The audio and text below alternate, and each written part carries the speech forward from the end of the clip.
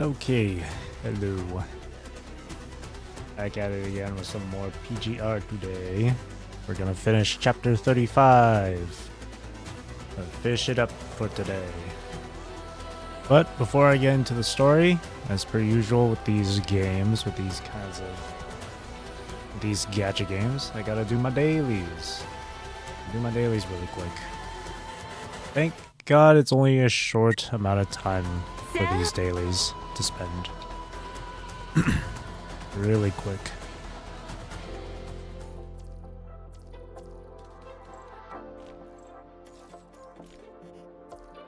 Small amount of time here. I also forgot. For some reason, the daily reset happened way sooner than I expected. It happened last night, which was certainly something. So, I guess in a sense,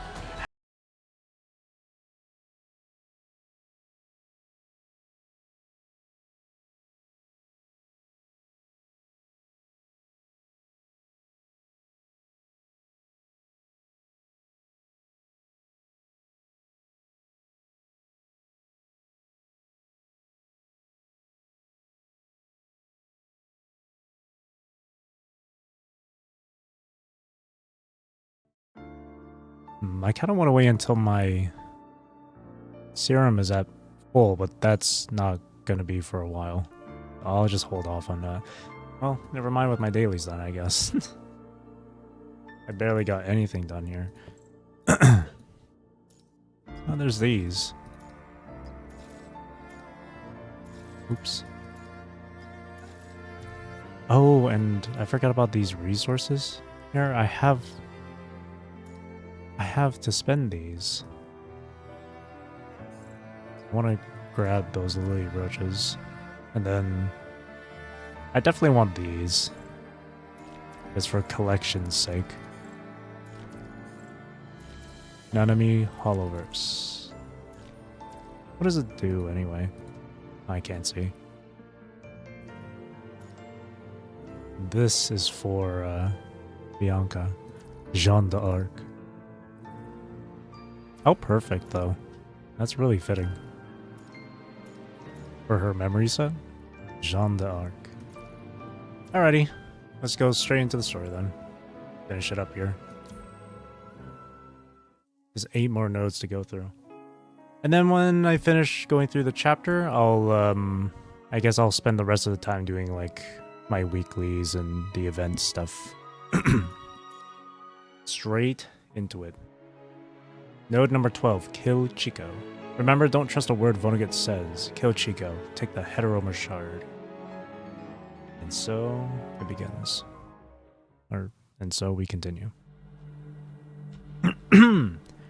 Your mind feels like it's drowning in some freezing liquid, and a thick white fog is swallowing everything you can see around you. ...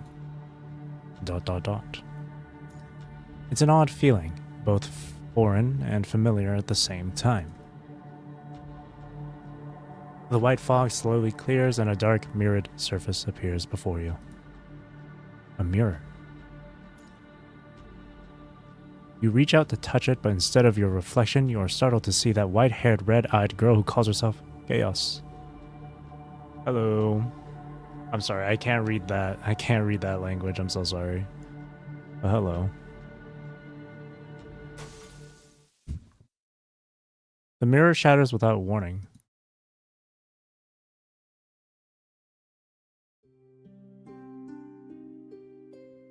You seem to have plunged into a new dream, a world woven and controlled by the blue-haired girl right in front of you.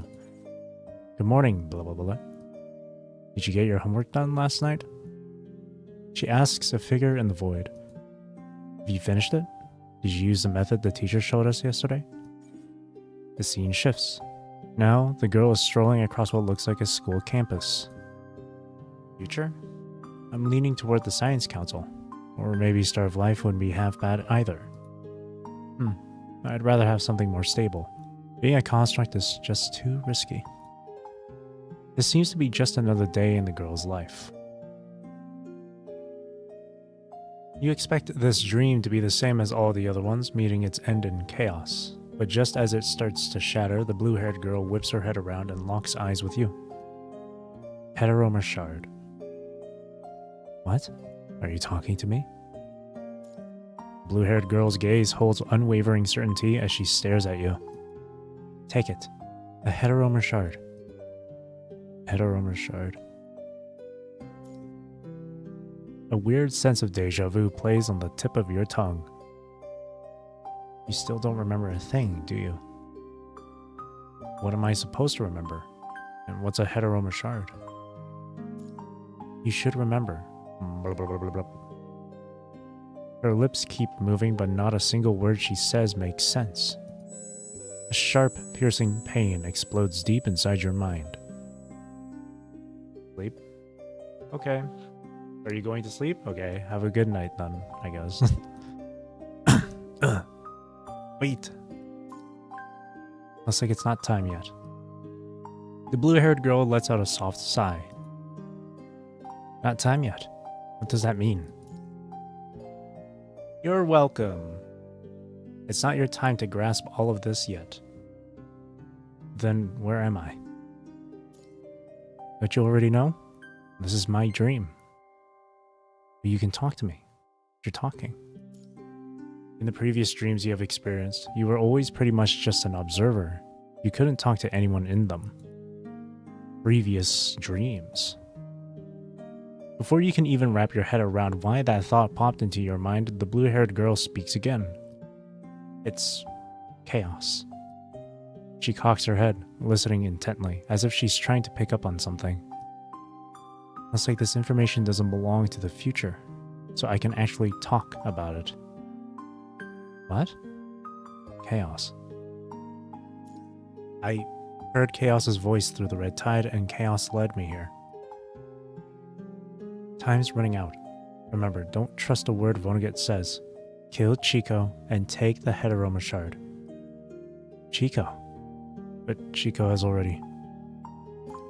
Yes, don't trust a word Vonnegut says. Kill Chico and take the heteromer shard. And... Never mind. It's nothing. Who are you? Who exactly are you? You don't need to know who I am. It's not important. Keep in mind what I told you.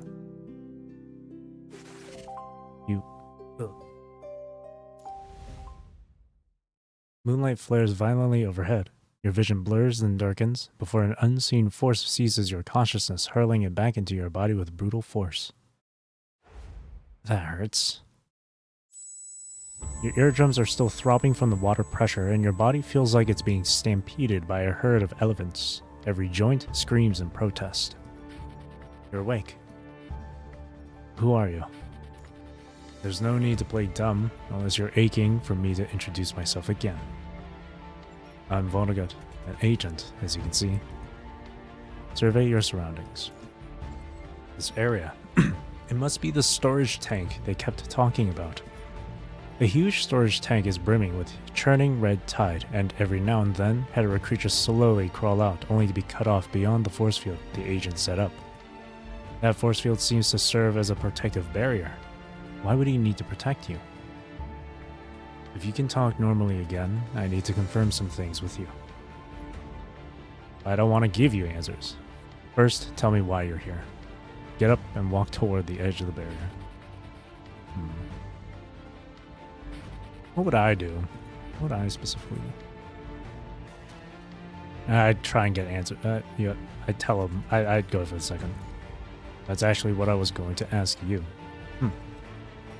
Did you know I would show up at the Copperfield Aquarium? Or rather, have you seen anything out of the ordinary? His tone is sharp, probing. How did you know I saw something? You have no idea where Lucia was swept off to, or if the others made it out safely. For now, you should try to buy some time with Vonnegut. What did you see? Then you've got to answer my question first. Go on, ask it. Why did you bring the red tide into the aquarium? To breed hetero creatures. The red tide helps the sacrifice to get reborn. You've already seen what it does. But shouldn't agents obtain their subordinates through the filtering? Those cannot be called subordinates. and that makes it your second question now. Or you could just toss me into the red tide. For some reason, you're getting a weird sense of deja vu. It somehow tells you that Vonnegut's real game isn't just to dump you in the red tide and turn you into some gurgling blob of goo. The ascendants in relation to agents do not fall under subordinates. Agents only possess the opportunity to present them with choices, but the power to decide always lies in their own hands. What the agents filter out are simply those still capable of walking this path, but enough. I'll say no more. Now tell me, what exactly did you see? What exactly did you see? Ever since you first heard about the Copperfield Aquarium, that odd sense of deja vu has kept recurring inexplicably, along with fleeting glimpses of the red-eyed girl, Chaos, and Bianca, whom you unexpectedly saw. Vonnegut seems really fixated on what you have seen, but what part of it has him so hooked exactly? I saw the sea. I saw the red tide. You choose one of the two most cryptic explanations as your answer. That's it? That's it. I saw ascendants breeding monsters in the sea. Just like what you're doing now.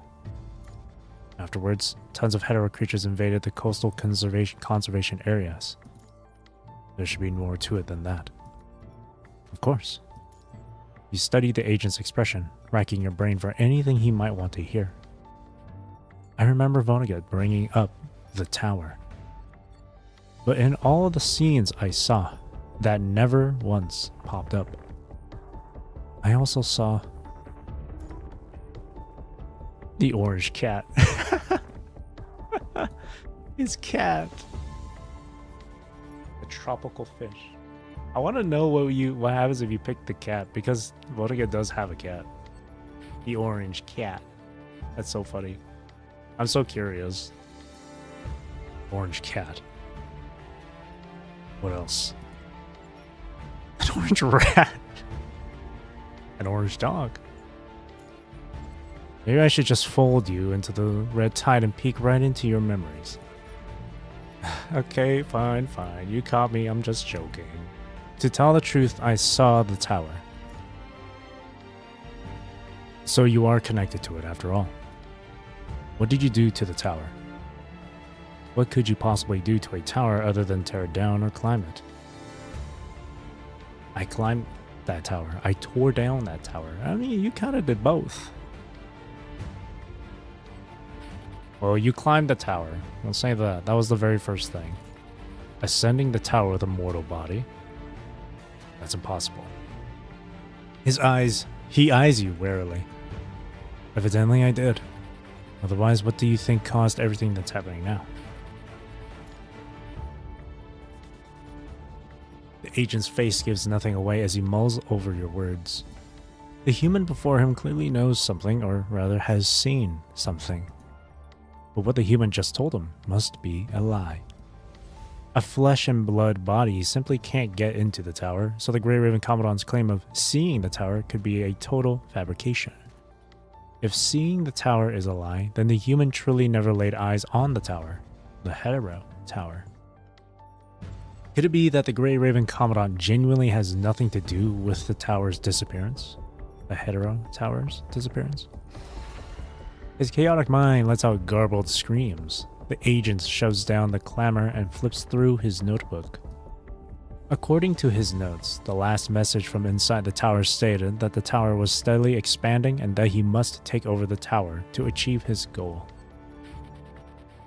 For that, he had made extensive preparations, breeding the red tide, preparing the key, pushing forward the Cradle of Deep Blue project, all to ensure he was ready when the tower descended.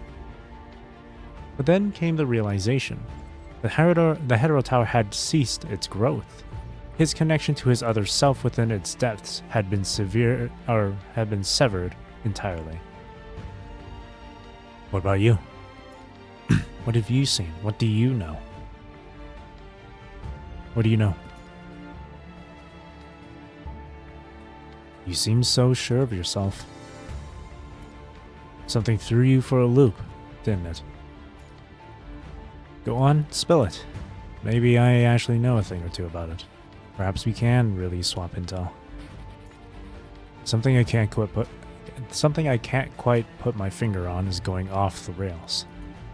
He says it with a calm, tired air. You've probably just lost control of it. This world needs someone to pull the reins and establish the rules. Otherwise, if this stalemate persists, it can only end in deadlock. How is this a stalemate?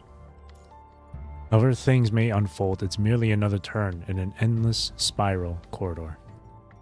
Humans develop more advanced constructs, and hetero creatures evolve into new forms.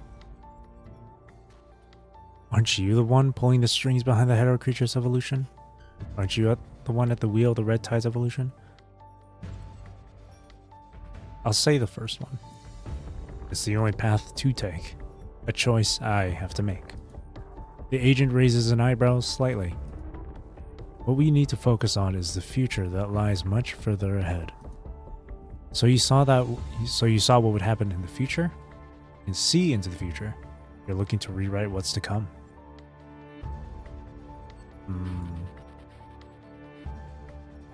That third one. The third option stands out the most between the three. Future is beyond our grip. Only the present can be changed. But you do know something of it. The punishing virus at its core is just a way to pass on information, and I'm always capable of using it to transmit memories. He falls silent for a few beats after that, letting his words hang in the air. Alright, enough chit-chat. The force field hums, smoothly shrinking until it pins you right in the middle. What are you trying to do? I thought I had made my position clear enough. I need your help to break through this deadlock together. Only then can we put an end to it all. I never said I'd side with you. When did I ever sign up for this? Did you ever give me a say? You never had the right to choose to begin with. He has no intention of explaining further, simply continuing to tighten the force field. It seems he plans to pack you up and whisk you away. What about humanity's right to choose? Aren't you meddling with humanity's choices too? I never interfered with humanity's choices. But humanity needs the right to choose. Yes and no, right and wrong, light and darkness, justice and evil. True choice requires the power to actively decide. No civilization or species should have its destiny dictated by another. This world should never be confined to a single imposed path. The right to choose isn't something the weak get to have. How can you be so sure humans are weak? Am I weak in your eyes? Ooh, got him. You don't need to stall for time like this. Lucia is trapped by the red tide in another area. Using an outdated terminal to check the time, Vonnegut shakes his head. While it's too soon to take you with me, I wouldn't object if circumstances accelerated of their own accord. Open fire! The bullet streaks through the air, then drops harmlessly right in front of the agent. Open fire! Let's go. This place is about to come down. The agent's words are cut short as a whip cracks sharply through the air. Commandant! Bianca, save me! Tears. Drip, drip. Liquid beads on the corroded walls, slowly running down. The monster instinctively shrinks back into a dark corner, trying desperately to vanish into the red tide. Drip, drip. Why are you running away? This is for the best, don't you think? Even those who can't become constructs can seek their rebirth through this project. Isn't this just amazing for humanity? The execution chair named Paper Crane moves ever so slowly with the purple-haired ascendant in it. Its joints groan with the soft shriek of protesting metal. Drip, drip. You're not exactly happy, right? Everyone you've ever cared about died right before your eyes, and you're the sole survivor.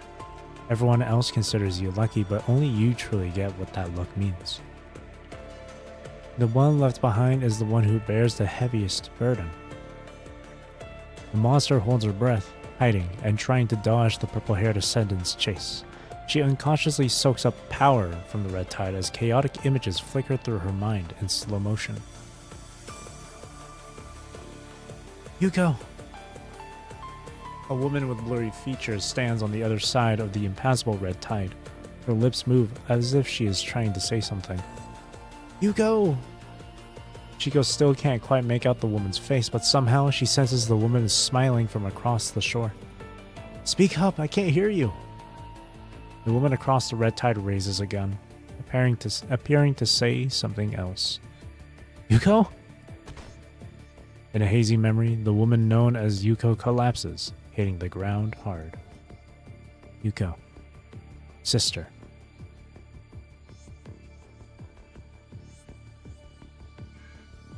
Drip, drip. Ah, you're crying. You've remembered something, haven't you?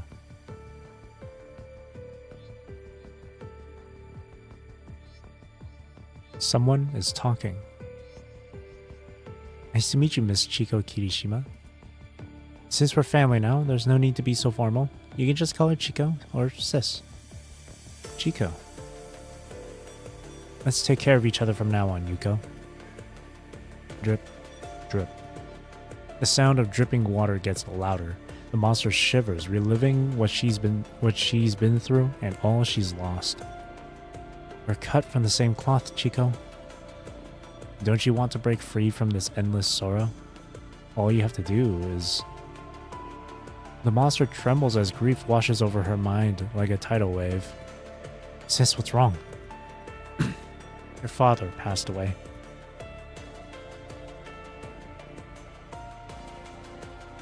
What are we going to do now? Chico. There's a cold sensation beside her. Someone's crying. The life insurance is for all of you. I hope you can break free from me. Stop working near the public dormitory. Find a job that fits you better. Goodbye.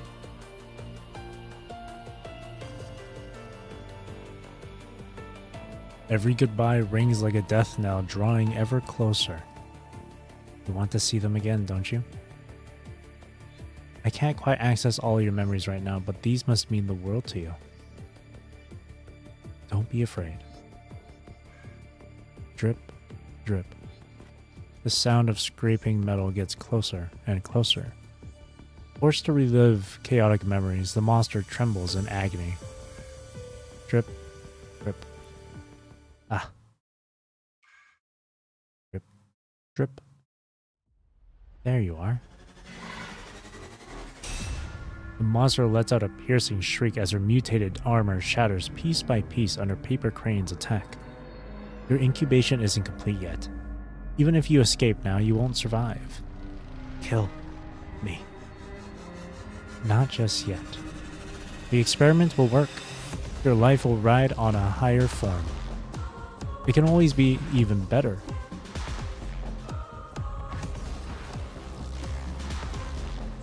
Paper Crane holds back the weakened monster while the purple-haired ascendant makes his way onto the island via a hidden path. This is it. He gently and patiently lays the monster on the altar at the island's center. Be patient. As long as the final step succeeds, it'll never hurt again. You'll have a dream so sweet even death can't touch it. Lithos looks at the monster, recalling Chico's memories that he has witnessed. You must really miss her. He twirls his long hair as if seeing someone else through Chico's memories. It's all good now. It'll all be over in a blink. You're going to be reborn right here. The red tide spreads out from below, slowly swallowing up the monster's body.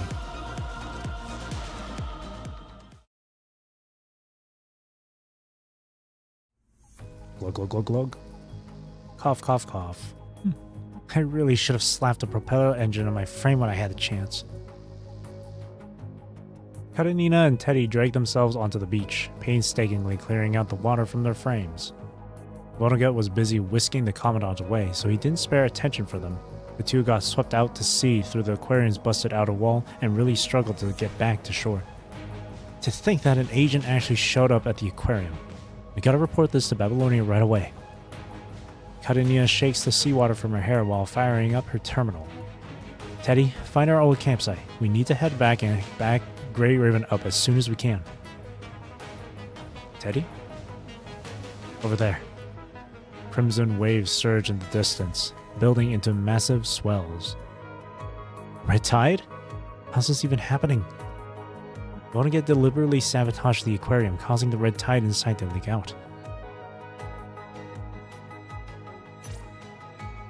Karenina, is there something you need to... Agent Vonnegut just showed up at the aquarium, nabbed the Grey Raven Commandant, and wrecked the whole place. The red tide spilled out of the aquarium, and a huge wave of hetero creatures is about to hit the shore. We're running low on supplies from our initial deployment. We need backup now.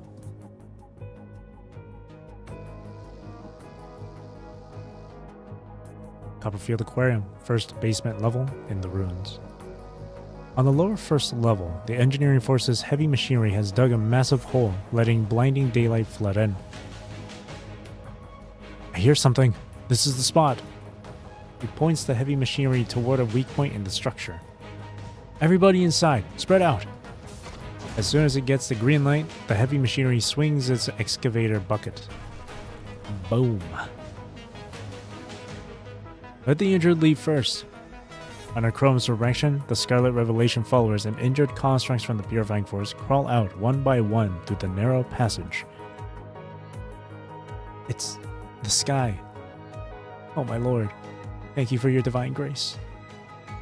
The followers drop to their knees, tears streaming down their faces.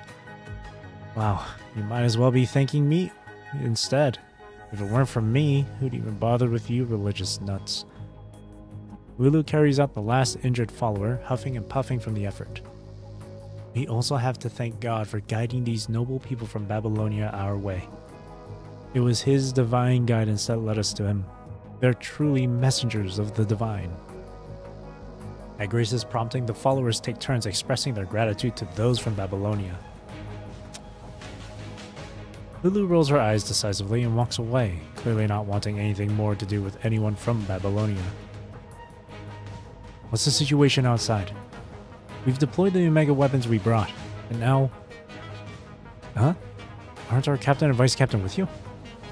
They were transporting Bianca's new frame. They should be with Lucia and the Grey Raven Commandant.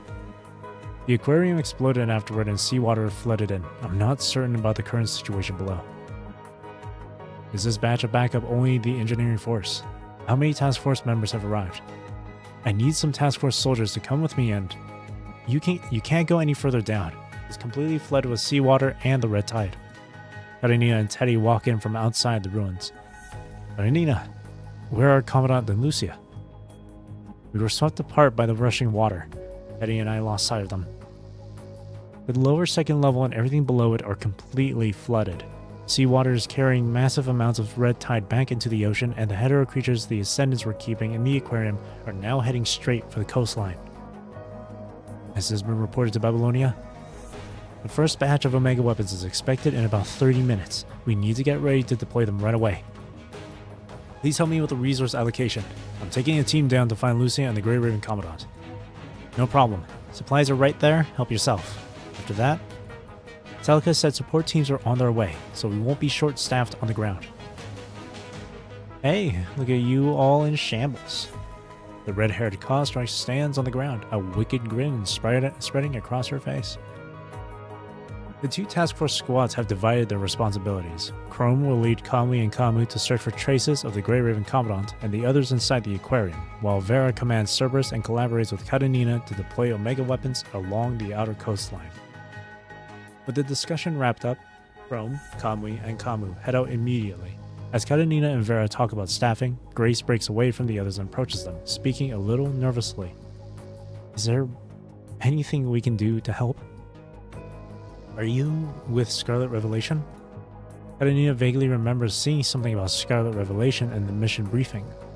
Yes, I am, and I'm really sorry for all the trouble we've caused, but I'm hoping there's still a way for us to help. What's there to talk about with you folks who still thank their god after a rescue? If you're itching to help, go pray by the shore and see if your god can actually stop the red tide from spreading. Praying is just one way to find comfort. We can do much more than that. Whether it's God or the red tide, our faith just grew out of our powerlessness. I used to think we weren't meant to become constructs. We were helpless against those monsters and all we could do was run. But she has seen humans fight desperately against impossible odds, and constructs shield their comrades even when badly injured. Without weapons, they brawl with fists, lash out with kicks, and when all else fails, they fight tooth and nail. As long as they're still breathing, they just keep fighting. If they can fight like that, why can't Scarlet Revelation? Why can't Scarlet Revelation be like them, throwing everything we have at fighting for a future that's ours? Her fingers tighten around the metal rune, the grooves of the M symbol biting into her palm like a vow. M. Manas. Humanity. You're really important. No matter what it is, please help it. Please let us fight with you. With things as they are, we've got a transport vacuum on the western coast. Can you help get supplies over to the west side so the engineering force can get the Omega weapon set up? Of course. Reese's eyes light up. Hold on a minute. Can you guarantee your followers won't stir up any trouble? That they won't just make off with the supplies halfway through? You have my word. She answers without missing a beat. I'll tell them this is a test straight from God. If they pass it, they'll achieve true rebirth. Yeah, that's one way to convince them. Falling.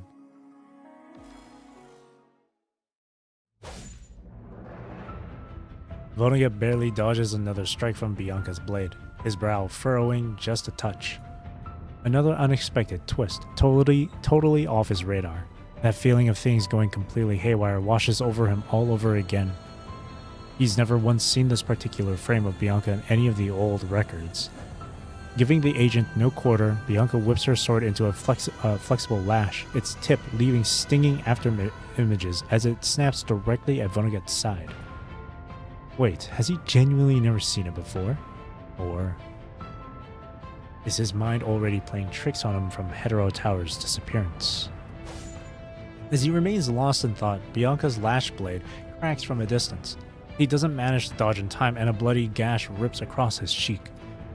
The sharp sting yanks him back to reality. After a quick calculation, he drops the force field he was holding. Instead of pressing her attack, Bianca wheels around, darting toward him. You and Bianca quickly link up, and with the long sword in hand, she once again confronts Vonnegut, who looms over the red tide tank. If you two are so set on this... He seems to flick a switch, and the ground shudders. The red tide churns in the storage tank as hetero creatures thrash and rasp beneath its surface. I wouldn't mind keeping both of you here for good. This isn't the right time to get into a drawn-out fight with these two. The backup is already secured. Nothing can throw a wrench in his plans, even if the Grey Raven Commandant bites the dust in this aquarium.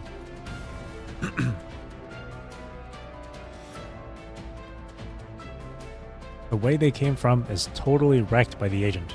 If they try to escape through that shortcut, they'll just run straight into a fully grown Chica. He'll drown all the haywire seeds together in this aquarium that's about to crash. What a shame. Bianca isn't sticking around to hear more. Her lash blade snaps through the air with precision, her moves getting slicker thanks to the mind connection. Catching the Grey Raven Commandant here was just a spur-of-the-moment idea. He's got plenty of aces up his sleeve. Up against the formidable Bianca, the agent has no stomach for a drawn-out fight and just turns to bail. Only after making sure Vonnegut is fresh out of tricks does Bianca finally put her weapon away. Commandant, are you hurt anywhere? He nervously scans the health readings on your protective suit. Don't worry, I'm okay. Your frame. Pressing the port on your protective suit, you feel the cold serum shoot into your bloodstream, honing your mind. I've switched to the crepuscule frame. It's working perfectly fine. Pulling off a performance like this with just a few adaptation tests. That's Asimov for you. But the frame still has its limits. Yes, I've noticed it. This frame requires external equipment mounted on the cub to function, and it's on a time limit. In battle, it can last about 5 hours. That's enough.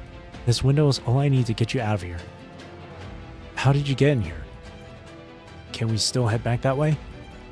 I'm afraid not. By the time I came to, I was already in the sea. I followed the red tide's leakage and swam in through a busted exterior on the aquarium's lower third level.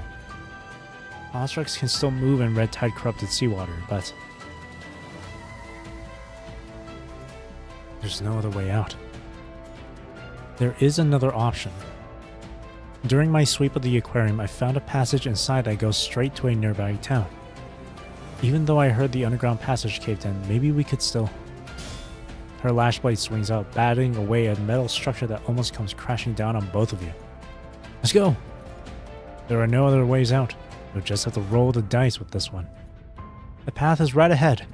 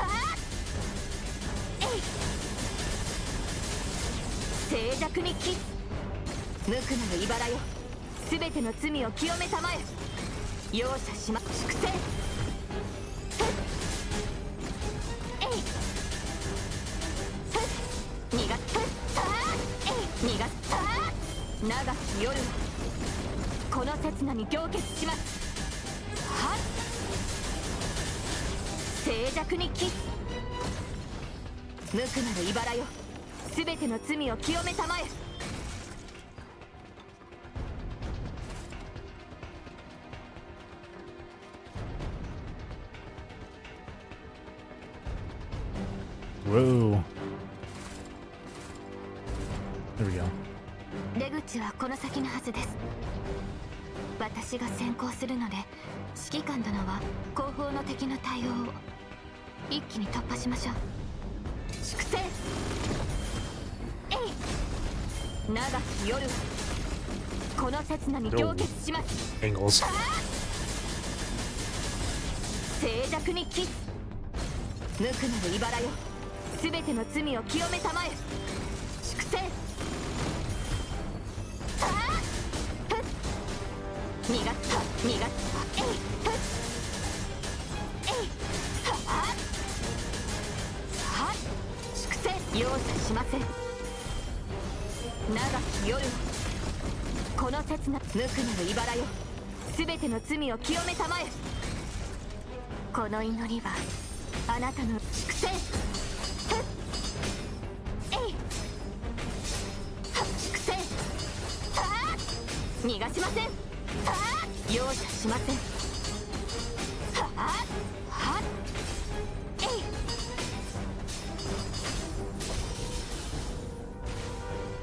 地面はまだ崩壊している。指揮官殿、こちらへ。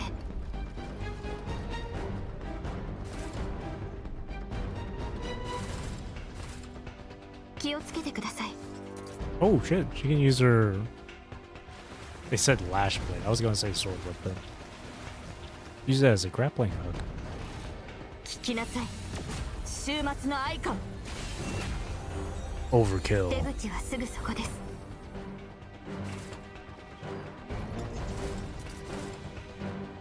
Cool.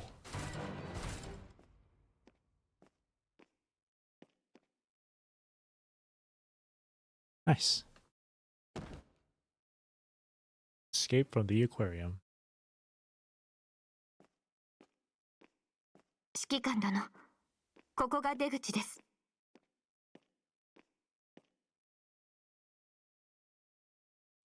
Within the Crimson Altar, bizarre skeletal rocks ring a twisted, gnarled tree at its heart. It's almost over.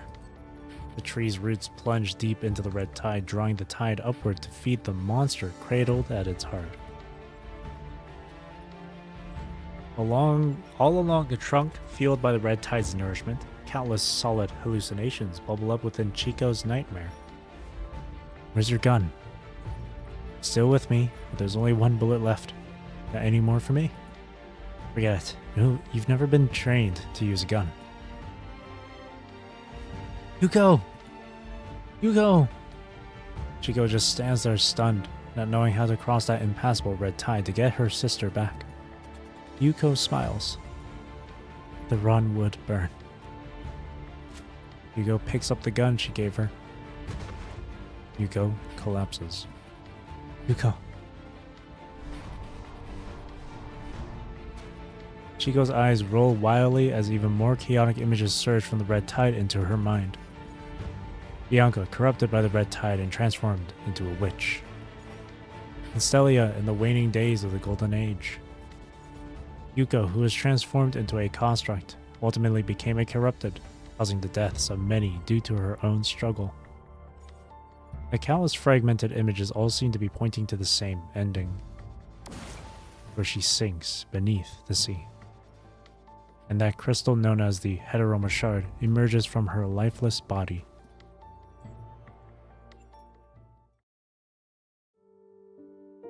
Is that so?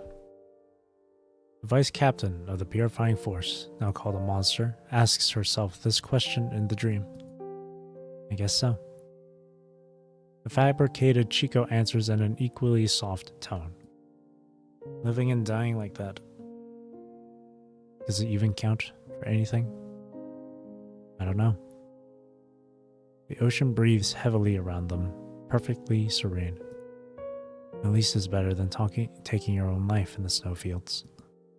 Yeah. Is it right to take out a comrade who's become a corrupted? Maybe so. The corrupted are cleared, and more comrades are saved. Is a death like hers justified? Perhaps so.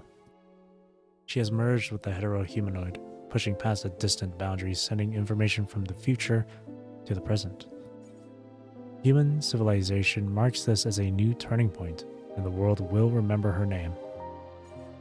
She swallows the bitterness of her life and stares out at the quiet sea. Will there be a chance to tell Bianca what I just saw? She'll know what to do, and she's the only one who can do it. I don't know. I don't know how many whispers of the sea can drift past those on land when the tide crashes upon the shore. But I can get your message to Chaos. I saw her. She's right here. Chaos? Her question hangs in the air as the two just sit by the shore in silence. The chaotic red tide is about to swallow this last isolated island. Doesn't matter anymore. I can get this information to Bianca, so be it. Waves lap at Chico's ankles. Will my consciousness linger after death? I don't know. Will I get to see those who've already passed? Maybe. Maybe not. It might not be so bad. She tucks her hair behind her ear as the crimson tide completely engulfs this lonely island. Then it's settled. Goodbye. The female construct turns her head. By the way, did you hear what Yuko wanted to say to me just now? At that time. The blue-haired girl opens her mouth, but nothing comes out. She's just silently mouthing words. It's like she says something, yet at the same time, nothing passes her lips. I see. What a shame. Chico manages a faint smile, letting the tide wash over her. The sea now lies calm, its surface undisturbed.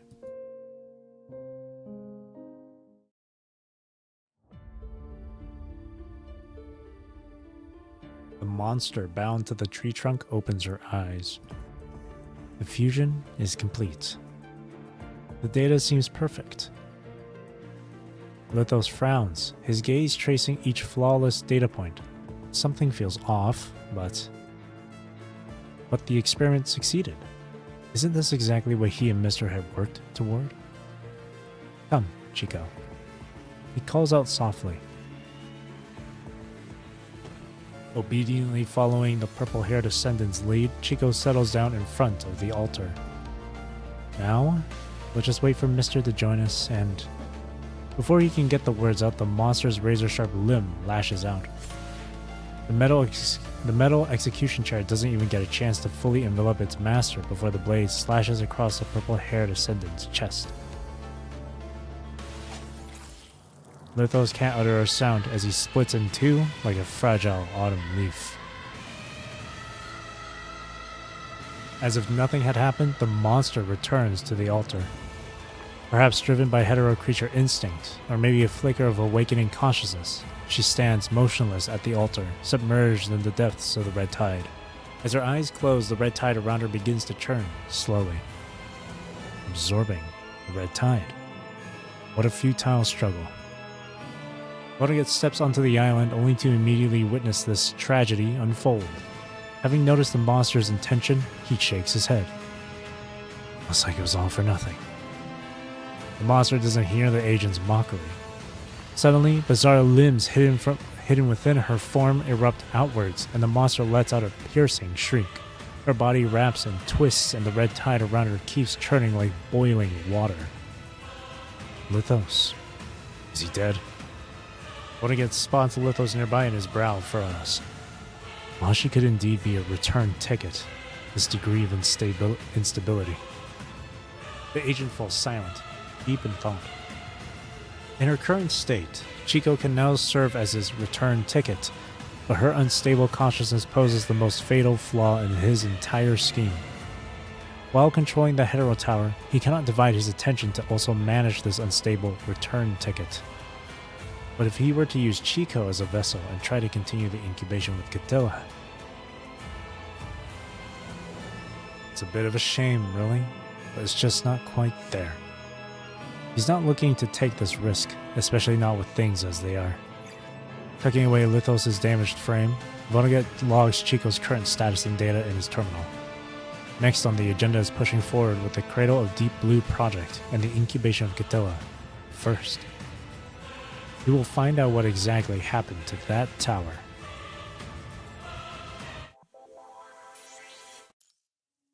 Her farewell. This is it. Gonna fight Chico. And then the achievement for this one. It says, don't miss any repeatedly tapping moment. Defeat Chico. Just don't miss any tap tap tap tap tap tap tap tap. Danger in the air. Fall less than 3 times. This is gonna be sad. Island Town. The Island Town. A rusted signpost is nailed to the wall. It looks like it's been neglected for years. Survey your surroundings.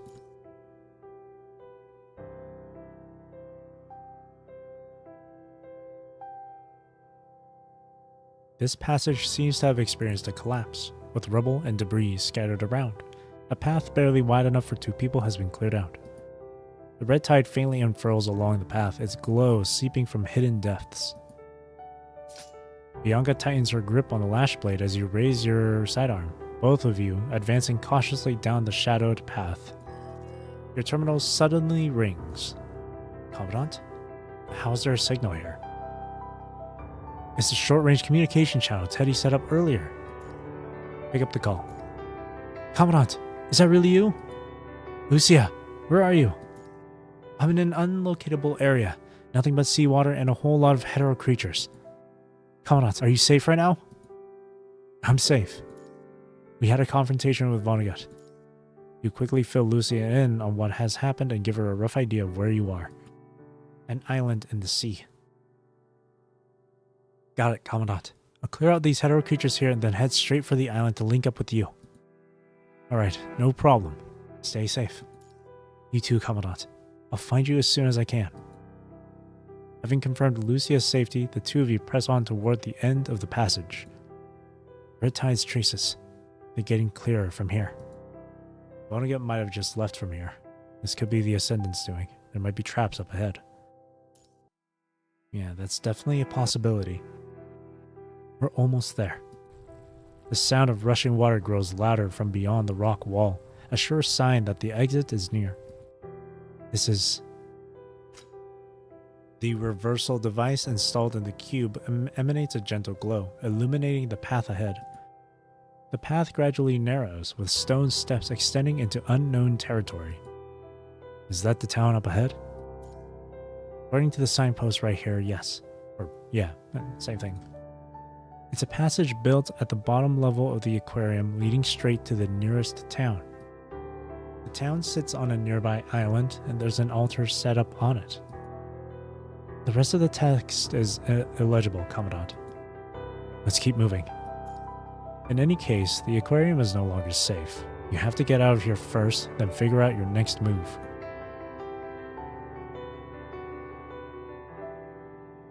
The farther you advance, the stranger the scenery grows. Jagged stone pillars spear the sky, their bases streaked with water stains, years of neglect etched into their surfaces, mingling with the lingering remnants of the red tide. Commandant. Bianca shields you behind her, sending her cub to scout the path ahead.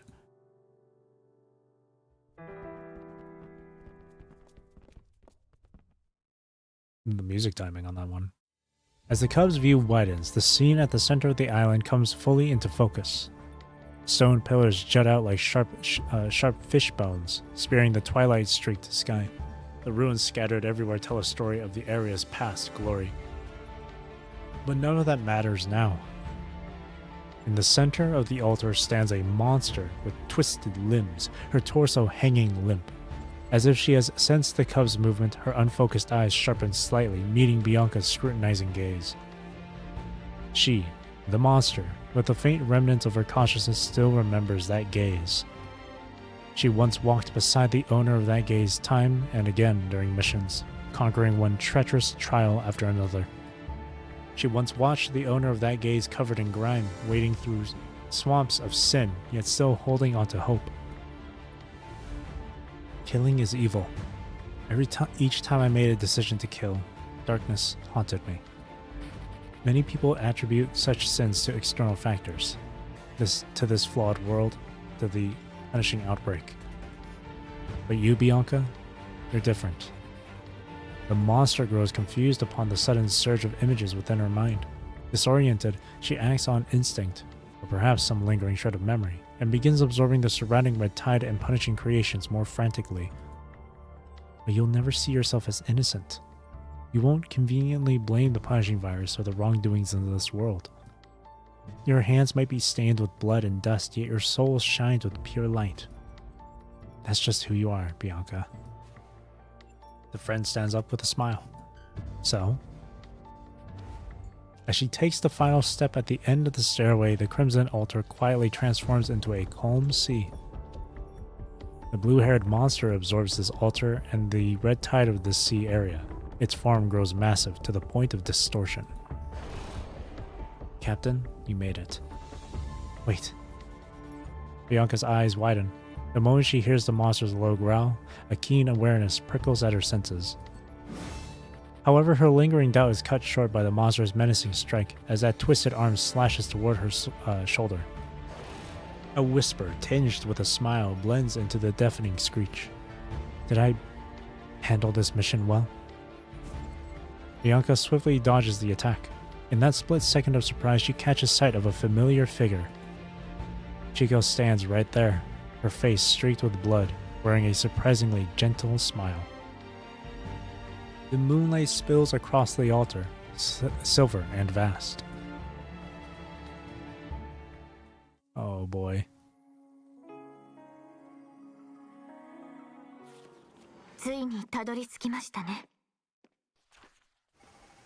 Her farewell.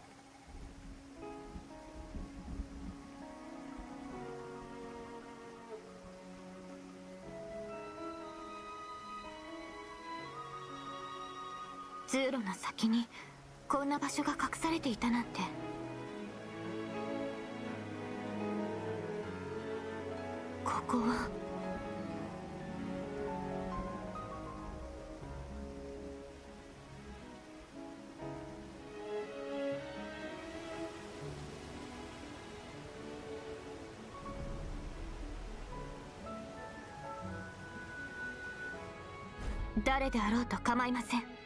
出てきなさい。ビアンカ隊長。セン、はあ、こんな姿で再会するとは思っていませんでした。笑ってください。笑ったりなどしません。私はあなたたちの意志を継ぎ進みます。粛清部隊隊長ビアンカ、粛清開始。ここで生まれ変わり、そして消えていく。はっはっ豪雨怒涛。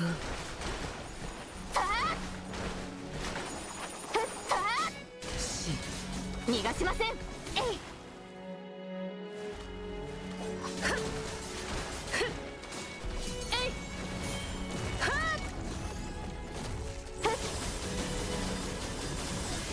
静寂にキス。無垢なる茨よ、すべての罪を清めたまえ。離れ逃がします。逃がす。深淵に波は起きぬ。長き夜を、この切なこの祈りはあなたの運命。大丈夫です。逃がしません。はった容赦しません。朽ちた天候を切り、否定は潮に潜む。断水分流。逃がしません。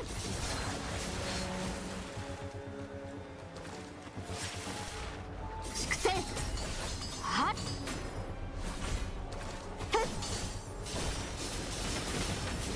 朽ちた天候を切り裂きます。聞きなさい、終末の愛歌を。容赦しません。雨はやがて海に帰る。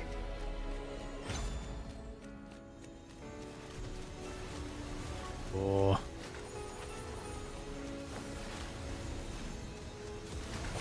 えい。はっえい。やがて幕は降りる。はっ容赦しません。朽ちた乱流競う。えい。一緒に深く。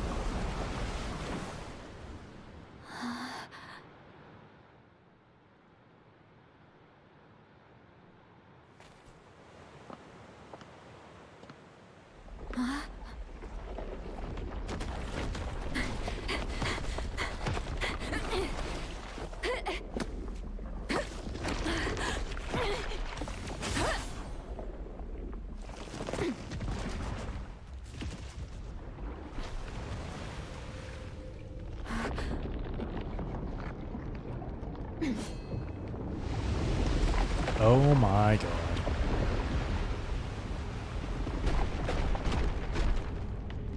Whoa. That's crazy. Whoa, that design's crazy. 粛清。さあ大丈夫です。えい。朽ちた天候を切り裂きます。聞きなさい、終末の愛歌を。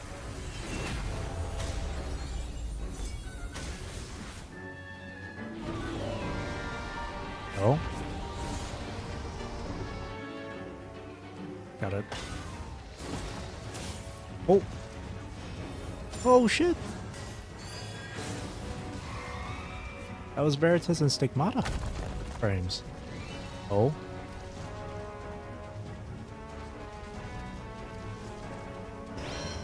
Oh shit. Oh fuck.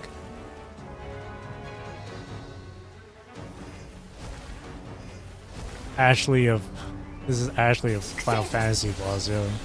That's crazy.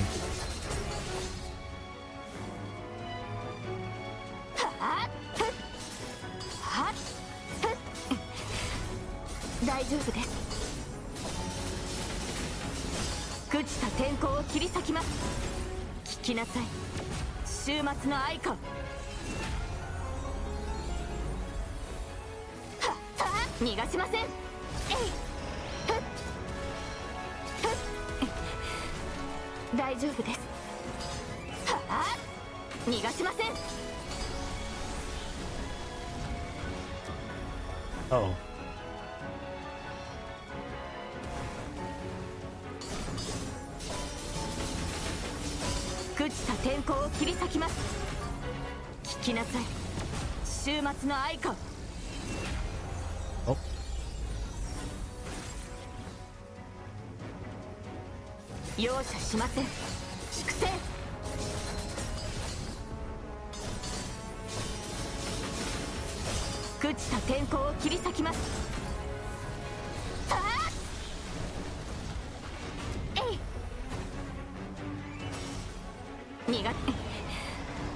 Got the coding?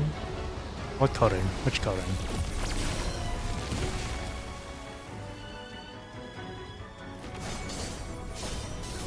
You can't just ask me got the coding when without even telling me which coding.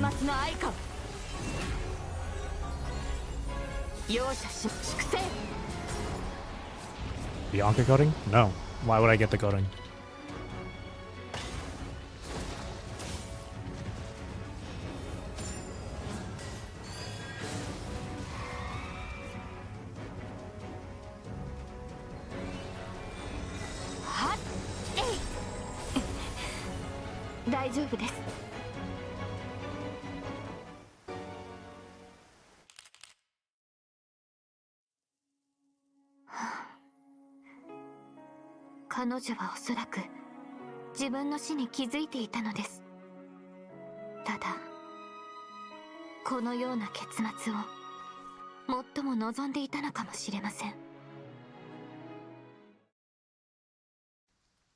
The rain hammers down in unrelenting sheets. The frame runs at full intensity, blazing with pure white light, and wherever it shines, the red tide falters. Goodbye, Chico. Every goodbye rings like a death knell, drawing ever closer. The reversal device gleams like a star, and with one final piercing wail, the colossal monster collapses lifeless beneath the torrential rain. Chico. You always did things like this. You acted all impatient, saying the purifying force is just a tool in Babylonia's grip, but you still gave me all the time I needed to investigate. Acted like you didn't care, but you were always the one taking the most dangerous missions. So you still chose the same this time, didn't you? Bianca drops to one knee beside the enormous monster, her gaze fixed on those still open eyes.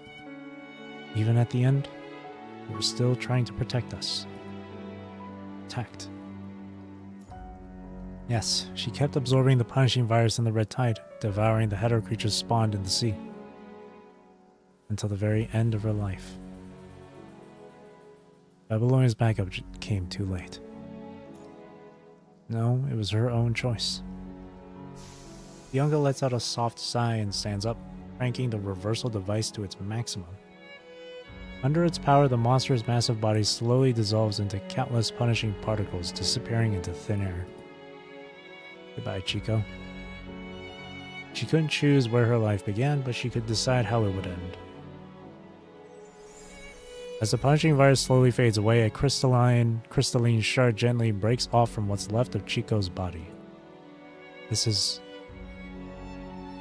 the Heteroma shard. Don't trust a word Vonnegut says.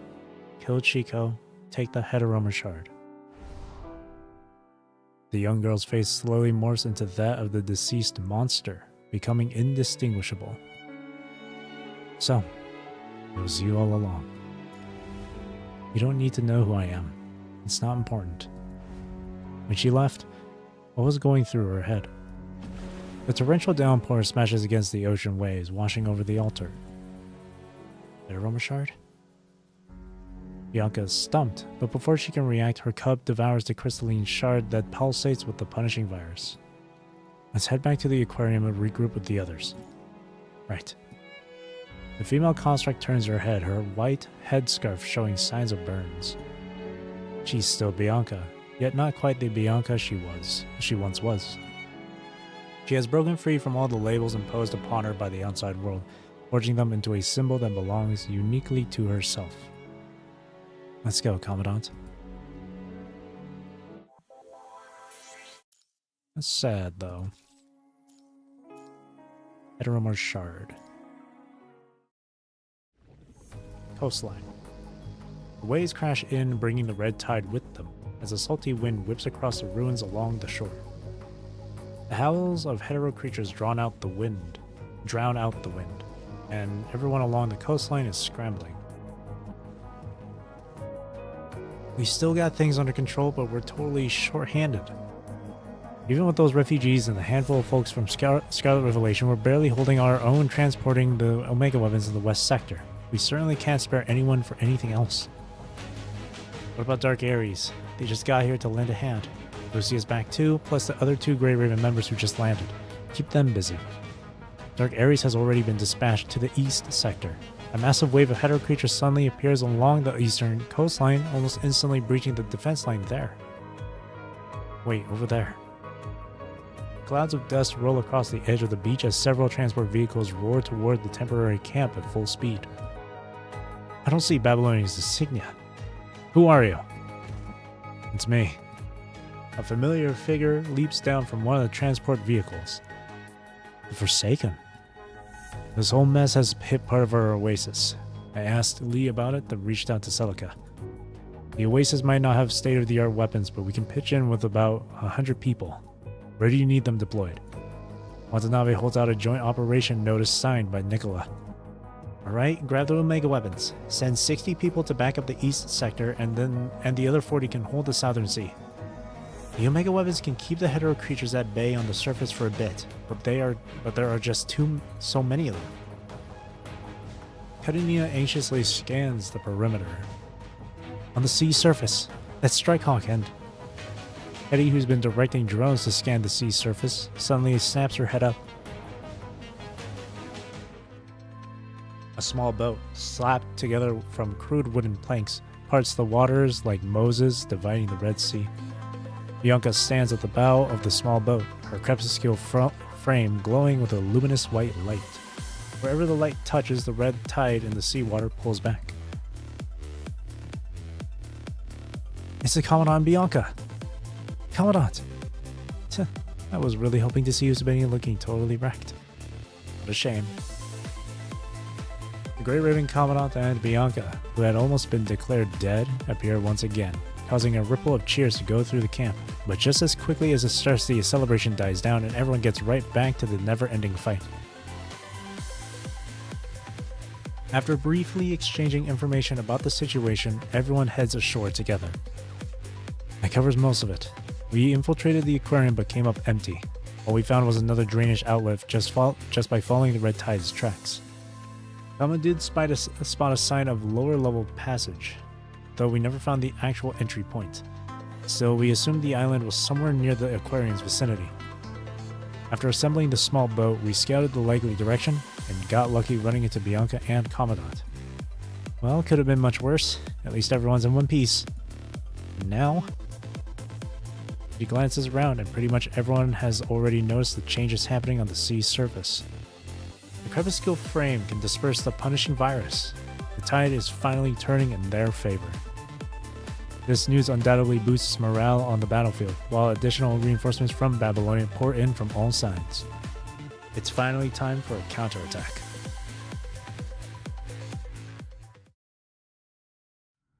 With the Ascendants and Chico suppression gone, countless hetero creatures suddenly swarm out of the ocean, instinctively crawling onto the shore. They're charging into the shallows with the tide, ferociously biting at anything in sight. This isn't good. The construct, already wounded, can't dodge the incoming wave of hetero creatures. Then the lash blade, gleaming with a solemn light, pierces the creature. Move back! Thank you. As the Omega weapons hit peak operation, the red tide on the surface is temporarily reined in. The hetero creatures are slowly dwindling thanks to the soldiers' cleanup efforts. Strange. There should be more hetero creatures than this. It's Chico. Chico? You mean Vice Captain Chico of the Purifying Force? Didn't she go missing at the aquarium? Chico fought against the Ascendant, holding her ground until her very last breath before falling in the line of duty. The Agent Ascendant made her part of their experiment, but she still retained her own consciousness. At the altar on the island, she absorbed a large amount of the red tide and numerous hetero creatures in the sea. That explains it.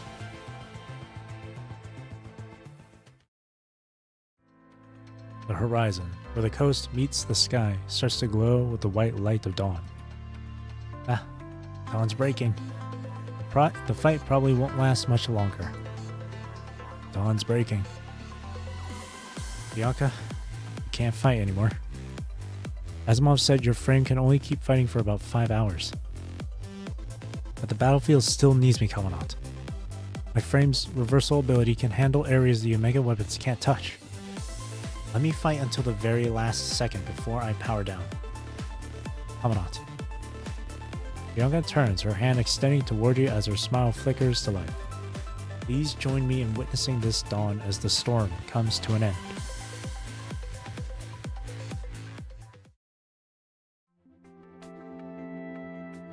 Science Council, Babylonia, 1 week later. There's nothing much to say about the cleanup that followed. With everyone pitching in, the hetero creatures along the coastline have been completely wiped out. However, a portion of the sea remains tainted by the red tide. It's currently impossible to predict the extent of damage the red tide will inflict on the marine environment, or if it might autonomously evolve into organisms resembling hetero-humanoids. Right? After jotting down his final notes, Asimov gazes at the shard displayed in the center of the light screen. Heteroma shard. Does sound like typical Science Council nomenclature. Where is it now? At the Science Council. Want to take a look? Alright, maybe I can see more information from it. He stands up and leads the way to another room. Inside its sealed glass container, the Heteroma shard flickers with bizarre colors. Distorted specks of light gnaw at your consciousness, while golden threads unfurl from some unseen source.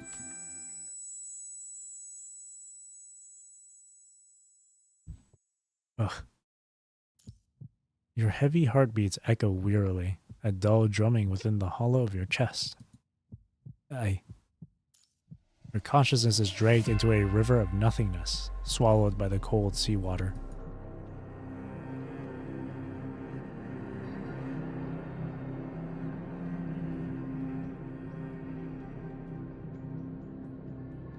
Bianca's lantern flickers into focus. She stands before you in her stigmata frame, an exact echo of the visions that have haunted you.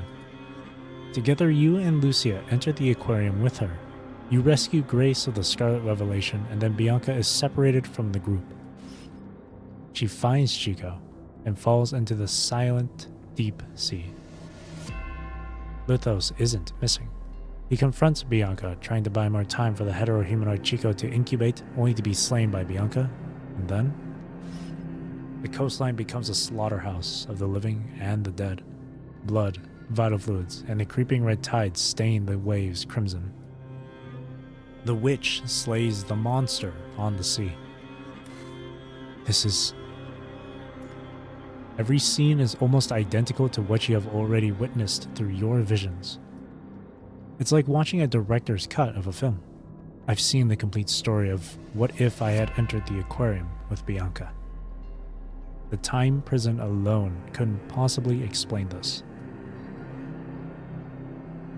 You look down on it all. and then nothingness devours the seabed.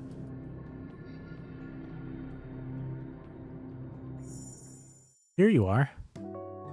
The vibrant colors of stars pierce through the inky blackness. You. Now you. Ta-da! This is a message from Nanami, or Uzubeni only, the Grey Raven Commandant's eyes only. Nanami. Your eyelids feel like they're weighted with lead, granting you only a blurry glimpse of the figure in front of you. No peeking, okay? If you see it, Nanami's magic spell won't work anymore. This is my special gift for you, Commandant. Though I might have bent the rules just a tiny bit. But don't worry, I'm going to pay the price for you, Commandant. So, you have to keep it a secret, okay? What I want to tell you is... the answer is hidden within a secret only the Commandant knows. You must be buzzing with questions, Commandant. But Nanami can't spill the beans. This is just Nanami's shadow. The real Nanami is already happily soaring through the starry cosmos. Well then, that's it for now. See you, Commandant. Suddenly, the star cluster shatters and countless golden threads wrap around you. Ugh. You jolt awake, your collar soaked with a cold sweat you're only now noticing. The Heteroma shard exhibited unusual fluctuations just now. What did you see? The words are right there on the tip of your tongue, but you can't seem to get them out. All you can do is try to tell the answer by asking your own questions. Have you analyzed the shard? Yeah. It appears to be a vessel, engineered purely for data transmission. However, its encryption protocol is incredibly complex, way beyond my current grasp. The only segment we've managed to decrypt so far is this one. This is the gift of the future. The answer is hidden within a secret only the Commandant knows. The decryption code is... the dimly lit archive room, a handwritten file code, a faint sting in your fingertips. Q31206. Memories in your mind are as hazy as if shrouded in white mist, yet this one message is seared into your brain, crystal clear. You mean you saw the decryption code? I'm not sure. Maybe I did. Without hesitation, Asimov shoves you into the examination chair and conducts another full body scan. Brain activity is normal and your mind beacon shows no issues. What in the world is going on here? Asimov rarely shows such confusion. I don't know. I'm not sure. The after effects of the time prison might explain all this, but is it really the time prison? The biting cold seawater, Bianca's struggle. It all feels too real to be just some figment of imagination. I'll try the code you gave me. If you experience anything like this again, come find me right away. Okay, yes. Okay.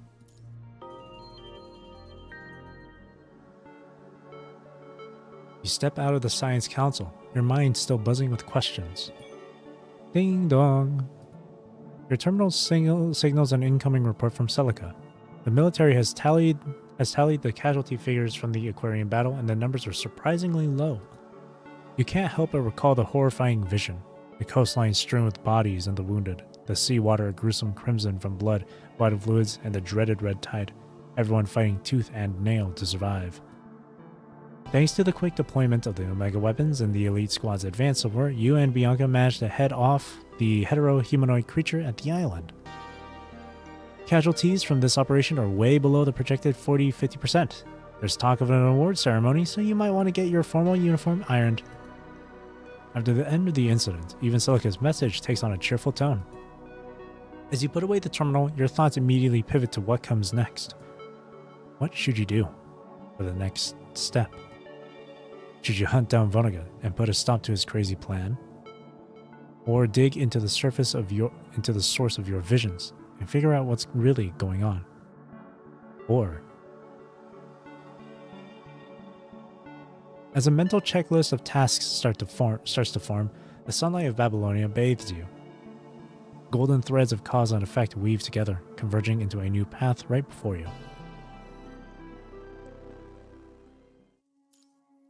New future. Q31206. Passcode is correct. Through some esoteric decryption method, Asimov manages to extract the information from the Heteroma shard, yet he remains tight-lipped about how he pulled off cracking its code. What the Heteroma shard reveals is astonishing.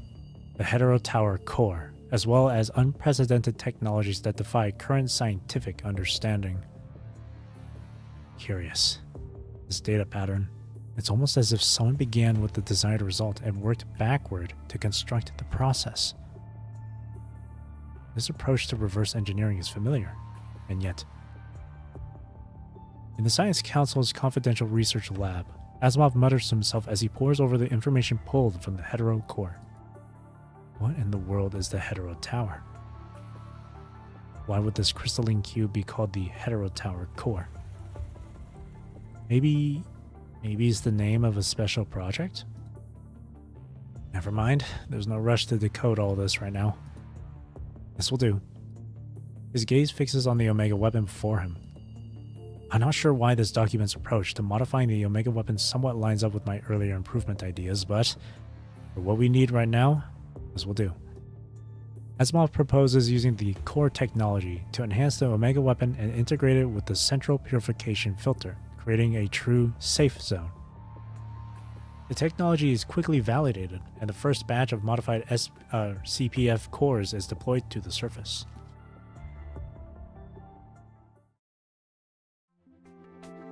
Commandant? Oh, sorry. I was zoning out. What's up, Bianca? Ever since the aquarium incident, whenever you have free time, you inexplicably start thinking about those visions. We're about to reach the conservation area where we're scheduled to replace the old CPF core with the upgraded one. In the distance, the pristine central purification filter sticks out above the horizon like a white dove. I never thought they'd send us down together to swap out the central purification filter core. Celica called this a relaxing mission. Honestly, I kinda enjoy this kind of mission. I figured they just wanted to get some free labor out of us. After all, every squad that was on rotation has been deployed. Replacing the central purification filter core is less demanding, but it's no simple task either. It's been a long time since I had a mission like this on the surface. Gentle sunlight filters through the canopy, dappling the moss-covered path. On either side, unknown flowers bloom in a riot of color, jostling for space among the branches. To avoid attracting large groups of the corrupted, this conservation area was established deep within the forest. Approaching from this direction, you have to leave your vehicle at the forest's edge and continue the rest of the journey on foot. It's also been a while since we were out on the surface together. So, this really is a nice mission. Bianca softly smiles, pushing aside a leafy branch that's in your way. Hey, how's your frame holding up, by the way?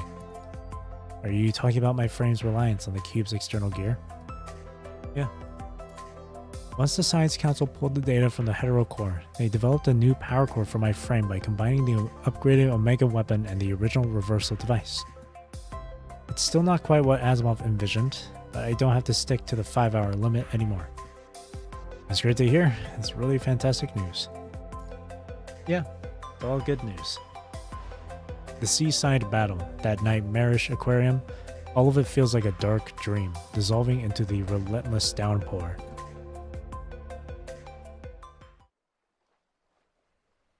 Still some distance from the conservation area, the two of you sit down by the roadside to take a short rest.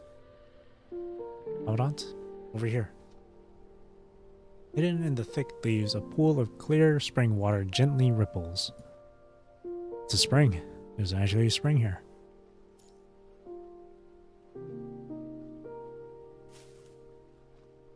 Bianca pushes aside the foliage. The spring mirrors her face, still and serene as a windless sea. You didn't get your headscarf fixed at the WGAA? Her frame is pristine white, yet her headscarf still shows traces of burns. He said they could fix it, but I want to keep it this way. Bianca gently touches her headscarf, which was burned during the battle. It's a reminder, you know? Never forget how I should face my true self. You seem different now.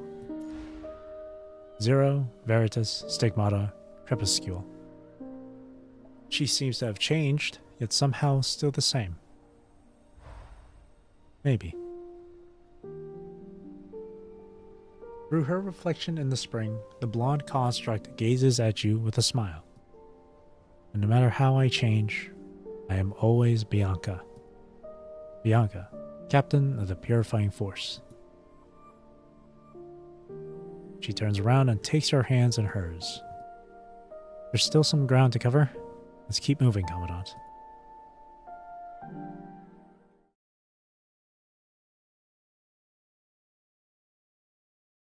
Goes Adrift. And not yet, though. There's still some hope. Voniat sits on the couch, scrolling endlessly through his old terminal. The Hetero Tower. You can sense that the Hetero Tower has ceased its growth entirely. No, ceased growth isn't quite right. It's more like this concept itself has never existed in this universe. The agent taps his pen absently, lost in thought, before scribbling a series of keywords into his notebook.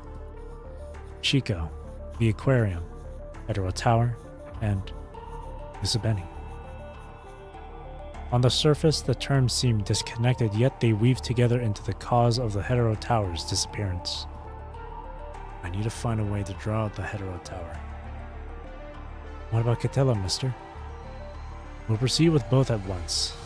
Also, a quiet unease takes hold in his mind, swelling until it transforms into chaotic noises. The cradle of deep blue can be put into use now. Leave it to me, mister. The agent in black looks out the window. He never fails to accomplish what he sets out to do. Ominous. There's still some more, yeah? 2 more nodes. Faith. Outside the tent, the rain is coming down in sheets, threatening to rip every plant from the mountainside and wash away all the soil. The followers of the Scarlet Revelation are huddled inside the tent, watching the deluge with growing anxiety. How can the rain be this heavy? Worriedly, Grace needs the linen pouch filled with rune pebbles and silently asks, when will the rain stop? After a moment's deliberation, she pulls out the first pebble her fingers touch. It's a wooden rune representing the letter H. Hail. Delay, restriction, termination. This isn't exactly a stellar divination result. When you're powerless to change your circumstances, all you can do is put your faith and belief. Even though Grace wasn't initially good at divination, she's really gotten the hang of it over time. God, please guide us.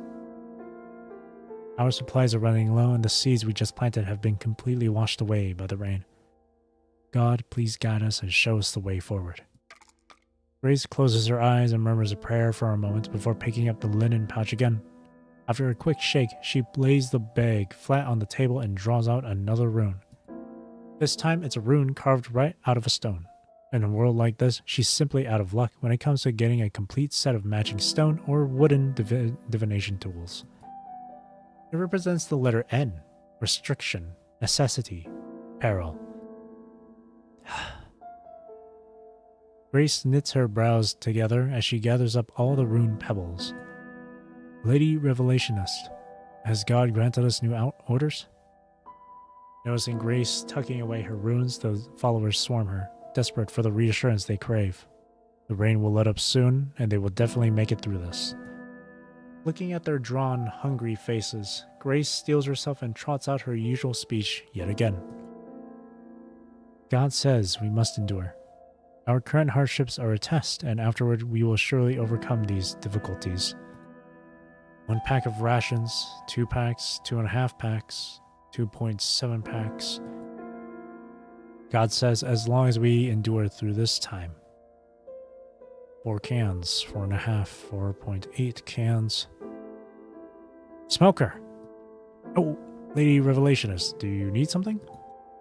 The middle-aged man hustles back inside from the downpour, his makeshift tarp practically drenched. Do you seriously need to be counting cans right now? And how in the world did you end up with 4.8 cans? Whoa, I didn't sneak any for myself. That half a can was from when little Owen got sick, and I mixed it with rations to make him some porridge. The other 0.3 can? That was 2 days ago when Zoe was at death's door with a mild punching virus infection. His voice catches as he blows his nose loudly. She was on her way out and you told me to make her comfortable, so I gave her 2/3 of a can. Is this really all we have left? Yeah, that's all. We got them last month by waiting in line for relief aid outside a conservation area we passed by. But now, who knows when those conservation areas will hand out supplies again. They probably don't have enough to go around for themselves. Grace sighs again, having lost count of how many times she's done so today. When will the rain stop?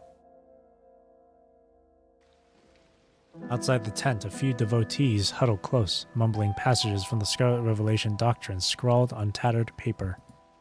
They skip right over the chapters on catastrophe and curse, instead murmuring about confession, supplication, and redemption over and over. I have nothing left to rely on, nothing left to ask for, as long as I can find salvation. O God, I praise your holy name, prostrate at your feet. God shall create paradise, God shall grant eternal life through the red tide. Thunder crashes overhead. What a goddamn disaster. How can it be raining this heavily? The long-haired construct continues her loud cursing, tossing her makeshift rain poncho carelessly onto the ground. The followers inside the tent grumble under their breath, careful not to let the long-haired woman hear them. Lulu, you're back. How was the haul? If you can even call this a haul. She roughly tosses a rain-soaked package onto the ground beside Grace. The package spills open, revealing just 2 rolls of bandages, an unopened can of fruit, a bag of food that looks like it's been stored since the dawn of time, and a measly handful of rice grains. Here's the fruit of your divination. The long-haired woman takes a deep breath, clearly biting back a string of curses. After pulling herself together for a moment, she speaks again. I found my way to the spot you mentioned, right on the edge of the ruins.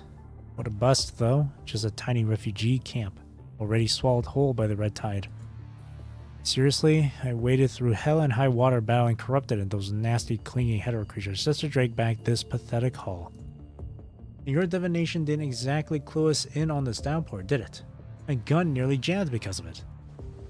Still grumbling, Lulu plops down beside Grace, deftly pulling out her tools to dismantle the gun that serves as her arm. Thanks for everything, Lulu. At least we'll have something to eat tonight. As long as you appreciate my suffering. The female construct lets out a derisive snort, then goes back to tinkering with her arm. Soon, a metal pot is bubbling over a crackling campfire. The scent of the old rations isn't exactly gourmet, but it's not awful either. Maybe it's that extra 0.3 can of preserved food. Whatever the reason, everyone seems unusually stoked for dinner tonight. Oh God of the red tide, we thank you for providing us with food. Before digging in, the followers drone their usual prayers. Thanking the red tide for what? You should be thanking me. Thank you for your guidance, for letting us live to see the sun of another day. With this downpour, who knows if we'll even catch a glimpse of the sun tomorrow. Hey, why are you pulling me? The person disrupting the prayer gets yanked aside, letting the rest of the followers get on with their devotions.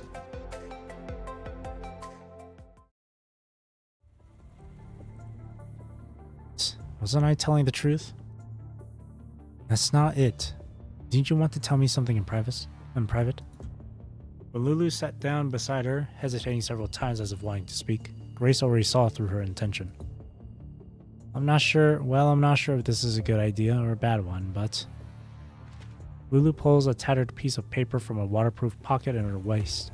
She hesitates for a moment before finally handing it over to Grace. This thing might have been left behind by some of your Red Tide folks. It's the Scarlet Revelation. It's the Scarlet Revelation. Grace corrects Lulu's odd choice of words while taking the paper from her. Is this some kind of invitation? So, it's an invitation for the Scarlet Revelation members to check out the Copperfield Aquarium. Apparently, once you pass the test and hit that place by the sea, you'll be reborn in the Red Tide. This just doesn't look on the up and up. Did one of your folks leave this behind? I'm not sure. I haven't been in contact with other Revelationists for a long time, but this marking, it was definitely left behind by a Revelationist I know. Grace runs her fingers over the paper, a sense of unease washing over her.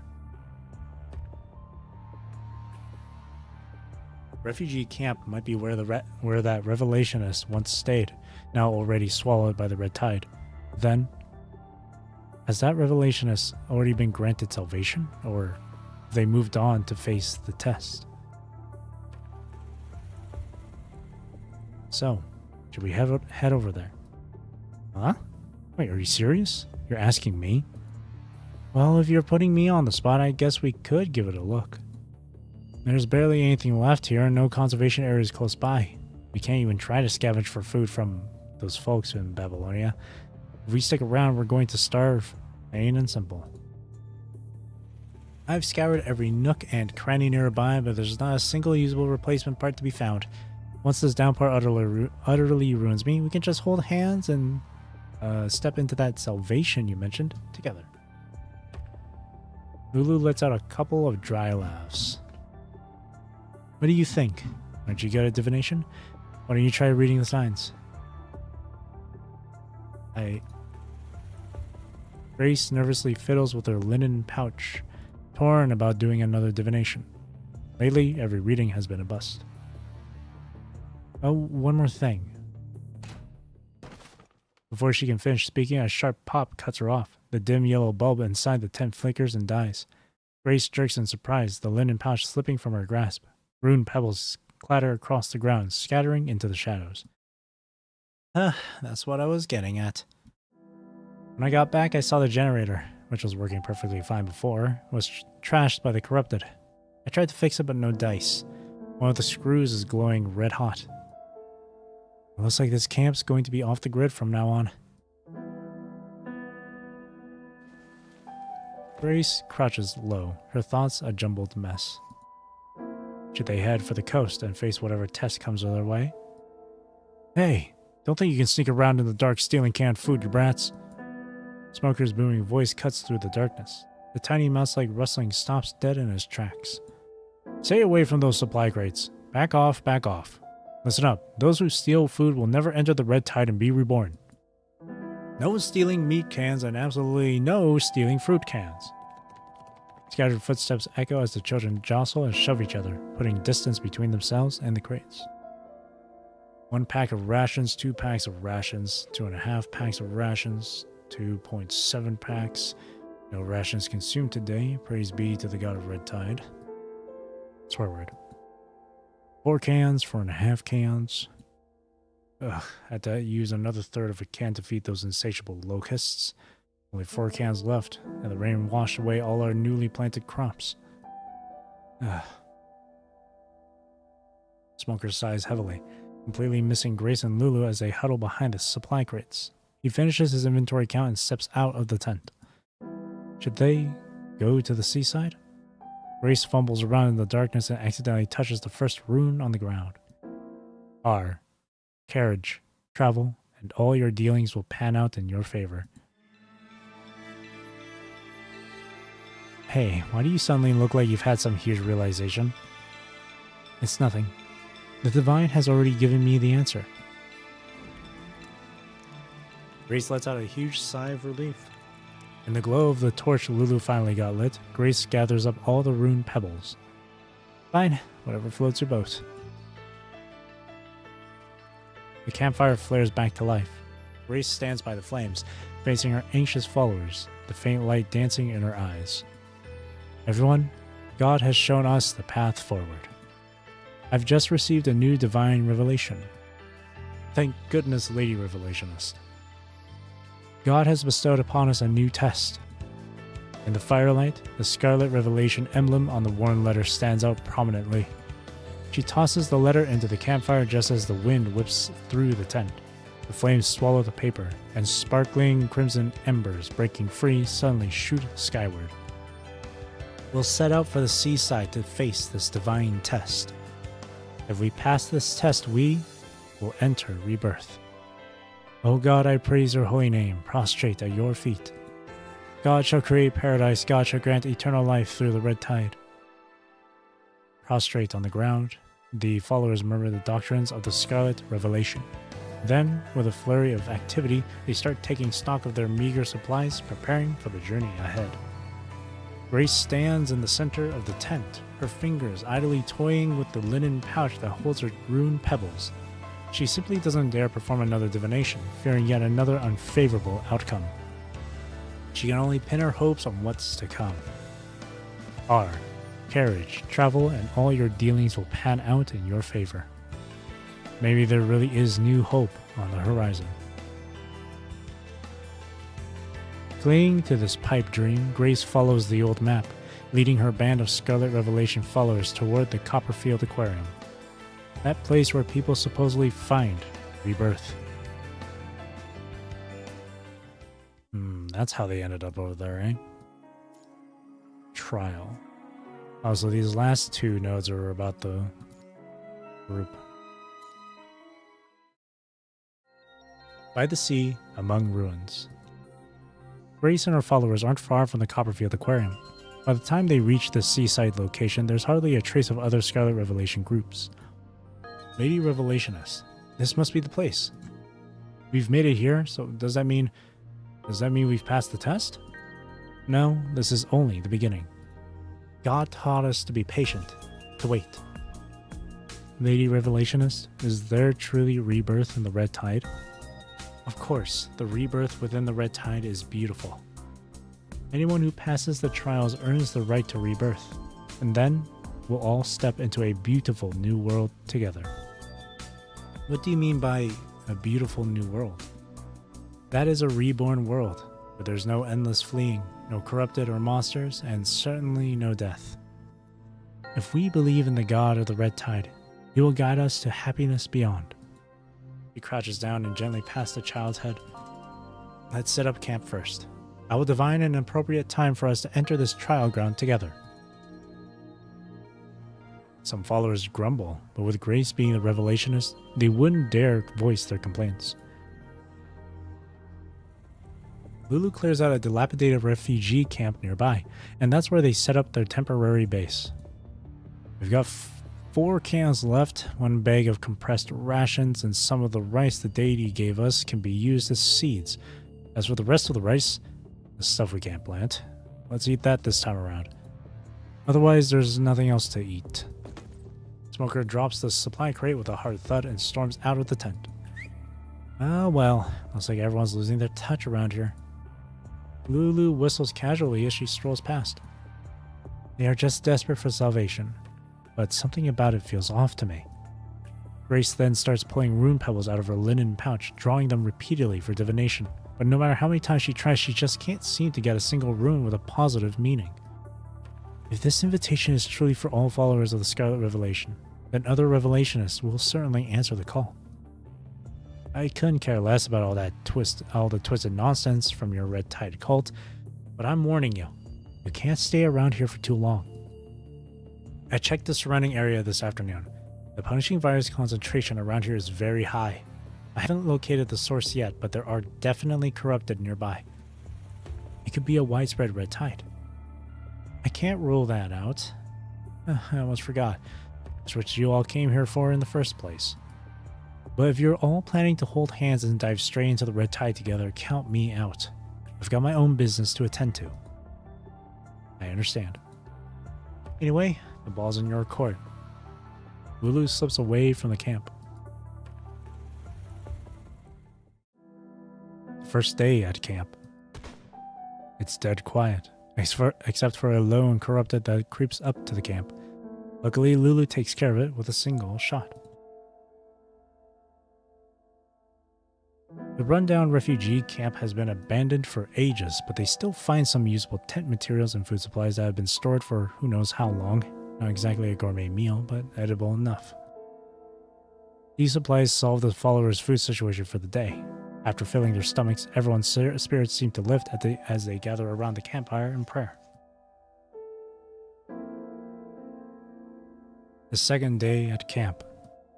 Lulu scouts ahead alone, heading toward the aquarium. When she gets back, she tells Grace the punching virus concentration is dangerously high there. Not immediately fatal, but certainly a mild infection. Oh, speaking of that, I just saw a bunch of people head into the aquarium. They were toting some mystical items, just like yours. What kind of items?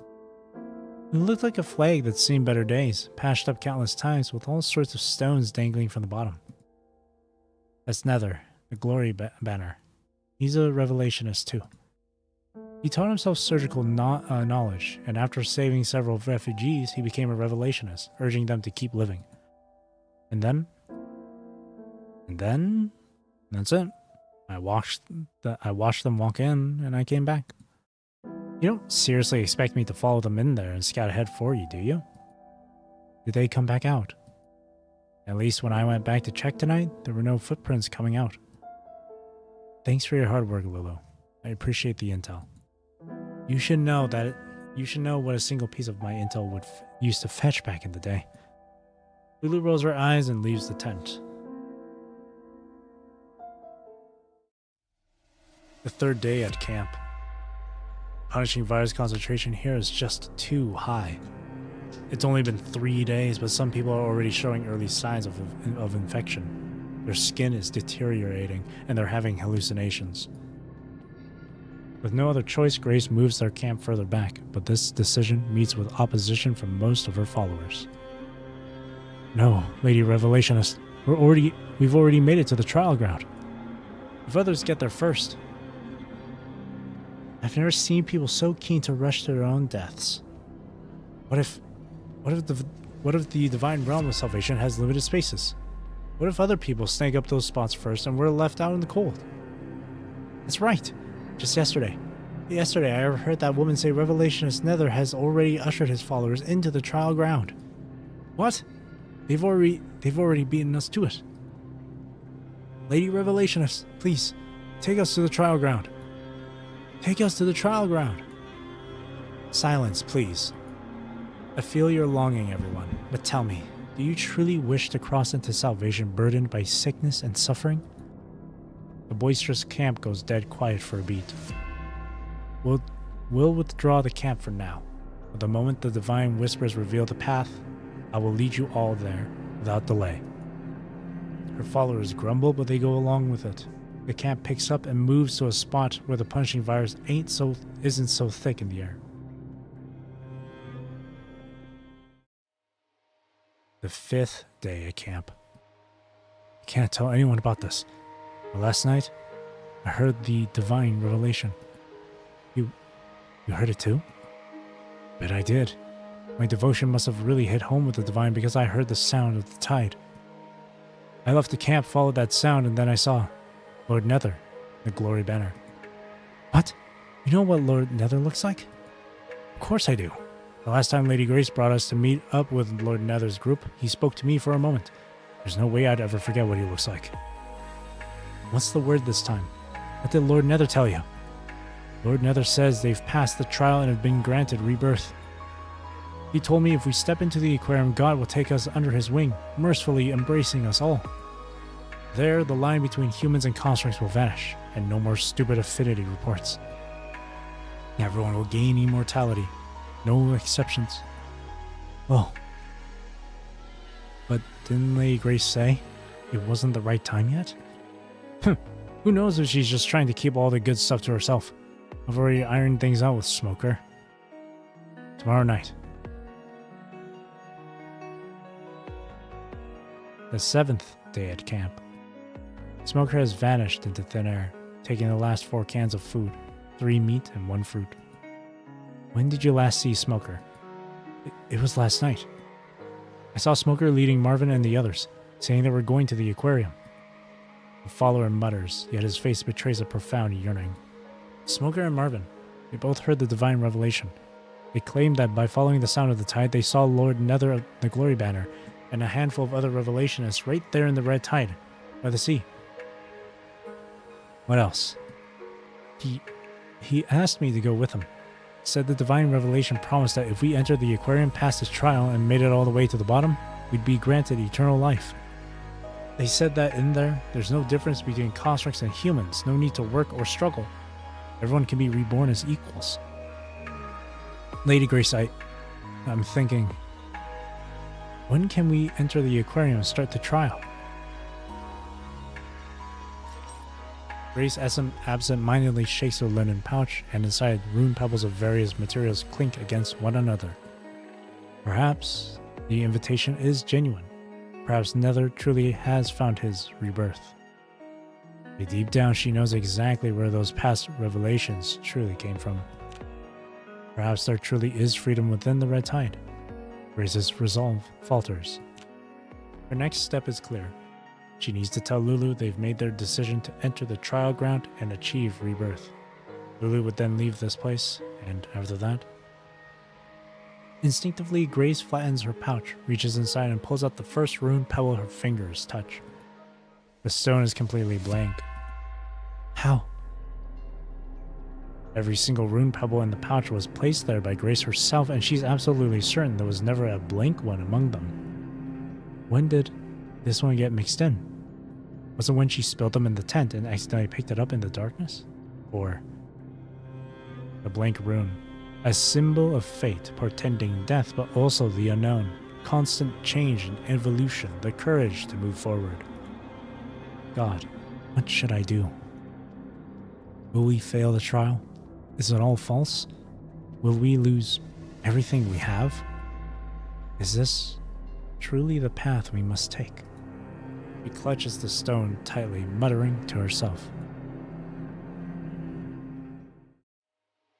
The 8th day at camp. Oh, so this is the grand decision you've been agonizing over all night? That's right. I know this isn't fair to you, but I need your help. I'll divide the supplies and leave you the larger portion. I'm taking a group of followers into the aquarium. Please help by staying here a while longer to look after the wounded and children. I just can't wrap my head around what you're thinking. I'm sorry. Just consider this my last request after I saved your life. I'm not sure we'll make it back. If we don't, please take care of the children and the injured to the nearest conservation area. After that, you're free as a bird. Fine. You win. You'd better come back in one piece. Those injured followers of yours are dead set on throwing themselves into the red tide. I won't be able to stop them. I'm counting on you. When are you off? Right now. Hey, isn't this way too fast? I hope our trial, it'll all work out for the best. Grace waves the crowbar in her hand, gathering her followers around her. We're about to step onto the trial ground, where our trial begins. I have nothing left to rely on, nothing left to ask for, as long as I can find salvation. O God, I praise your holy name, prostrate at your feet. God shall create paradise, God shall create eternal life through the red tide. They form into a group, becoming the last team of Scarlet Revelation members to enter the aquarium, their trial ground.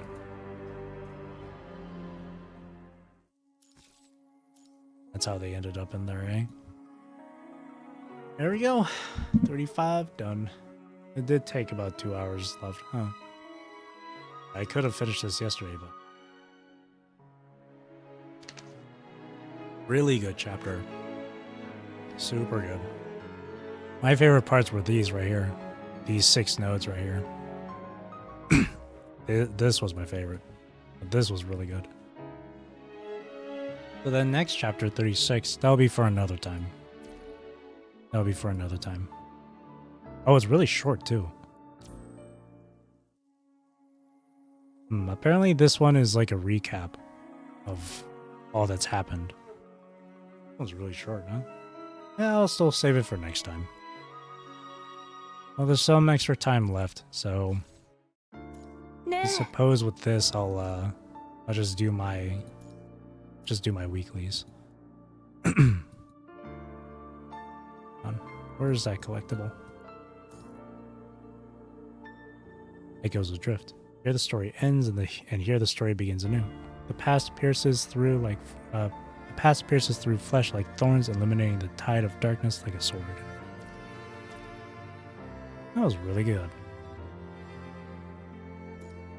All right, let's do these. This resets in 16 hours. Haven't been doing it at all.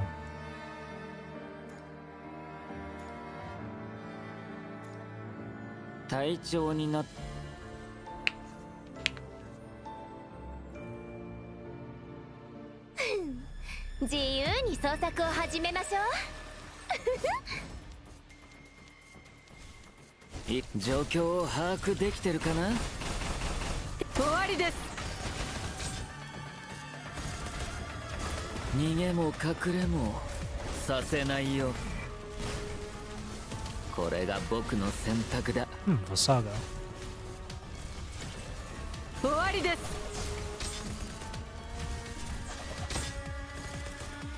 逃げも隠れもさせないよ。これが僕の選択だ。状況を把握できてる。終わりです。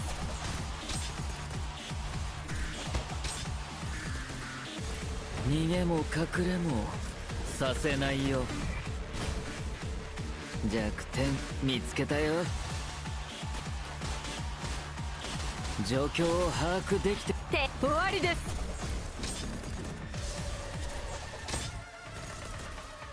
逃げも隠れもさせないよ。状況を把握できてるかな。まだいける。終わりです。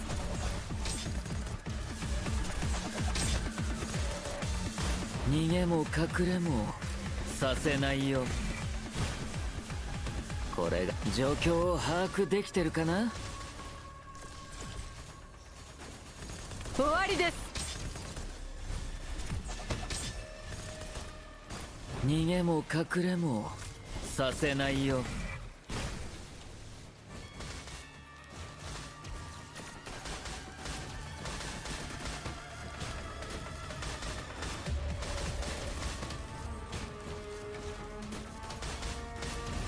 これが僕の選択だ。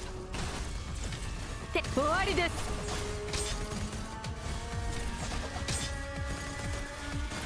逃げも隠れもさせないよ。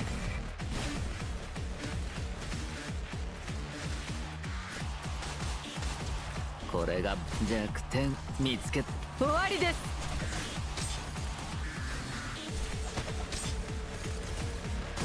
逃げも隠れもさせないよ。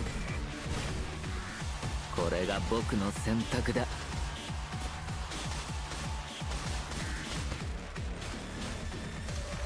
これが僕の選択。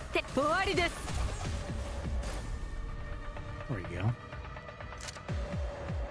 行こう。屍を越えてもっと遠くへ。Change out the titles. I'm done going through the story now.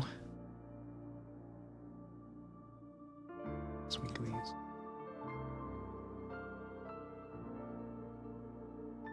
Sweet. And dark damage.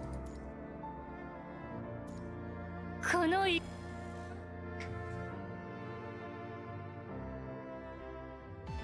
本当にやるの？あんまり期待しないで。静かにしろ。泡のように消えろ。出ていけ。滅びろ。沈め。海の底に。無駄な抵抗だ。行くよ。やー未練なくどこ見てんだよ。全部消えせら。最高のゲーム。どけ、邪魔だ。幸運なお客様。いい子。ほら指揮官様欲望に溺れた彼らをご覧あれ。泡のように消えろ。静かにしろ。出ていけ。滅びろ。どけ、邪魔だ。沈め、海の底に。くずめ、食らえ。いい子よ。やー。未練なくどこ見てんだよ。全部消えせら。最高のゲームを。どけ、邪魔だ。いい子よ。チップ回収です。ほら指揮官様欲望に溺れた彼らをご覧あれ。静かにしろ。泡のように消えろ。出ていけ。滅びろ。どけ、邪魔だ。沈め、海の底に。バーストスラスター変化。いい子よ。やー。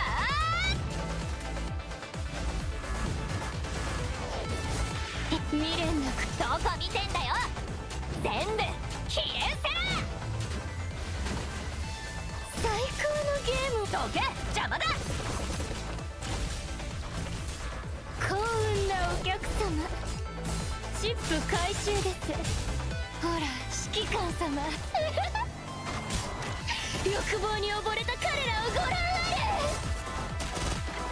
私の目の前から泡のように消えろ。出ていけ。滅びろ。沈め、海の底に。無駄な抵抗だ。やCool. ー。大したことねえ。別に褒められるようなことじゃ。え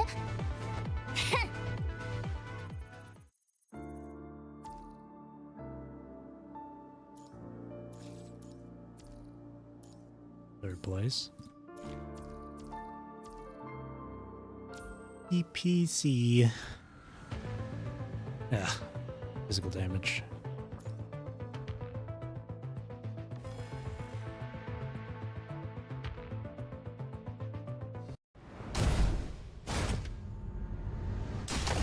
Oh boy.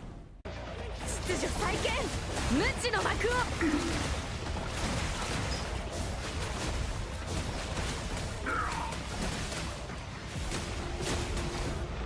秩序再建、グレースの無知の幕を下ろせ。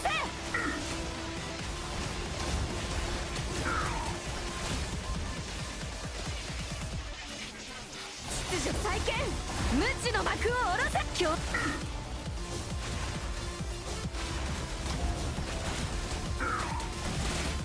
It's taking so long, just like 偽りを。秩序再建、グレースの決意の刃で it took way too 暗闇 long. を切り裂く。剣の調べは法四面眉の金箔乱流と解く。轟音に散れ。残響に乗せて全て滅びなさい。共鳴のスルメ。オーバーチュアはここまで。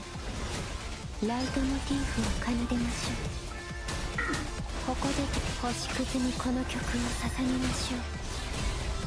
即興共鳴のスルメ。終幕のカーテンコール。この音色たちが心地よいスコアを織りなすのです。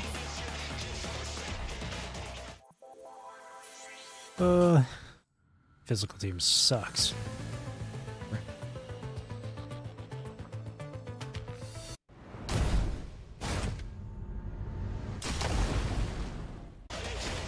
秩序再建、無知の幕を秩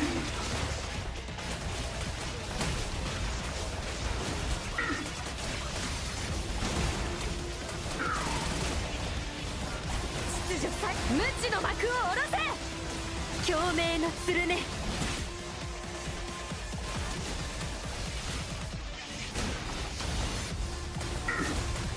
秩序再建、無知の幕を下ろせ。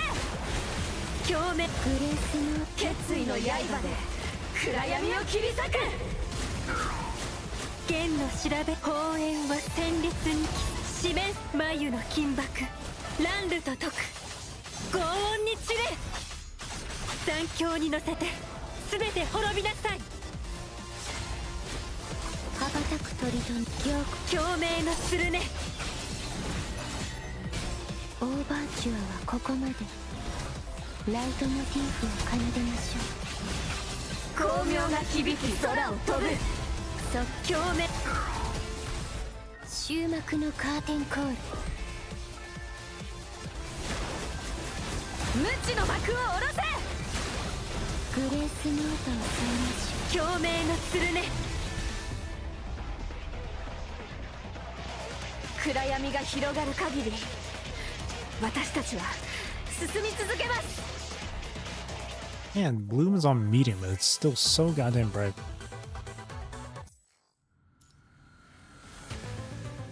Hurts my eyes.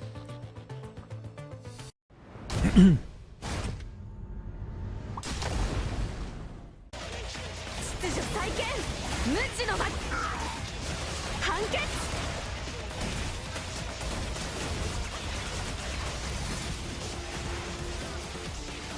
秩序再建、無知の幕を下ろせ。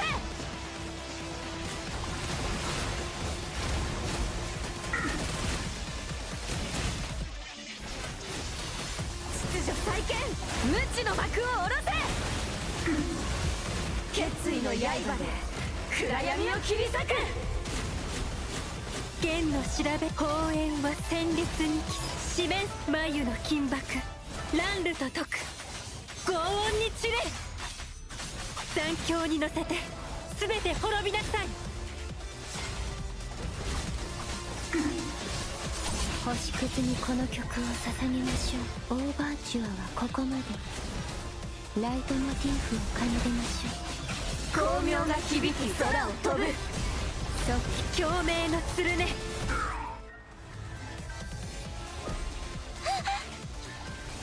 秩序再建、無知の幕を下ろせ。グレースの暗闇を共鳴のつるね。決意の刃で暗闇を切り裂く。剣の調べ砲煙はせ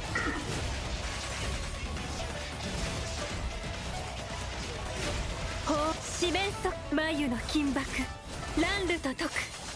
轟音に散れ。残響に乗せて全て滅びなさい。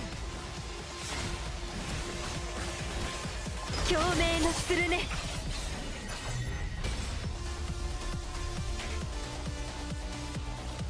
この音色たちが心地よいスコアを織りなすのです。 But that's over with. Laser.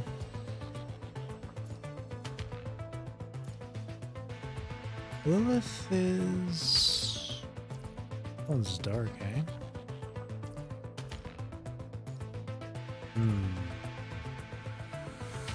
I can have fun with this one and just use like Starburst team.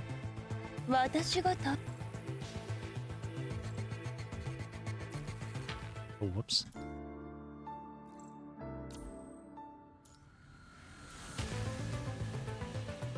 Use Starburst team.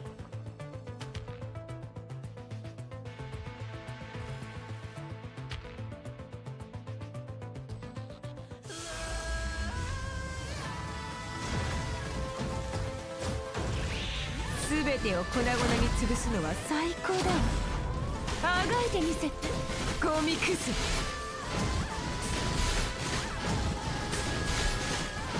全てを私がいる場所が戦場よ。あなたの色、情けないやつ。楽しんでくるとするわ。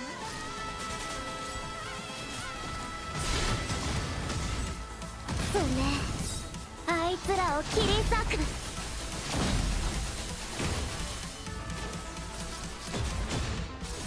獲物、逃げなさい、逃げなさい。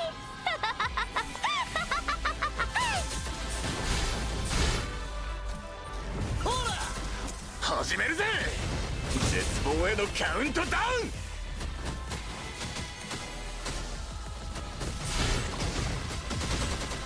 笑えるぜ。全員死ね。私についてきて。私がいる場所が戦場よ。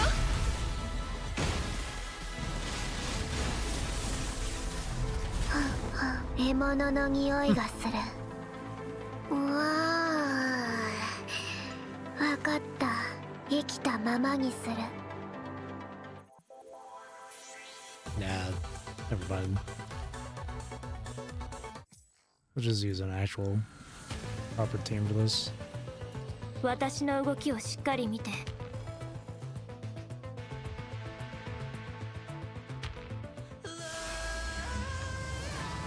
forgot this change. I was set. 私について。狩りが始まった。私がいる場所が戦場よ。私の邪魔。私がいる場所が戦場よ。その程度の風より解かれし力、我が刃と化せ。聖書。狩りが始まった。宿命の風は私が断ち切る。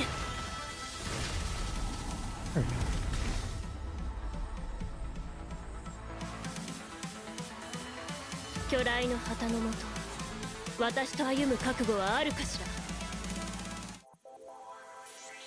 ら。 That's way better. And then again, this time let me actually switch. Yeah.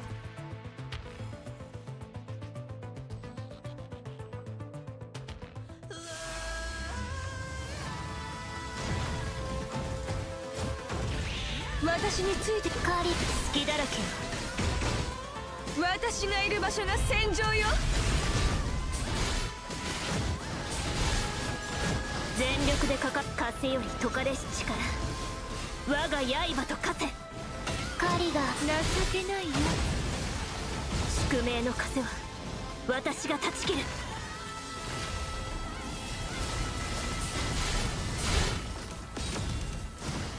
聖書。風より解かれし力、我が刃と化せ。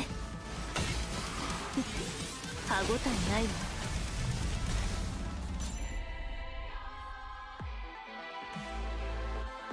巨来の旗のもと、私と歩む覚悟はあるかしら。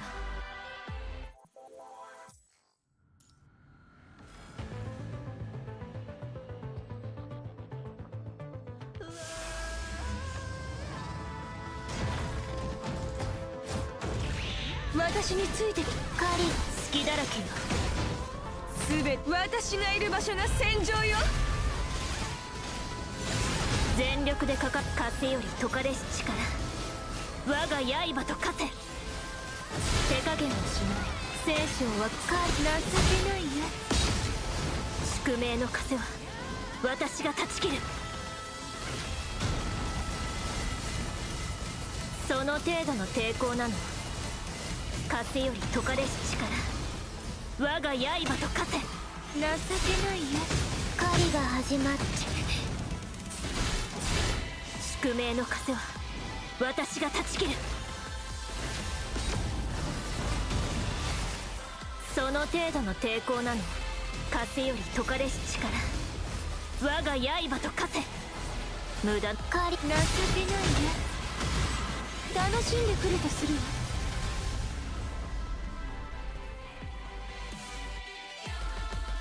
巨来の旗のもと、私と歩む覚悟はあるかし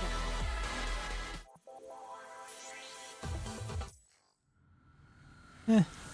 Could have been better.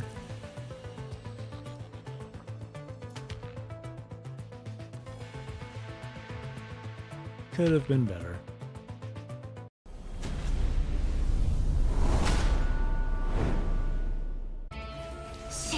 どけ邪魔だ。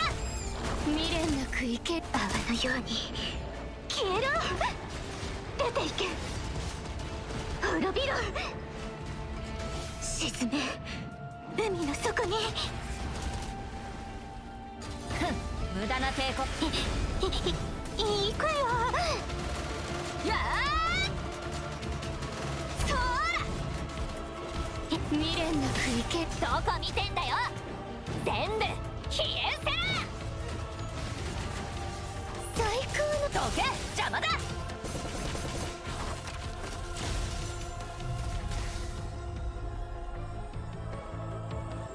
指揮官様、ベッドはそれだけでいいのですか？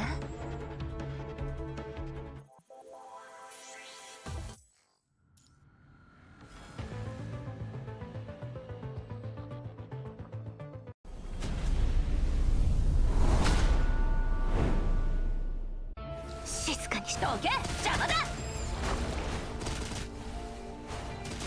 泡のように消えろ。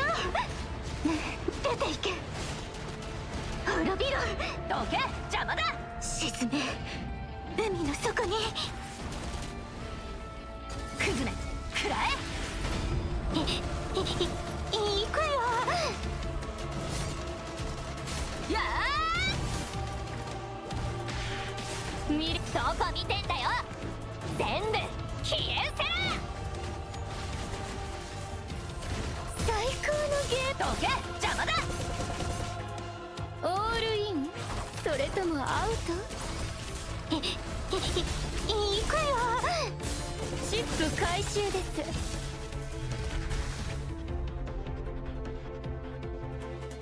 指揮官様、ベッドはそれだけでいいのですか？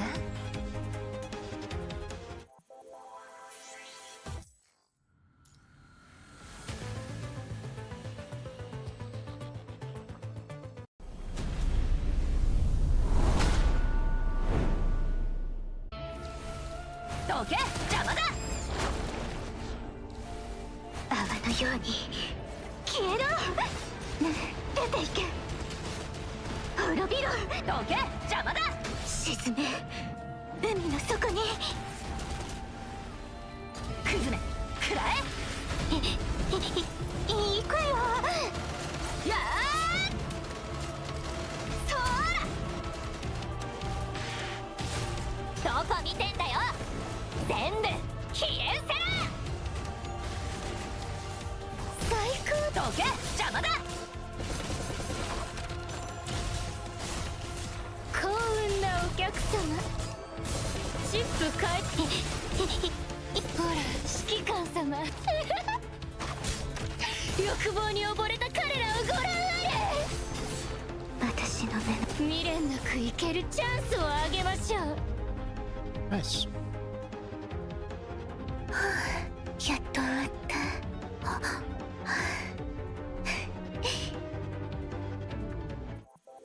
That's done and done.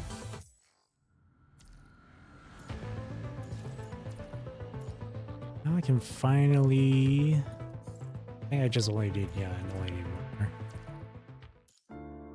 Finally, I can get her to SS.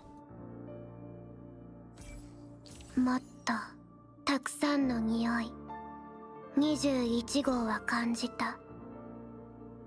戦闘技術を上げる？ Casting signature or unleashing... いらない。 Will activate key to use 21 that 号は bot. 爪を制御できる。Okay. That's really good. Who else do I need shards for?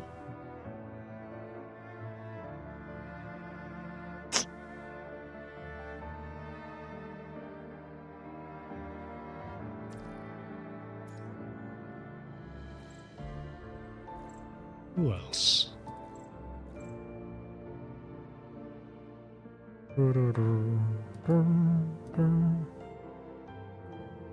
Hello, Tangan.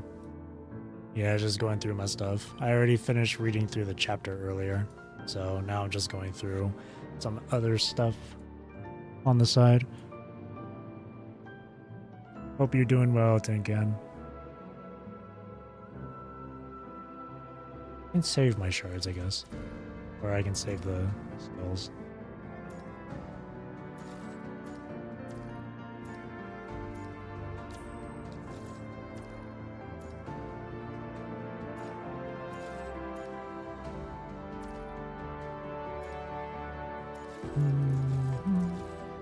Oh, cute stamp.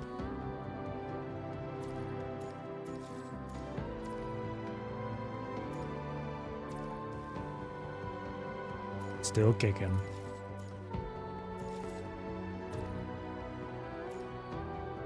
That's what we love to hear. Might as well just spend this now.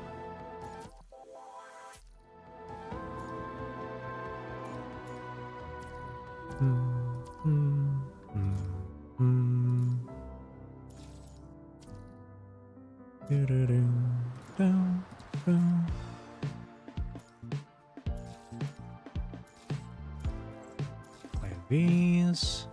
That. Not enough for 100 yet. Claim, claim. Claim, claim. More Discord stuff.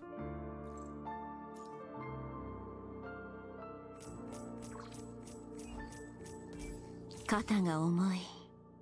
原因は服だけではないかもしれません。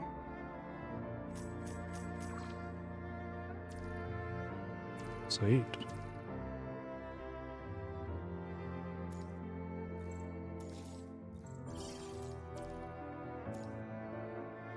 What are the challenges? This resets in 3 days. This resets tomorrow. This doesn't unlock until the 10th. Guess I can do some of the event stuff here.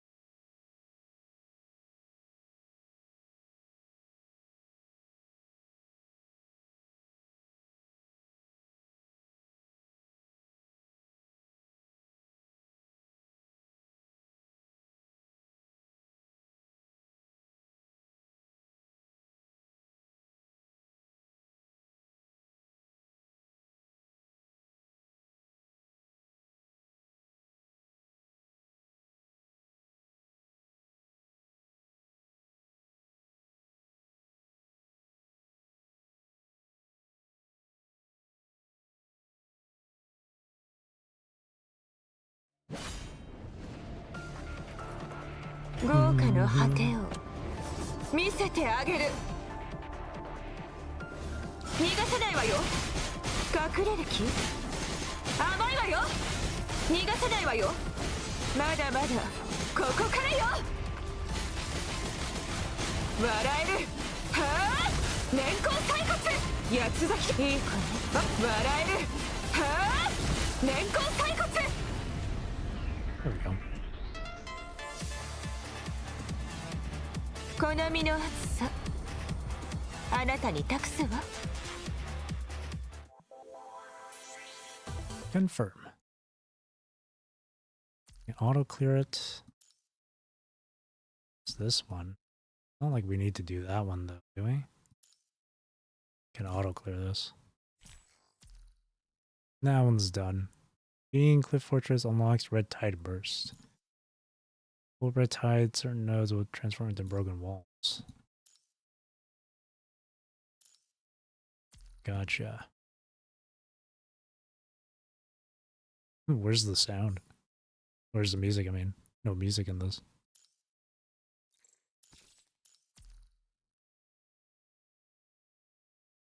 That path is open. Someone's doing this one.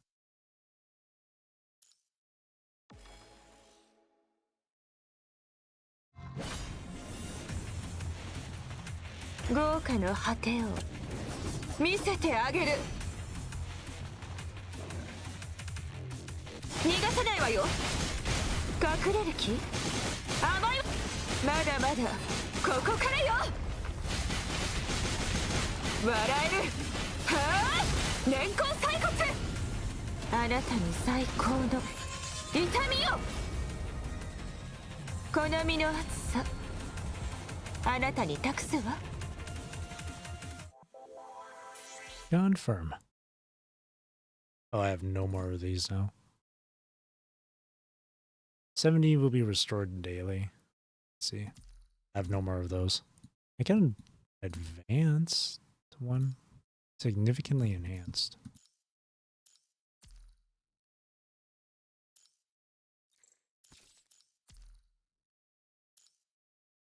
Ooh, I can trade him. Ooh, I can trade him for weapon tickets? Hold on. I want the weapon tickets. That's all I can do for now with Guild Expedition. Hello, Leoju. Oh, boss challenge is open too. Yeah, I finished reading the chapter a while ago. Like half an hour ago, Leoju. So I was right from yesterday. There was only like 2 hours left of the chapter to read through. Pretty short. Pretty short. But it was really good. Pretty good. Yeah, I really enjoyed it. My favorite parts of the story was this portion right here where it branched off. Especially when I did it, especially when I was alternating between the nodes, it was really good. I really enjoyed it.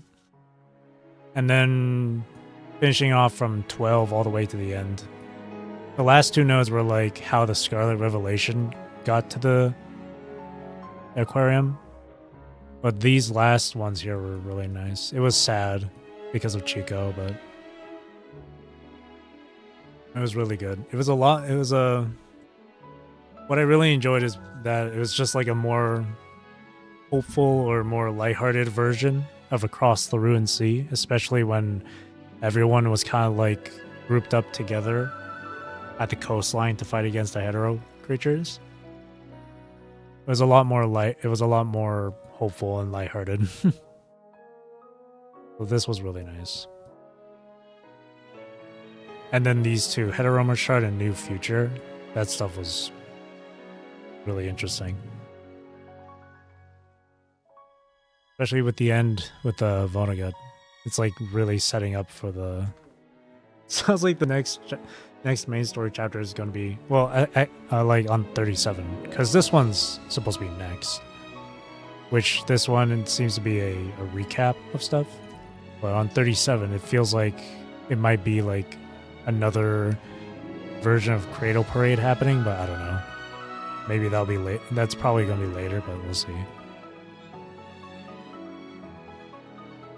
Because compared to like the Across the Ruined Sea chapter, like we had to go through the tower, but the tower doesn't show up until another time. It doesn't show up. Well, Vonnegut described it as it never existed in this universe. But that just pretty much means it hasn't come up yet.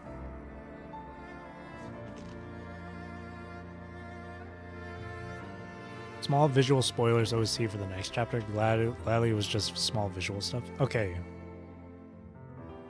At least it's not anything too crazy, but yeah. So in this timeline now, we're gonna see some different stuff happening. It feels like I don't know about each of these characters having a new frame. I can see Alpha getting a new frame, I guess. Because getting Crimson Weave came from, like, the Ascension Network or something, right? Or no. It was because of the Red Tide that she... No, I can't remember. Shit. Well, Alpha... It was something like that, wasn't it? It's been so long, I can't remember.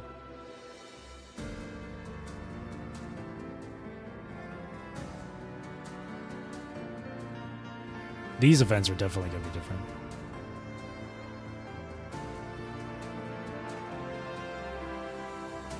Especially Cradle Parade. Lamia will definitely get a new frame, I would assume. And Liv is gonna get a new one too. Yeah, the Cradle Parade one. I wonder how different it's gonna be in this new timeline. In this separate timeline.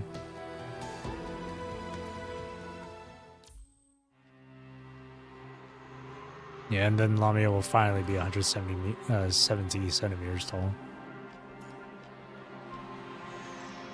I can play as anyone. ご敬願私が隊長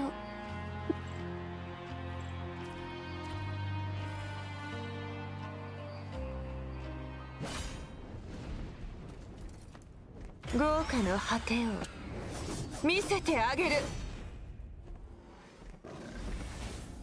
逃がさないわ私を傷つけられるのまだまだここからよ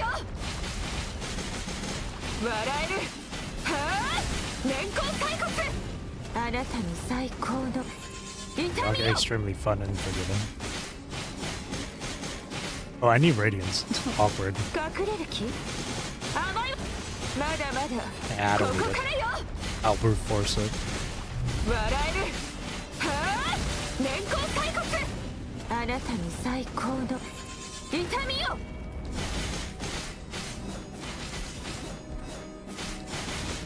隠れる気まだまだここからよはあ年功最骨好みの熱さあなたに託すわ Radiance benefits from lightning buffs. Well, these are by like scientific like reasonings, right? With how these work.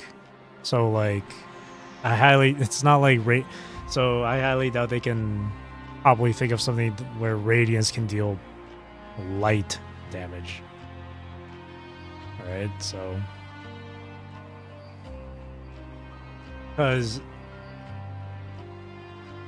like we already have ignition, which is like just like fire and stuff, or heat, and then plasma beams like electricity and whatnot. I don't know what Radiance could be.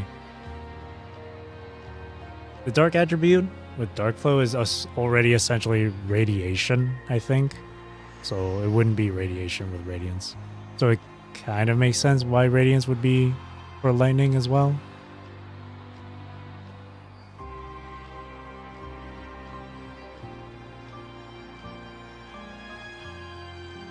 Imagine Radiance is actually both. Imagine Radiance could be both like fire and lightning.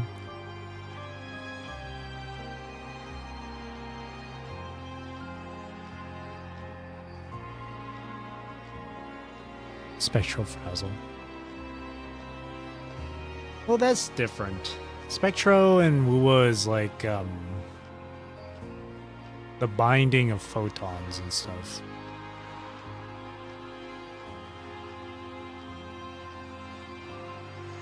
So that's different. It's completely different to what EGR is.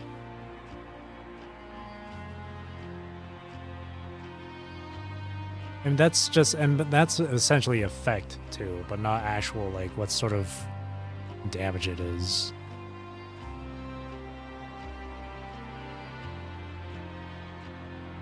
Since again, in PGR, ice is like the freezing of freezing temperatures and all that stuff.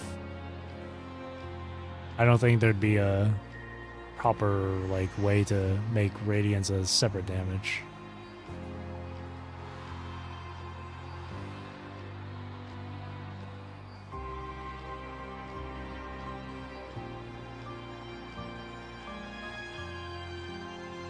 Is it better to get Crimson Weave to SS or get Star Trail to complete the the Lightning team?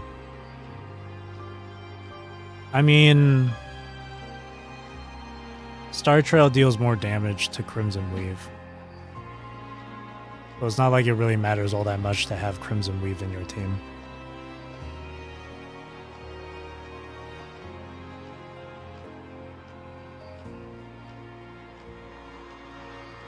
So if you really care more about meta, go for Star Trail and work on her. You don't even need to use Crimson Weave. But if you don't care about meta and you like Crimson Weave, then go for Crimson Weave.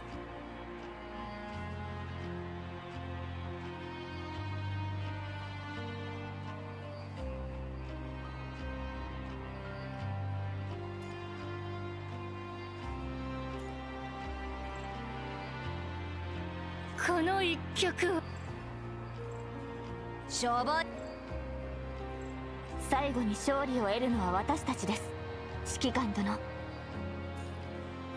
すべての岐路は光へと通じ。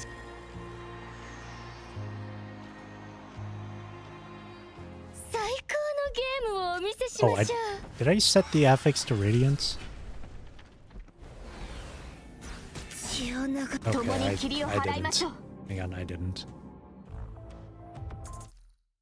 Yeah, I did see Epitaph on the voucher shop.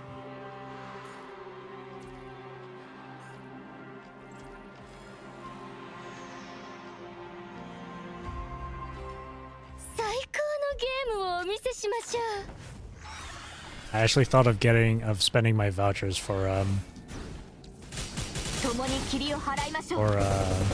Garnet though.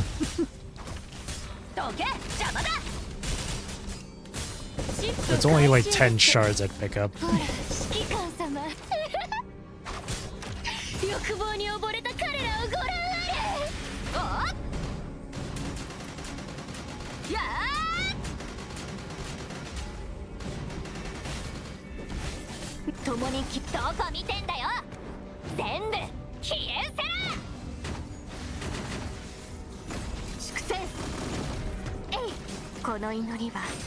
あなたの運命のために。どけ、邪魔だ。はっ。朽ちた天候を切り裂き。どけ、邪魔だ。聞きなさい。終末の愛花。容赦し、粛清。朽ちた天候を切り。どけ、邪魔だ。聞きなさい。終末の愛花。容赦し、粛清。さっぷさあえい。朽ちた天候をどけ、邪魔だ。聞きなさい。終末の愛花。この痛みはあなたの終焉の粛清。えい。逃がしません。容赦しません。未練なく生けるチャンスをあげましょう。どけ、無垢なる茨よ。すべての罪を清めたまえ。この祈りはあなたの運命のために。逃がしません。朽ちた天候をどけ、邪魔だ。聞きなさい。終末の愛花。最高のゲーム。共に霧を払いましょう。幸運なお客様。チップどけ、邪魔だ。ほら、指揮官様。欲望に溺れた彼らをご覧あれ。おい、気をつけろ。I couldn't do Karenia's thing.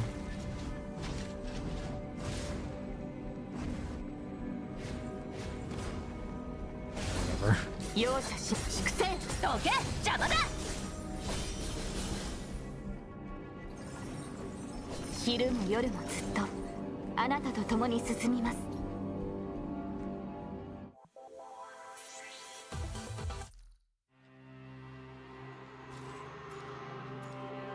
Use Bianca Crepuscule.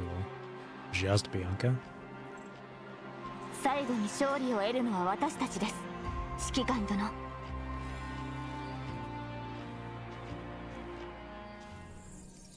魂は白き弱夜に燃えています。粛清容赦しません。逃がします。は逃がします。静寂にキス無くなる茨よ、すべての罪を清めたまえ。長き夜をこの刹那に凝結します。はっ静寂にキス無くなる茨よ、すべての罪を清めたまえ。粛清容赦しません。大丈夫です。逃がします。はっ静寂にキス。この祈りはあなたの運命。粛清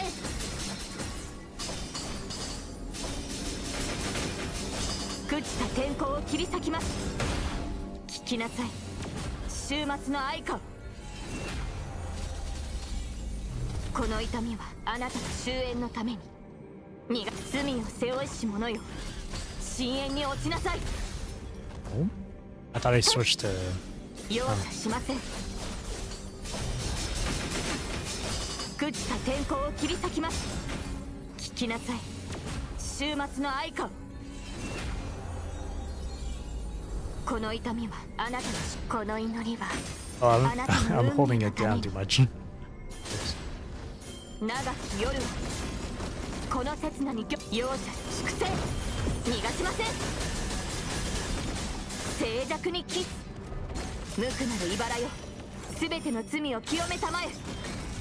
この祈りはあなた容赦します。 Yeah, I've never seen that little animation she did there. Where she kind of just like 朽 did a ちた grab. 天候を切り裂き Never ます。 seen that. 聞きなさい終末の愛花を。 Tutorial never taught me that. 粛清容赦しません。 Never 昼 seen も that. 夜もずっとあなたと共に進みます。 When blue orb is full or fully charged.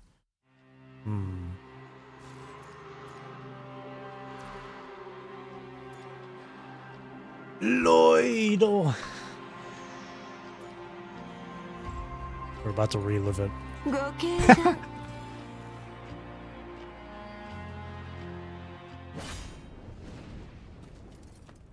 豪華の果てを見せてあげる。 Hey Lloyd.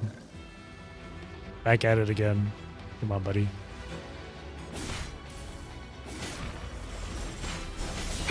逃がさないわよ。隠れる気甘いわよ。往生際の悪い。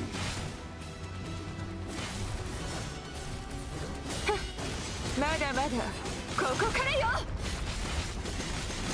笑える。はあ年功最骨。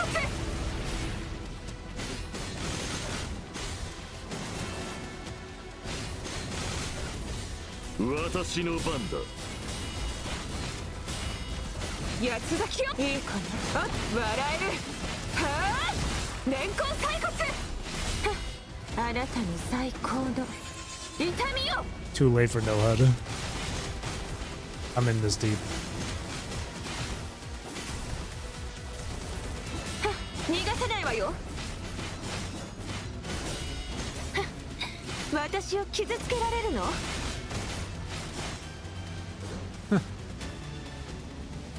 好みの熱さあなたに託すわ。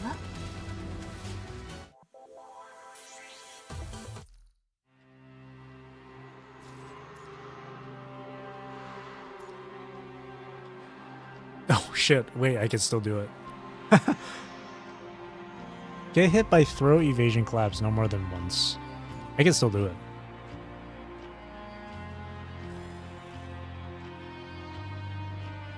Hold on. 豪華の果 Very てを well. I'll do it on nightmare 見せ mode. てあげる。 Do it on nightmare difficulty. For no HUD. 逃がさないわよ。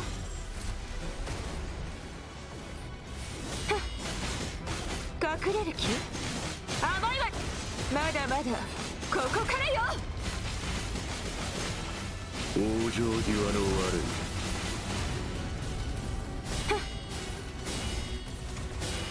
あなたに最高の痛みよ。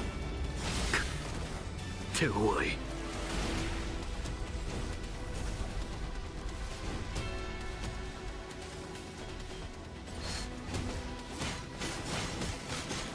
逃がさないわよ。 No, I didn't have そう the ですね。 freaking dodge gauge. It ran out. 逃がさないわよ。 Oh, what? 逃がさないわよ。隠れる気？甘いわよ。まだまだここからよ。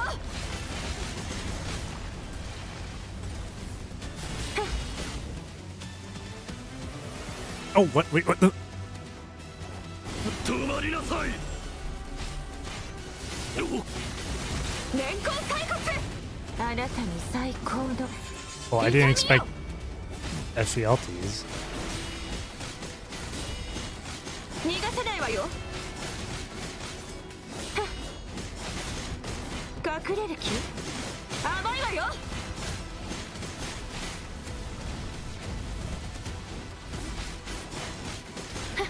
Oh shit, I forgot. I forgot about that.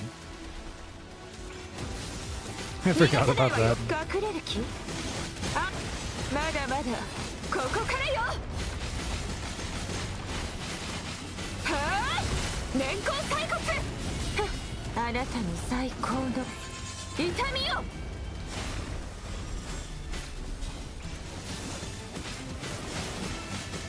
逃がさないわよ。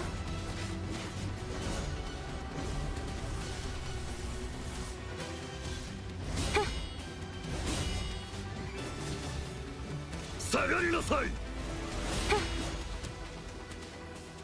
下がりなさい。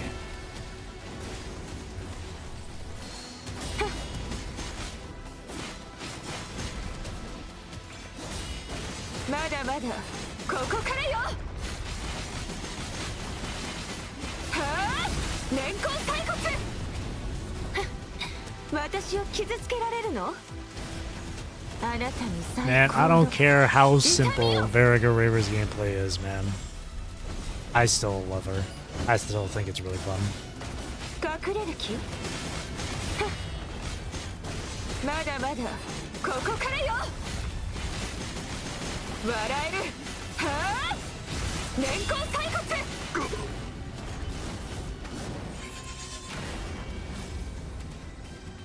好みの熱さ。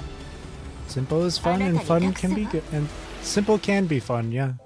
And fun is good. People focus too much on the complexity of the gameplay in this game. Sometimes it's nice to just sit back and just let it ride.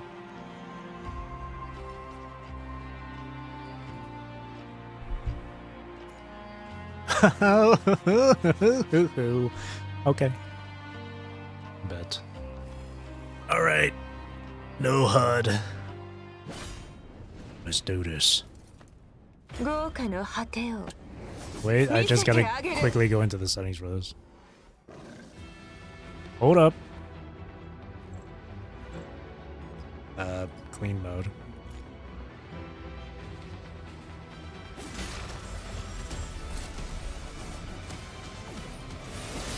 逃がさないわよ。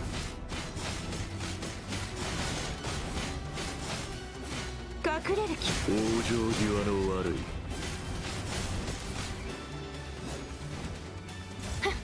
My dodge 私を gauge. 傷つけられるの？ 私の番だ。まだまだここからよ。笑える。はあ、年功最手強い。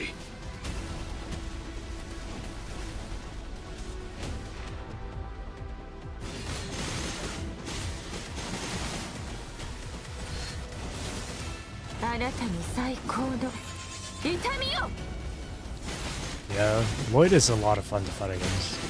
甘いわよ逃がせないわよ隠れる気甘い The cover is the cameraman. ここからよ Oh, that was really quick. 年功最骨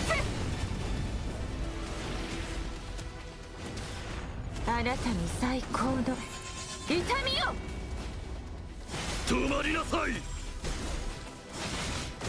隠れる気甘いわよ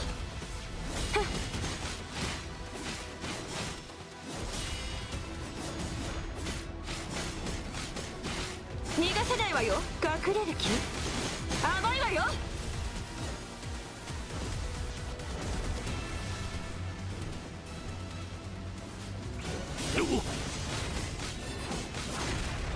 やついいかなおって笑える It's like a Dark Souls boss. 年功 Where 最 I'm just waiting for them to あなた attack. に最 I 高 don't. の See, I keep telling you, man. I keep saying these action games, they're secretly a turn-based game, man. 隠れる気甘いわよ They're secretly turn-based. I'm telling you. See, I'm waiting for my turn. 下がりなさい。まだまだここからよ笑えるはあ年功最骨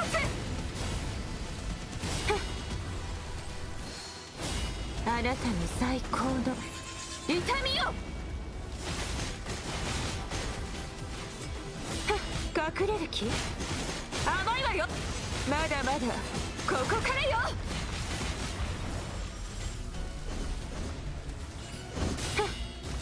笑えるはあ年功最骨あなたに最高の好みの熱さあなたに託すわ I'm telling you. It's all a turn-based game at the end of the day. I'm just saying.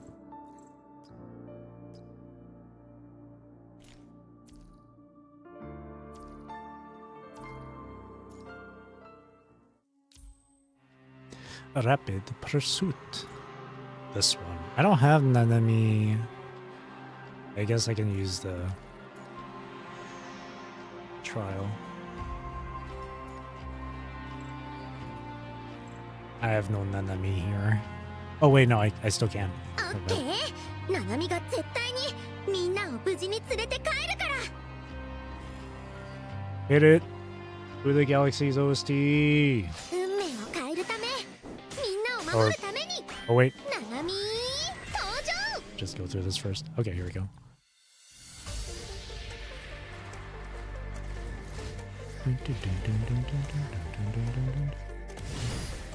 進めへえやっほへえへえやっほ進めへえ気をつけてパワードはまだ本気出してないよ You have to match the color, right? To block his attacks?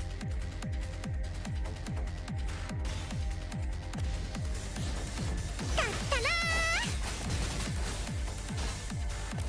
やっほ進めへえパワードあの技だよえ故障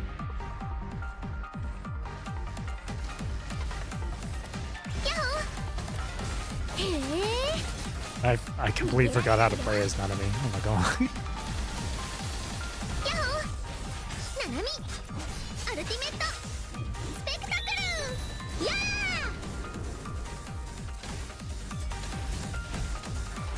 ーへえへえへえへえゴーゴーゴーパワードよいしょっとやっほー楽勝楽勝オールクリアアルティメットスペクタクル Yeah! やっ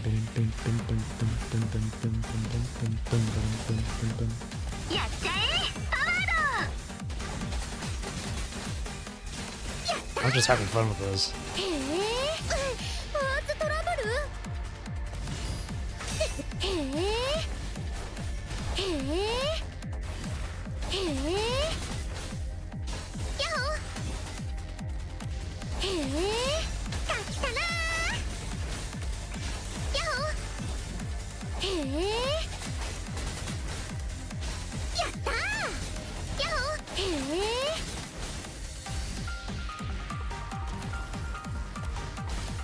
へえ、やっほへえ、よーく見ててねやっほや楽勝楽勝オールクリアアルティメットスペクタクルやーやっほへえへえやっほへえやっほパーツトラブル。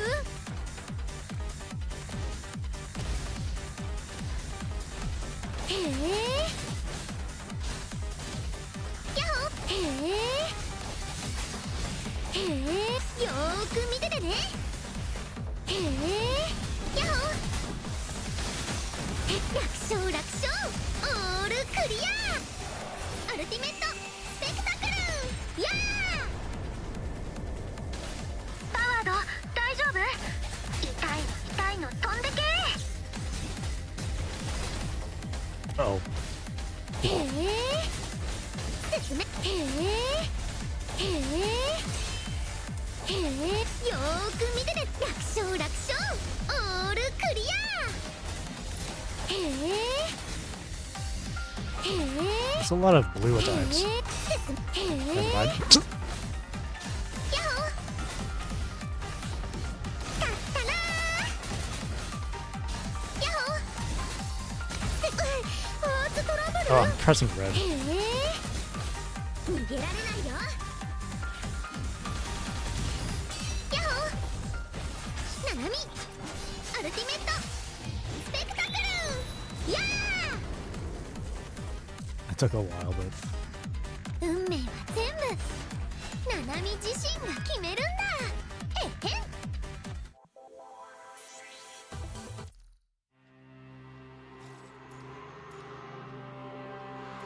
I would get Star Trail, but I don't want to leave my Garnet in the dust. 運命を変えるためみんなを守るためにナナミ登場 Oh no! 進めへえへえへえ気をつけてパワードはまだ本気出してないよへえやっちゃえパワードへえやっほへえゴーゴーゴーパワード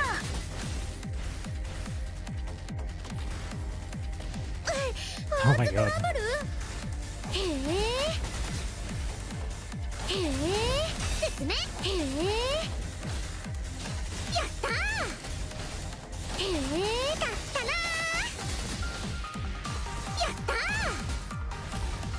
勝ったなーパワードあの技だよ故障楽勝楽勝アルティメットスペクタクルやーへえへえパーツトラブル勝ったなーよいしょ逃げられないよやったーナナミアルティメットスペクタクルやー Oh Jesus! 見たかパワードの力を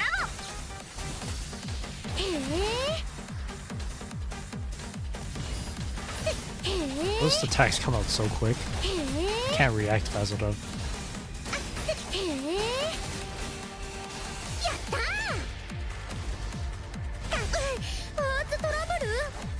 What? Even though I mashed the color?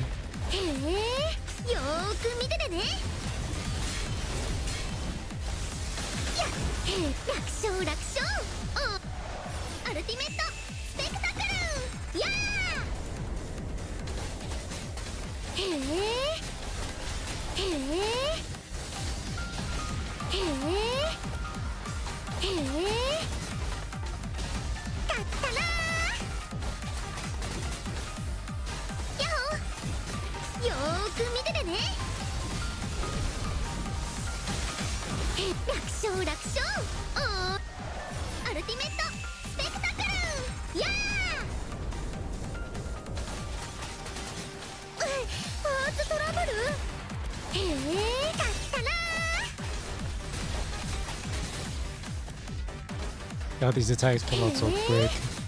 I can't react fast enough.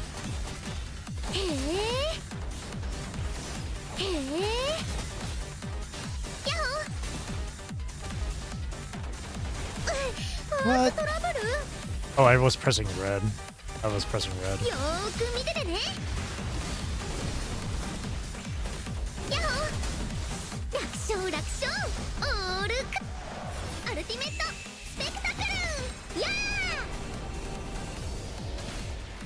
I can't tell between the colors.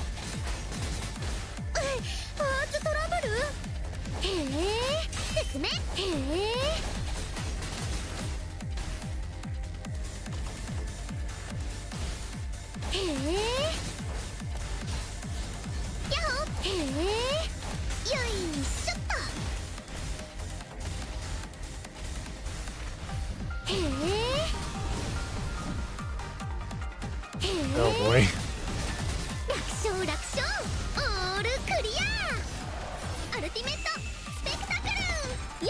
Second phase? Okay.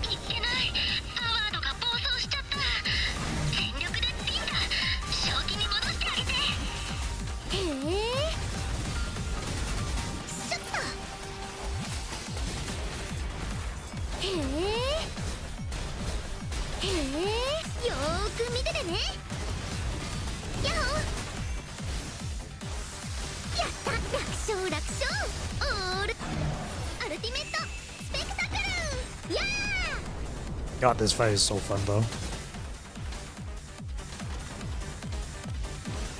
No! I got grabbed. That's the one grab. Can't get grabbed again.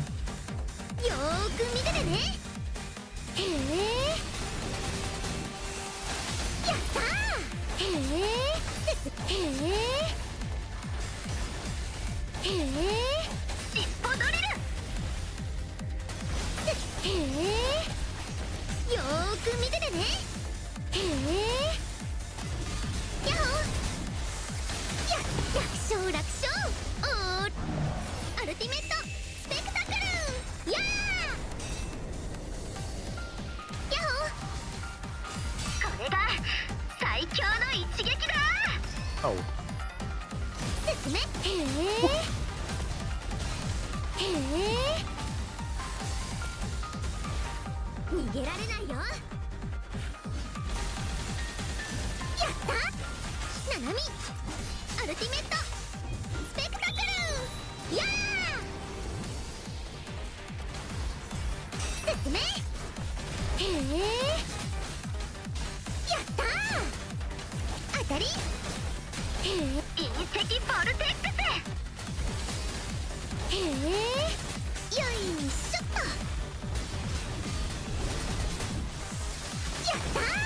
There we go.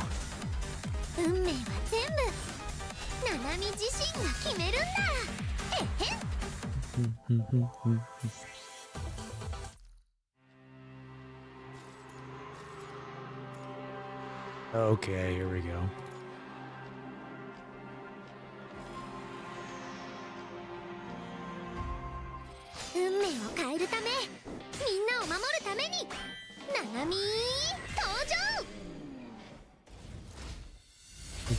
dun, dun, dun, dun, dun. 勝ったなー。へえ。やっほー。パワード。 I still took damage for that. あの技だよ。え、故障？やっほー。やっほー。へえ。楽勝楽勝。おアルティメットスペクタクル。やー。 Oof. 勝ったなー。気をつけて。パワードはまだ本気出ってないよ。 What? Even though I'm hitting the color right? Okay. 運命を変えるため Maybe I'm just getting the timing wrong. ナナミ登場。へえ。やっほー。勝ったなー。やっほー。進め。へえ。へえ。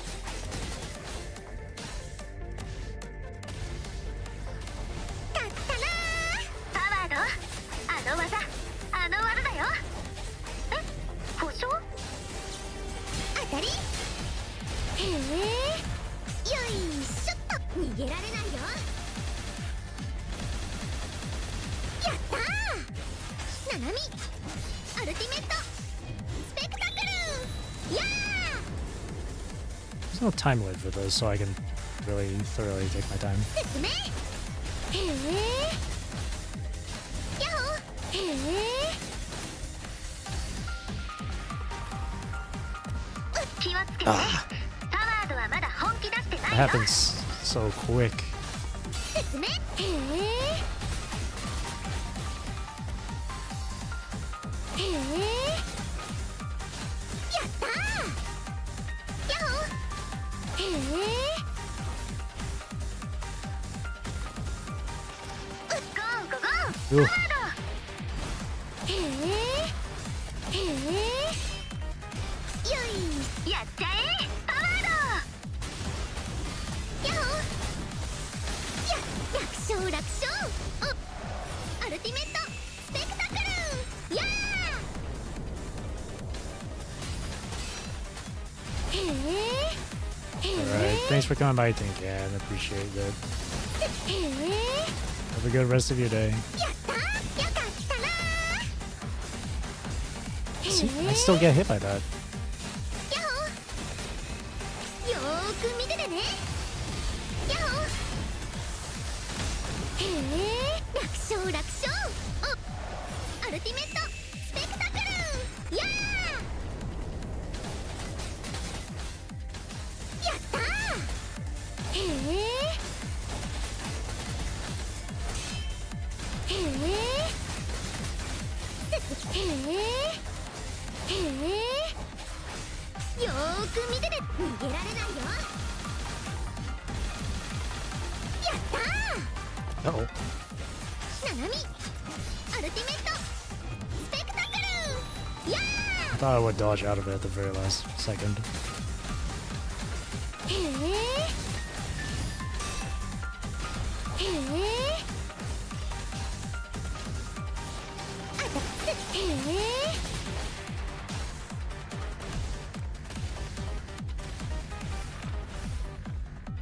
やっほー。よーく見ててね。やっほー。へえ。楽勝楽勝。おアルティメットスペクタクル。やー。 My health is so bad. 進め。へえ。よいしょっと。パーツトラブル。いけない。パワードが暴走しちゃった。全力でピンだ。正気に戻してあげて。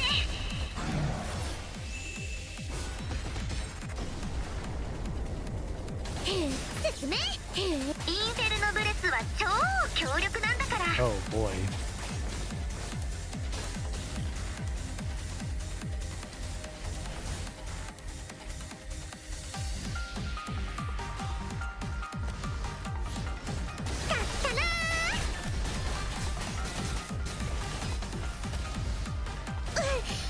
What?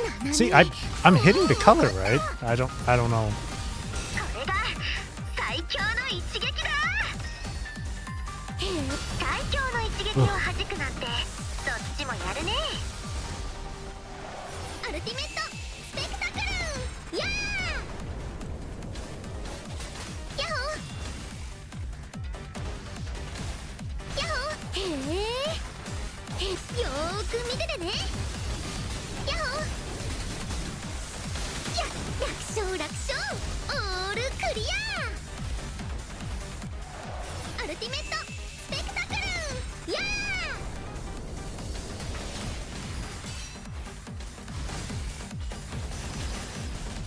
へえよーく見ててねやっほ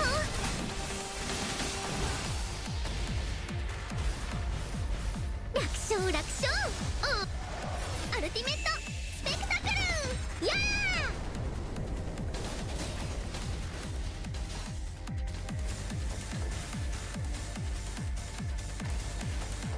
やっほーパーツトラ Oh ブ no, ル that's not good. 尻尾ドリルよーく見ててねやっほー楽勝楽勝オールクリアパーツトラブルアルティメットスペクタクルや So close to dying. ーよいしょっと There we go. I'm hitting the right colors for those pulses, but I still get hit by it anyway.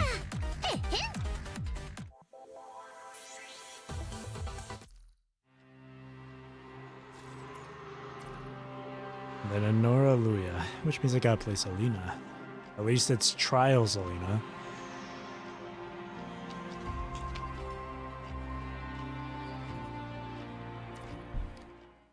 A boss challenge.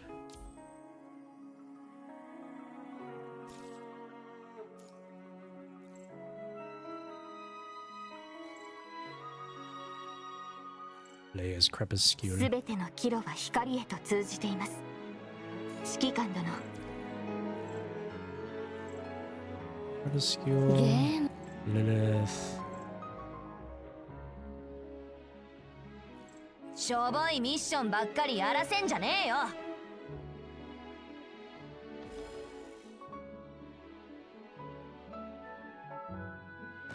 最高のゲームをお見せしましょう。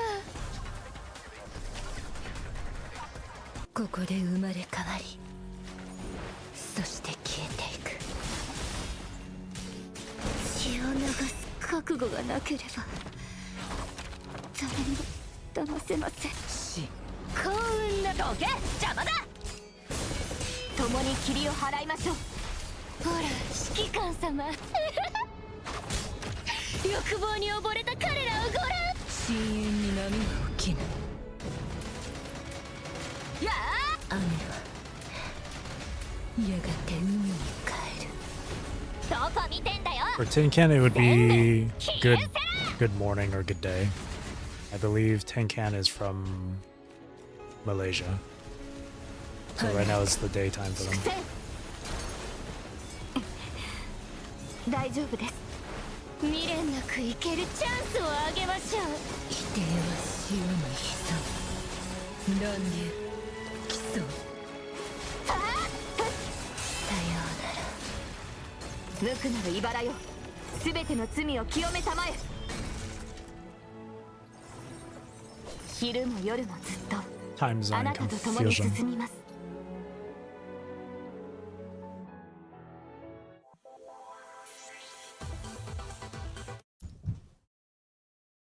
Surge. Defeat Chico. How many more times do we gotta defeat Chico, man?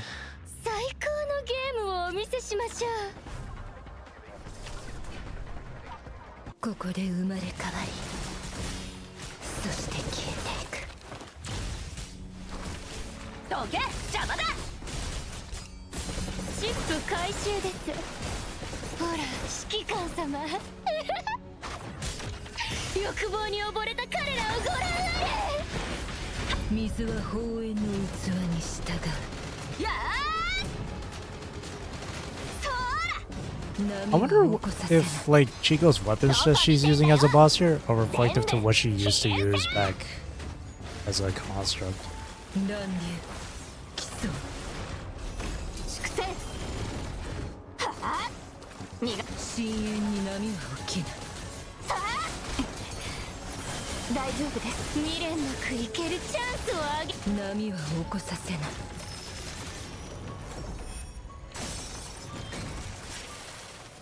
長き夜をこの刹那に凝結します。離れ静寂にキス。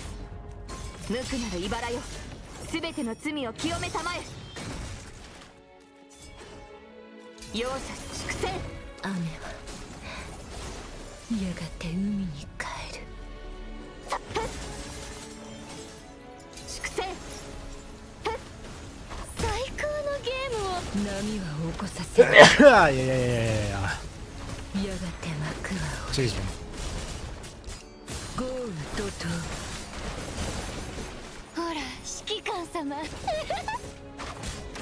欲望に溺れた彼らをご覧あれ。 Thank you.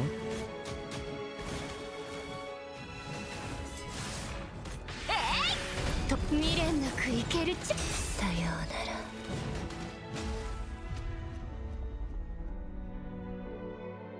ら。大したことねえ。別に褒められるようなことじゃ。え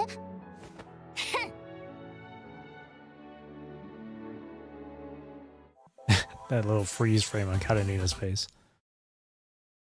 Whew.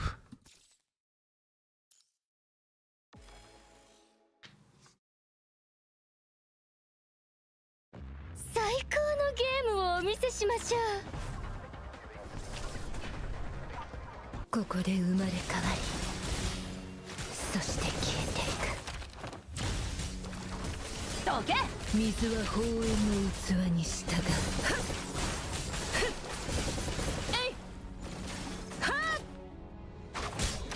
欲望に溺れた彼らをご覧あ I didn't mean to switch the crepuscule. れ。長き夜はこの刹那に凝結します。未練なく静寂にキス。無垢なる茨よ、すべての罪を清めたまえ。に深淵に波は起きない。大丈夫です。 Bro, I only have so much in my dodge gauge. 共に霧を払いましょう。 There's only so many times I can dodge a game, please. チップ回収です。否定は潮に潜む。欲望に溺れた彼らをご覧あれ。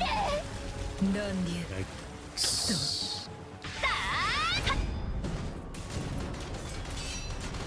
や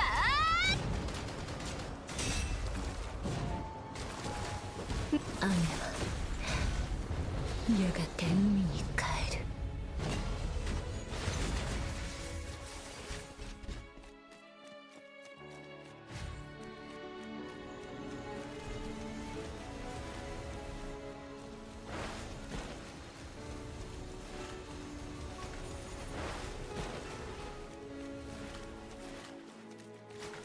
離れて。長き夜は未練なくやがて幕は降りる。逃がしません。静寂にキス。無垢なる茨よ、すべての罪を清めたまえ。粛清。よ未練なく生けるチャンスをあげます。一緒に深く。 Oh shit. 大丈夫です。潮の声を、潮の悲鳴を聞いて。She can't trigger Matrix in this form. こ Radiant の she 祈り can. はあなたの運命のために。 By dodging, I mean. 粛清。どけ、邪魔だ。はっ、逃がしません。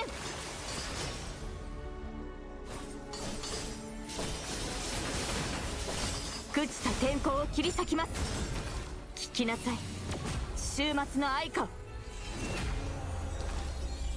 容赦します。粛清。どけ、邪魔だ。共に霧を払いましょう。幸運なお客様、チップ回収です。ほら指揮官様欲望に溺れた彼らをご覧あれ。クズめ食らえ。やYeah. ーバーストスラッシャー、共に霧を払いましょう。 Keep moving like that. おい気をつけろ。未練なく生けるチャンスをあげましょう。おい気をつけろ。おい気をつけろ。クズめバーストスラッシャー、どこ見てんだよ。全部消え失せろ。ど深淵に波は起きぬ。さあどけ邪魔だ。離れ朽ちた天候を切り裂きます。聞きなさい終末の愛花。容赦し粛清。て断水分流。さような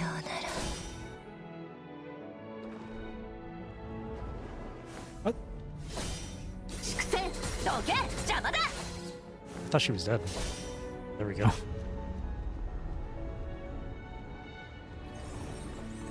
昼も夜もずっとあなたと共に進みます。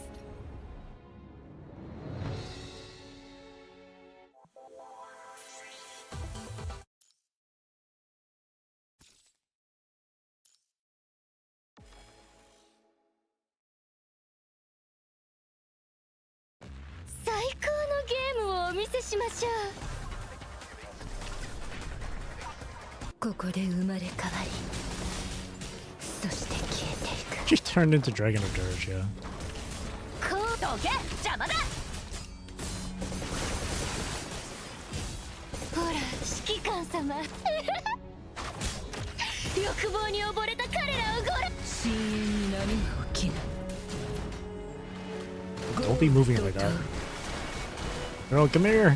やあおい気をつけろ。 He's 波は起こさせない。波は起こさせない。水は宝円の器に従う。 Okay, I want to start over with that. That was bad. 最高のゲームをお見せしましょう。 It's slow for Katamina to build up her Sig energy. そして消えていく。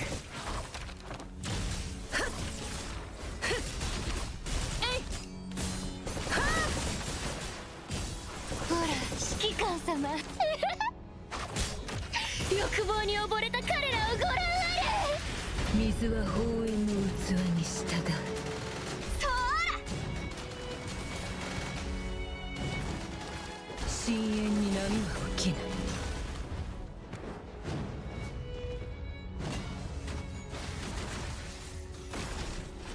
長波は起こさせない。ゴール怒涛。静寂にキス。無垢なる茨よ、すべての罪を清めたまえ。 This is the kind of music you hear in a Dark Souls boss 波 fight. は起こさせない。波が砕け血を流す。交わり咲き Fighting 誇る。 German.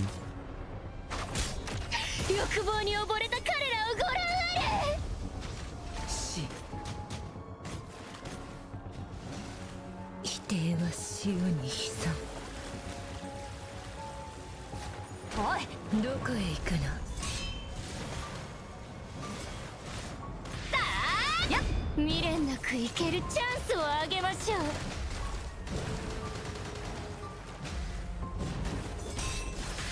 離れて。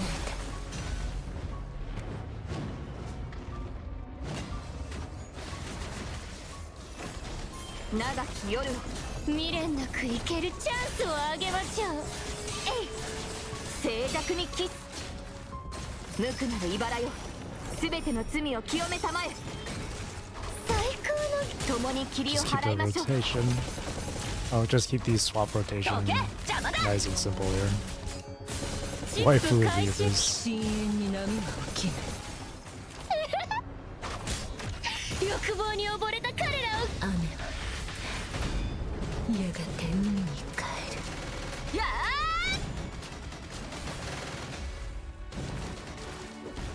やがて幕は降り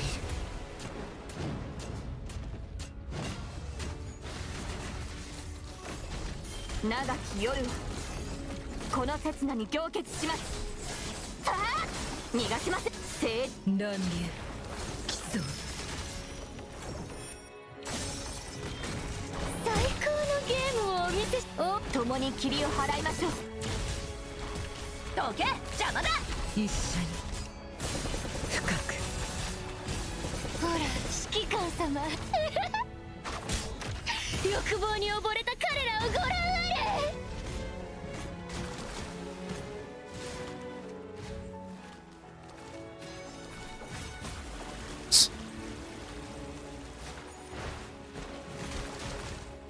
おい気をつけろ。共に霧を払いましょう。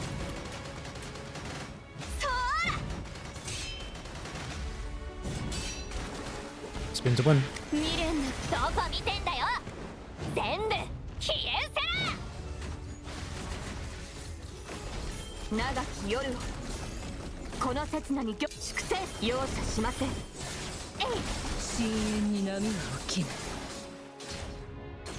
無垢なる茨よ、すべての罪を清めたまえ。最高のゲームをお見。共に霧を払いましょう。どけ。水は法王の器に従う。さよ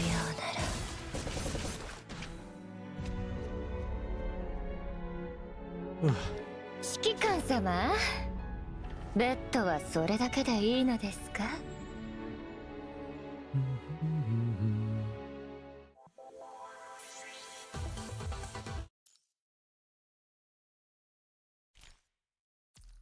Tied.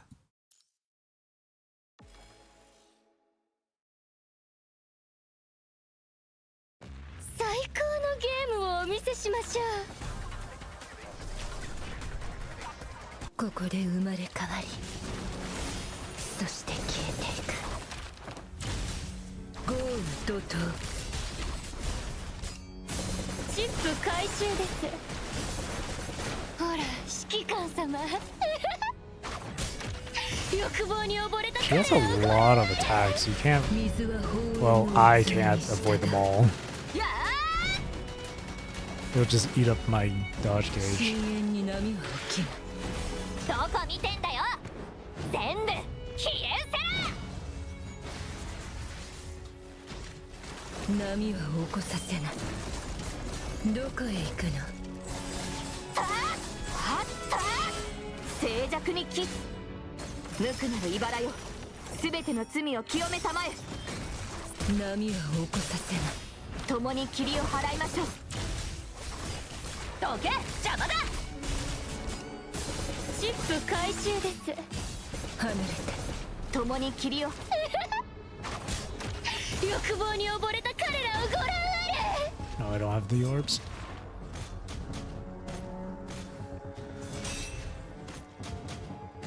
波は起こさせない。否定は死に潜む。波は起こさせない。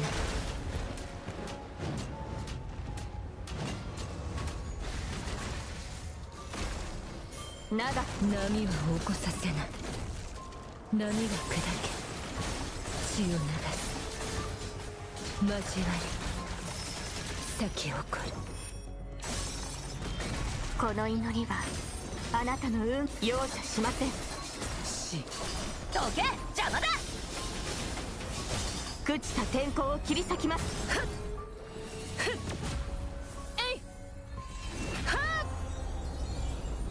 容赦します。粛清逃がし大丈夫です。深淵に波は起きない。聞きなさい、終末の愛花。最高のゲーム。共に霧を払いましょう。雨はやがて海に帰ほら指揮官様欲望に溺れた彼らをご覧あれ。おい気をつけろ。おい気をつけろ。お未練なく生けるチャンスをあげましょう。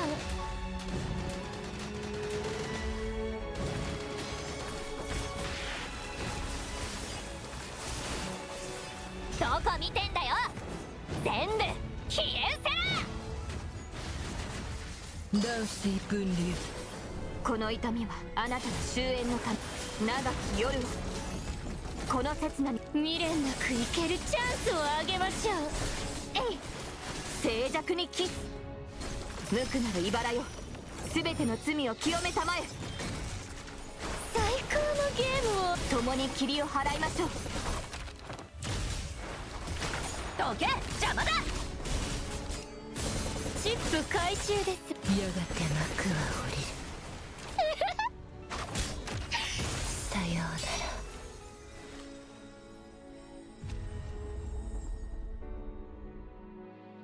ら。指揮官様 Failed to ベ obtain ッド Virgil. はそれだけでいいのですか。 Feels bad.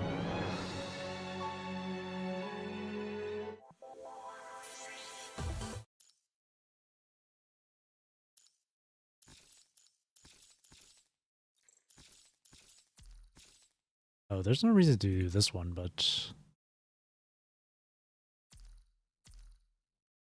yeah, there's no reason to do that one.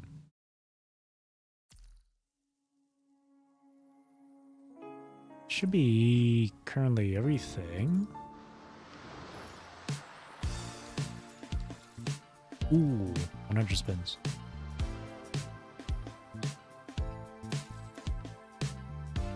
Or 10 spins, not 100. You can obtain that at 30, but you can also get 40 right there. Okay.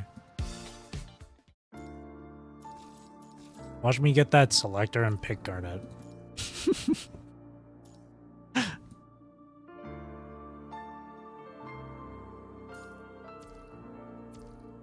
Oh, there's another collectible. Chico data sample. Her mysterious power can be felt even from the sample. Where's that Votiga one? There's the Chaos one. Oh, it all just says the same thing. Mysterious power can be felt. They put Chico in a jar. They also did it for Cradle and Chaos. Any other female bosses. They put... Who else did they put in a jar? Catilla, Ballard, the Emperor, Cradle, Celine, Veronica, Shorthalt, Volga, Yuka, Falling Star, Chaos, Madame Monzano, Enora, Gwynplaine, Lloyd, Chico. There's a bunch more. Oh, even Virgil.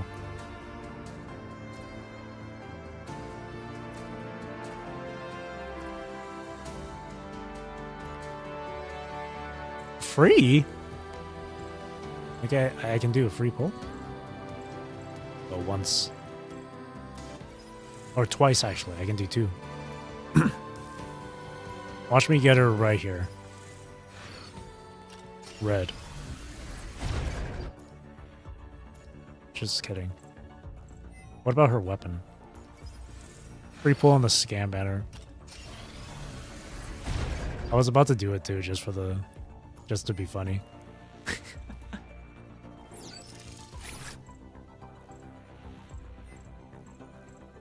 I don't know. Do I want to pull for her? I'm not sure.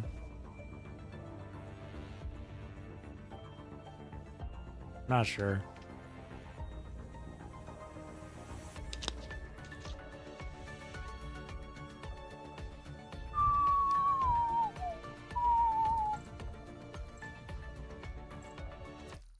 Let me see who's on the Let me double check with the selector. Okay, up to Shukra. Veronica coming out in a few days. Really? Shouldn't it be in like in 2 weeks or something? Or is it lining up with or is she releasing on the same day as JP? Or because don't they give you like a week before the new character during these sync patches? Next week it would be Discord, and then the week after that would be Veronica.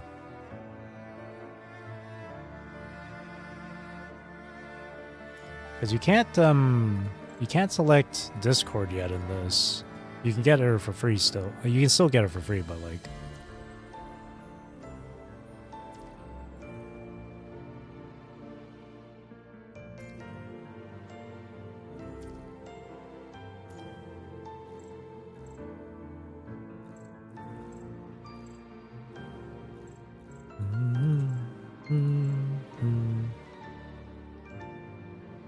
Listed to drop on the 26th. Really? Oh, okay. That's interesting. Alt coding is amazing. I saw it, yeah. Her freaking that ninja one she's got. Yeah, this shit. It's so fucking cool. It's so cool. Yeah, I was gushing about her this model here yesterday. It looks so good. I love it. There's a lot of detail in her eyes, in her pupils. Her voice too is really good.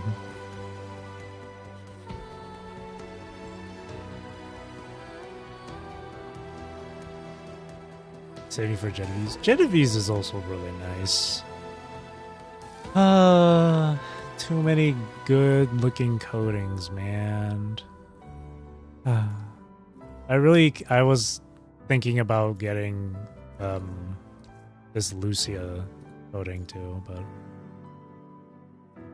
I think I wanna like limit myself to just one of these coatings, but it's really tough. It's really tough. Yeah, the Wansho coating I really want. Right now Wansho's coating is at like #1 priority for me. It's like at the top priority. But Lucia's, Genovese, and that coating for Discord, those three, I mean, they're all tied for second.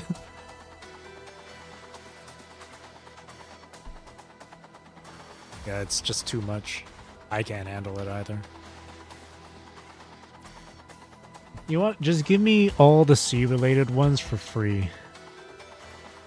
And all the Paradise Lost ones for free, please.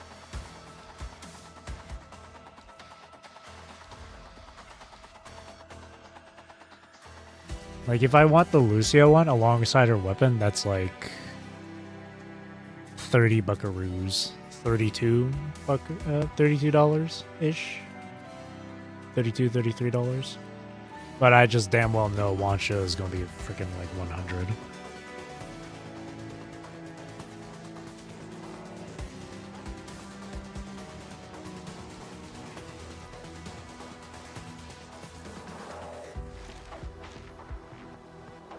And I think... Yeah, I remember getting Yata's coating. This one's cute. They still haven't released this goddamn weapon coating yet. I want Akaoni. So I can pair it with her freaking Higanbana.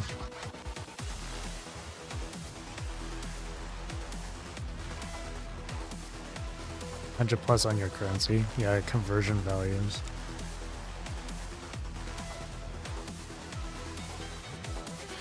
Like it says $20 for me, but that could easily be like $20 in USD. This would be like $20 in USD. Let me see. Oh no. Oh yeah, it's it's $20 USD. So in actuality, this is $25 for me. So this would be $25. And then this would be... Oh, this one would still be $12. Or no, this... No, never mind, not that one. This one. This one would be $14. So I'd be paying nearly 40 bucks.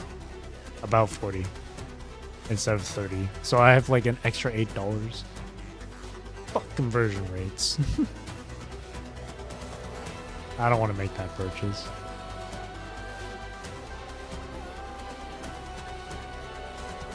That's why I'm saving up my BC and whatnot for the one show one. Maybe I can get it through that way.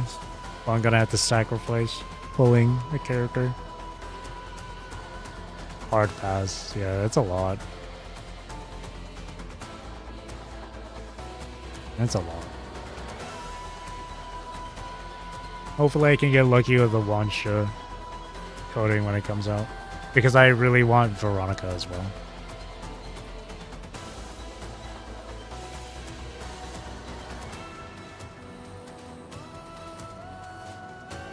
If it didn't cost your entire life.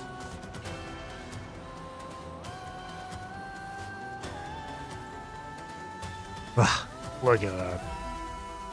Looks so good.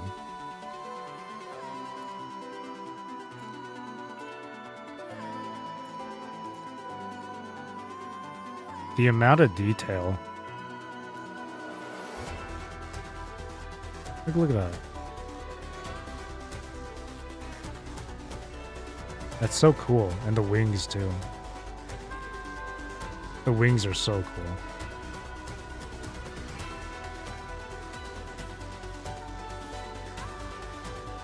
Definitely two of my favorite things with this Veronica design are the wings and her hair.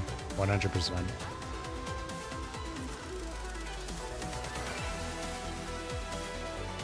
Can't believe people were freaking out just because she's showing an extra 10% of skin on her body. 10-20% of skin on her body, and people were freaking out. Those people have never been to the beach. That's so crazy.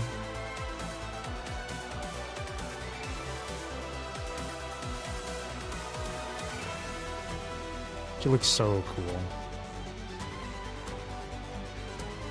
See, this strengthens my desire to do like a freaking dragon build on Elden Ring when I revisit it. Or not even dragon. Just like lightning. I said lightning build, right? Even though she's not lightning. The only... Okay, yeah, that's my only criticism, my only complaint about Veronica. She should not have been physical. She should have been either dark or like fire. She should have been either dark or fire, honestly. And a tank as well. I always thought she was going to be a dark tank because of Katarina. And then I heard about Watanabe getting his leap, so I was like, okay, maybe she's a fire tank instead. But no, she's physical amp. That's the only thing I don't like about her.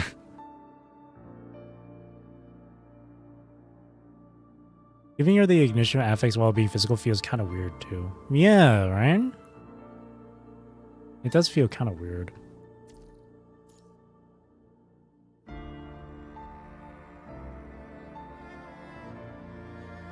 does feel weird.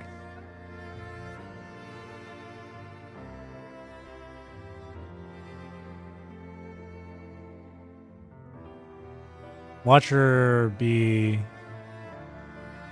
I'm still gonna pull for her though, because she looks really cool.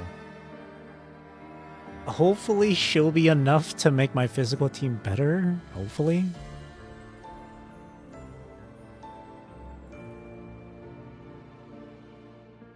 Dealing physical damage, yeah.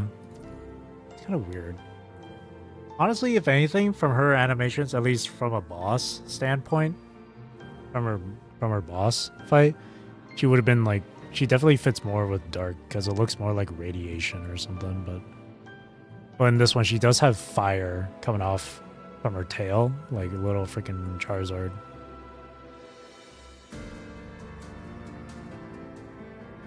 And the particle, though the particles, wait, hang on. Let me take a closer look.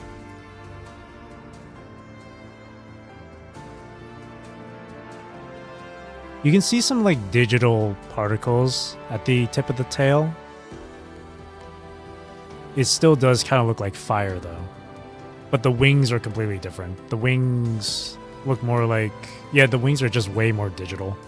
Or 100% digital. And not like flaming or anything. The wings kind of give off that flaming look. But the tail definitely has more of a flame look to it. Still though, her being a dragoon type of character, dragon type of character, you would think, yeah, fire or dark as her main energy. But physical. I would have been fine if it was like physical and fire or physical and dark. I guess the only thing that makes sense with the physical thing is her lance. That's it.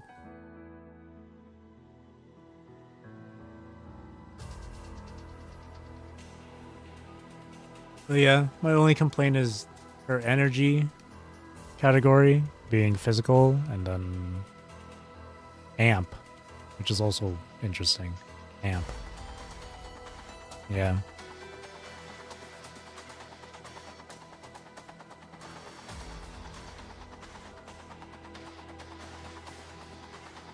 Amp is really interesting.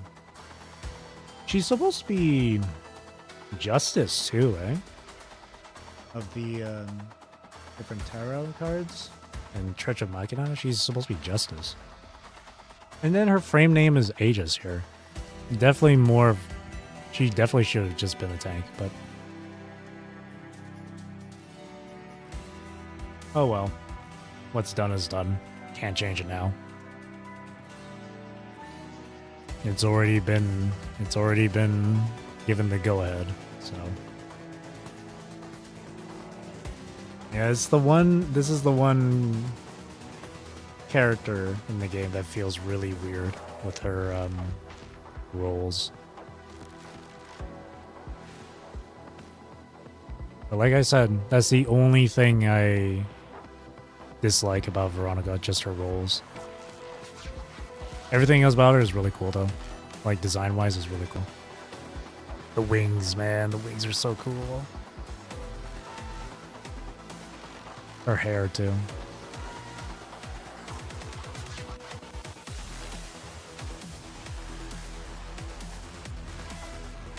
Yeah, they definitely.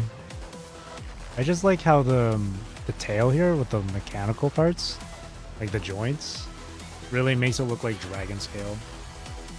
Or like how an actual like lizard's or reptile's tail would look. It's really cool.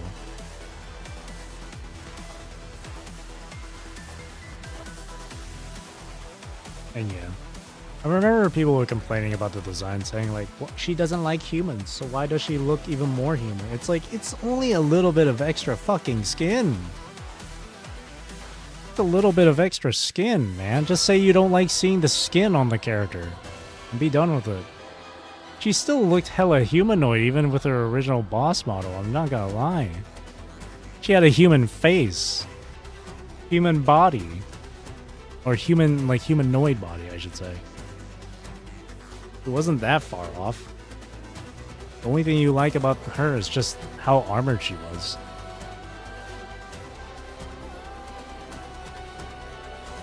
It's only a little bit of fucking skin showing. She has makeup, 0 out of 10.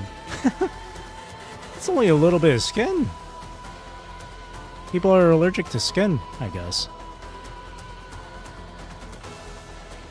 People are 100% just fully bundled up even during the summer.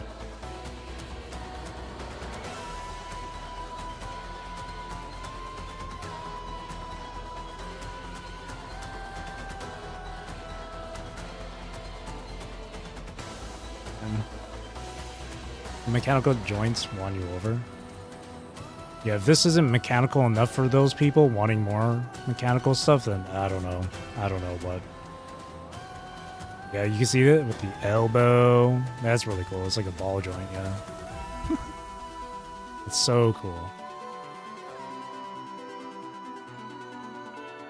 See, and around the chest too, it looks like scales. And then you got like scales on her leg there. Super cool. Sharp and edged. Something you'd expect seeing from like a dragon. This is great. All the people complaining just don't know what they're talking about.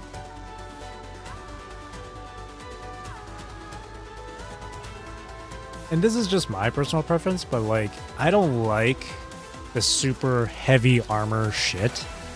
You know what I mean? Like, I don't like seeing a character that looks like freaking Havel. Like, all fucking, like, tanked up, all just straight armor and nothing else. The only time I can ever forgive that would be if it's, like, a silly-looking, goofy look, like Onion Knight, like Sigurd from Dark Souls. Right?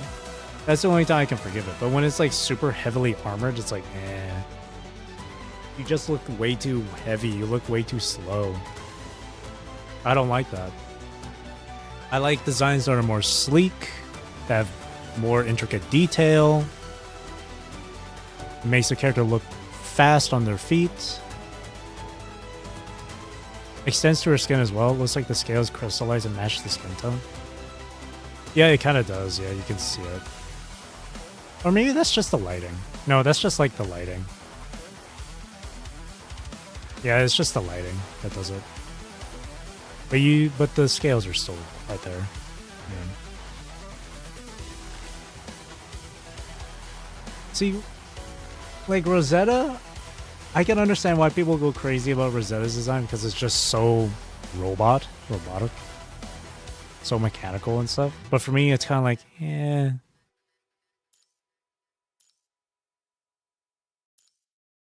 See, I like this one because it's really sleek. Especially with the legs. It's just really sleek. This is just too beefy. Too meaty. Too much going on. This one's nice too. This one's alright. I think, no, this one gets a pass because of how because of the transparency in the stomach. I like that. That's really cool.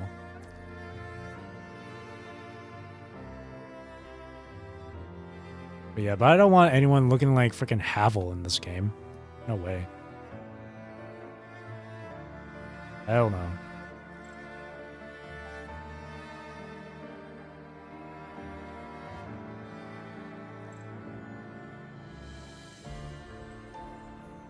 Hell no. That's just gonna look too dumb. It's just gonna make them look too much of a mechanoid. Rather than being a construct.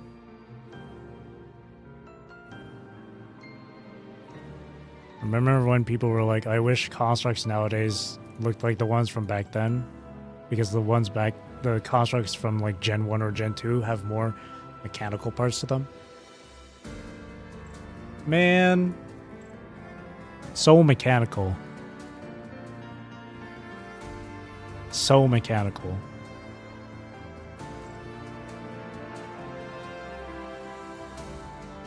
So mechanical. Really mechanical.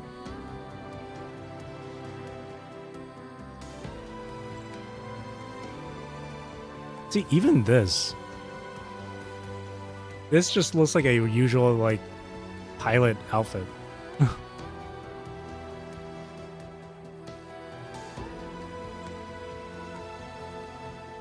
You got a robotic and mechanical parts on the arms and legs. What more could you want? It feels like those people think everyone looks like Rosetta. Or has some sort of Mandela effect go on, thinking that everyone looks like Rosetta.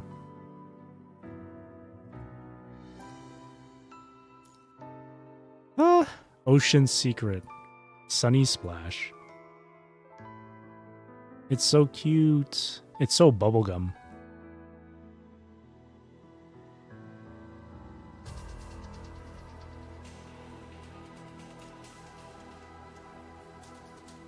And this one's so... What is it? There's a term for this one.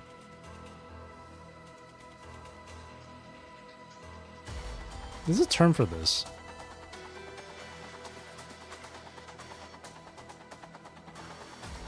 where it's like gothic, but also still got the pink aesthetic. Like, there's a term for it, but I can't remember what it was. Mischievous wings.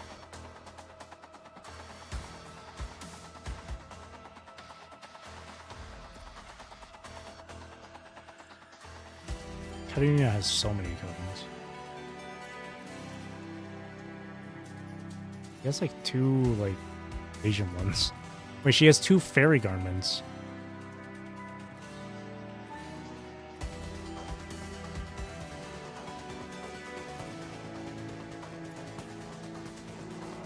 When did I get this? It's been a free skin. I don't remember getting this.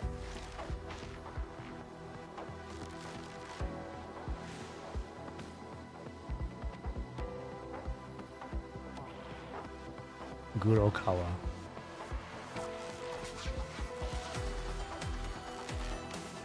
Guro would be gore in Japanese. Kawa is just short for kawaii.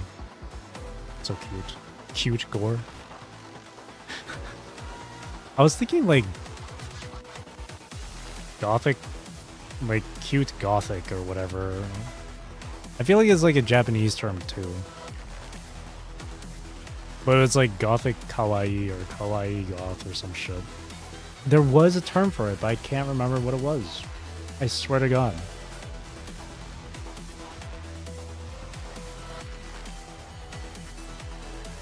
Gorgeous.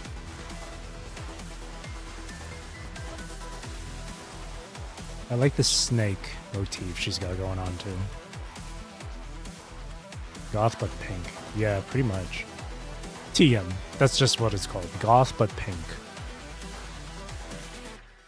I remember seeing someone on Instagram. Someone I follow too. I swear she has like a brand or something that represents that sort of aesthetic. I swear to God. Let's see. Let me double check.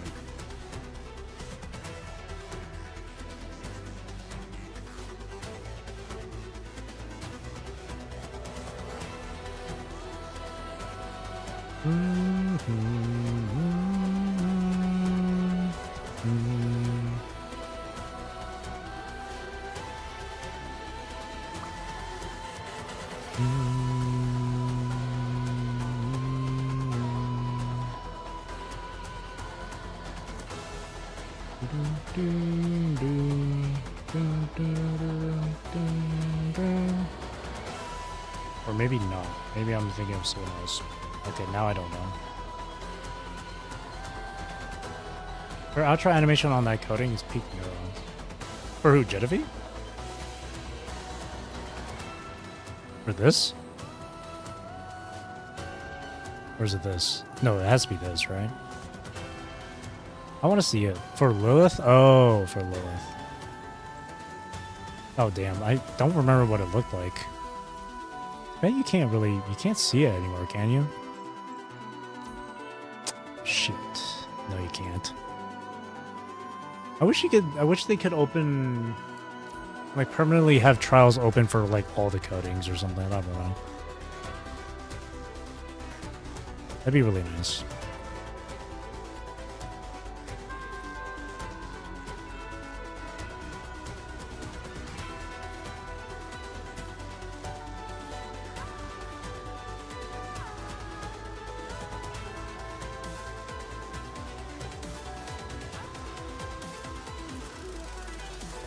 I gotta finish hyper-tuning this.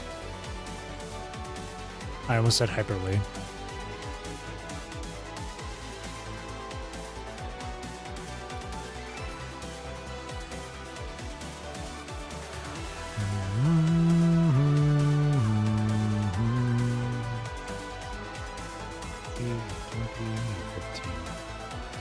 I need 815 of this.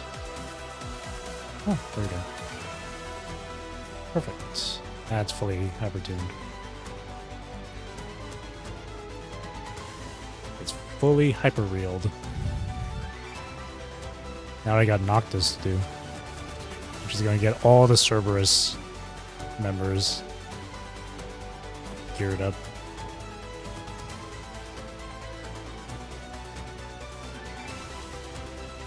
I want attack and crit.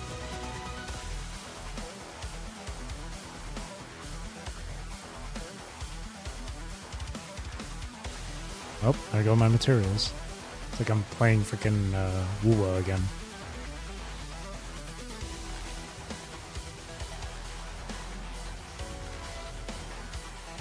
Thinking of a dorm? It's returned.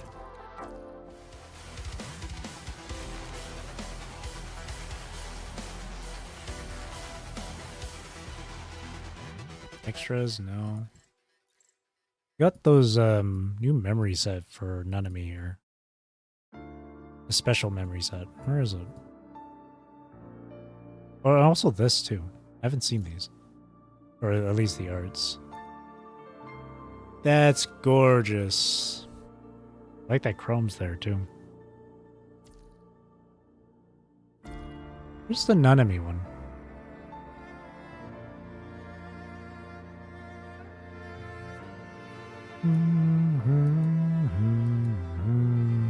Koya.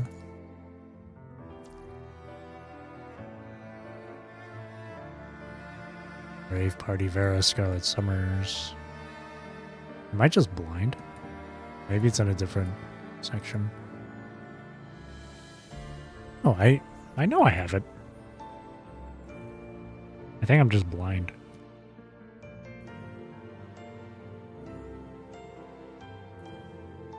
Oh, there it is. Yeah, I'm blind.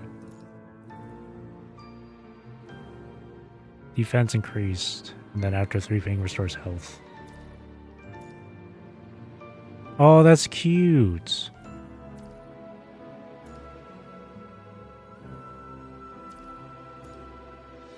Just all Nanami.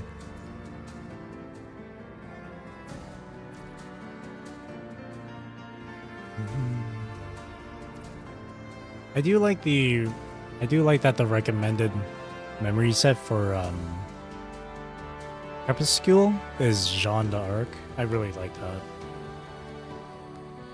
It's really fitting. 100%. Even though Jeanne d'Arc was a maiden, she was regarded as a witch. Perfection. Perfection. Now that I think about it, that's probably what the inspiration was for Crepuscule. Or at least the story. Now that I think about it. In fact, that's probably the main inspiration for Bianca as a whole.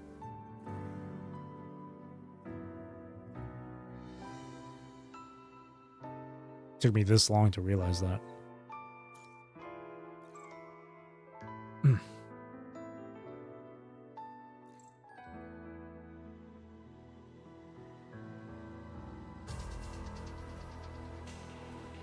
Cursed waves.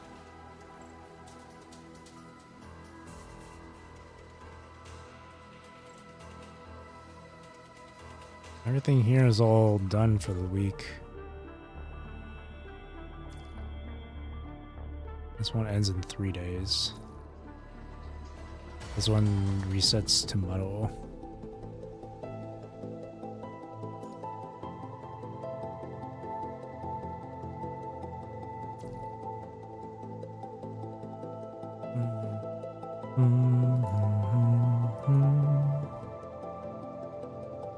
Is there a way to check what the next Clash Reflection is going to be? Omnia Zone. Oh, there we go. It says it's numbered here. This is the 6th one. Oh, wait, no, never mind. That's for the anchor points.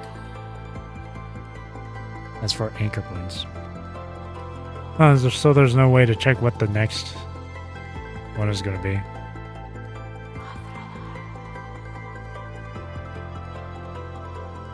Jeez. Okay. This one's pretty chill. Yeah, this one wasn't too bad. This one was really easy to get through. I did fail once with Nigel though. But mainly because my signature and health were getting drained. The only tough one There's only two tough ones. The one with Vonnegut and the one with freaking Iron Maiden. Remember that shit? Which one was the Iron Maiden one?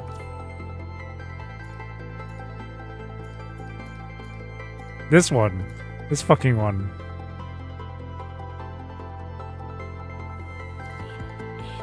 The freaking, of course it's the one with freaking Korolev. Or Wright or whatever. Because this Iron Man would just one-shot you.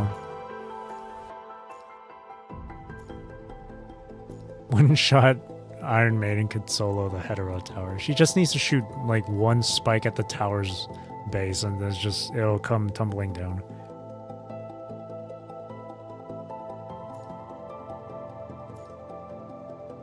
And the only tough one out of these, the only genuinely tough one, and not some one-shot bullshit, is like Vonnegut. The Vonnegut one is the only one I can't freaking quit. Hyperreal.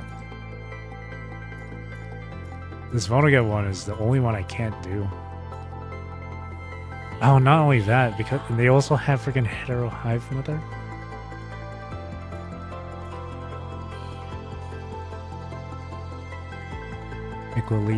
Equilibrium field.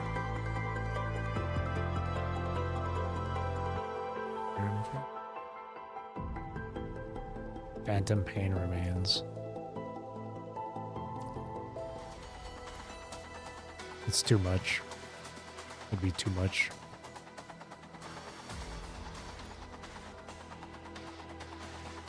I guess you'd have to use a Nihility team for that. A Nihil team. I guess when the Clash Reflection featuring Vonnegut comes around, I can try Nihil.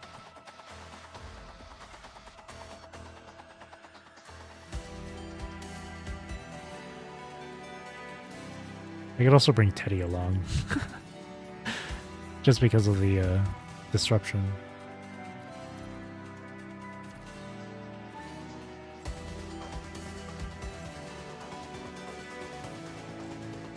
Healer.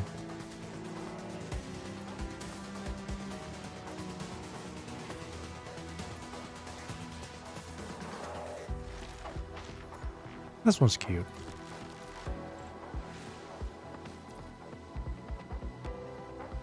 I forgot that I have her Sig. I got lucky with her Sig.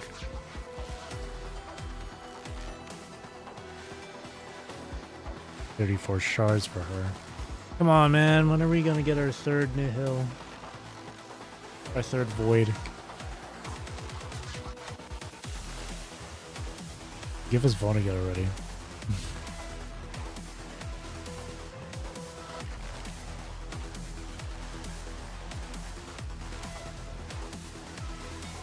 Vanguard, eh? Who the hell is Vanguard in this?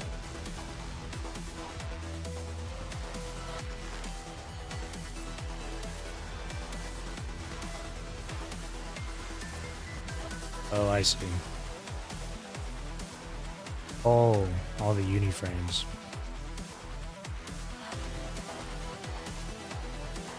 The only uniframe I have is common. I'm so tempted to pull for the uniframe banner and get no one. Because I really like no one. No one deserves either a new coating or a new frame. You know what? No one deserves both, actually. No one deserves both. A new frame and a new coating.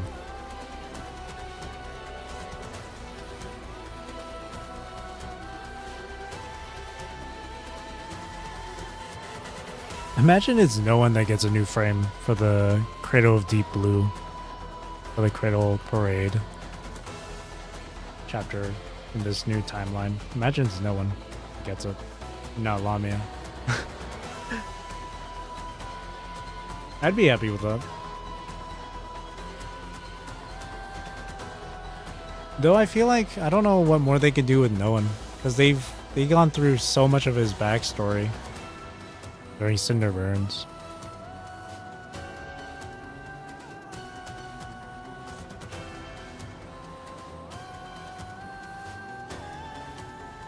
Because at least with Echoes Adrift, it's more backstory based, a little bit more backstory in Chico.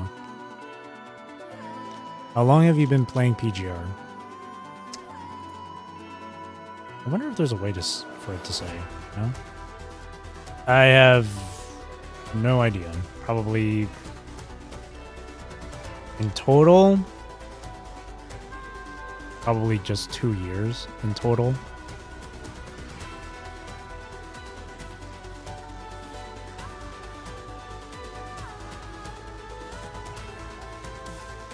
I only came back to playing PGR last year. But overall, in total, it'd be 2 years, I guess. Maybe longer than that. There's no way for it to tell me.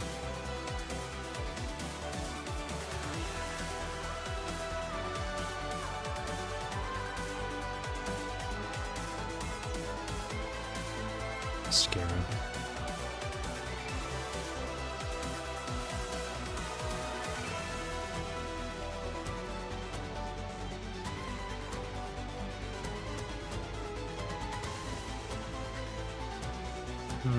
I don't know what more I could do here. I finished the chapter for today. Went through the event stuff.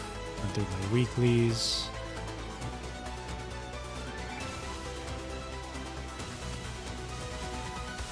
I don't know what else I could do. Maybe okay.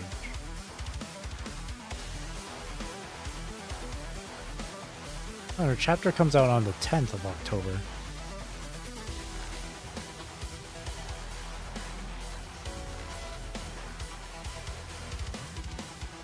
If you have the first or second Annie badge, you can see when you started. Over 3 hours. Don't forget to take a break. Thanks, Kudo Games. Is it in metals? No, it's not in metals.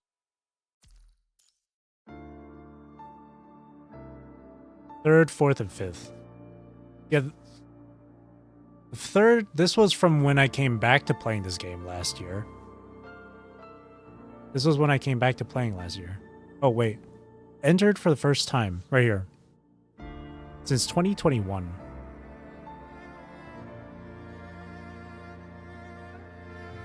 It was 4 years ago that I first started playing this game. On the 15th of September. Wow. It really has been 4 years since I first started playing this game.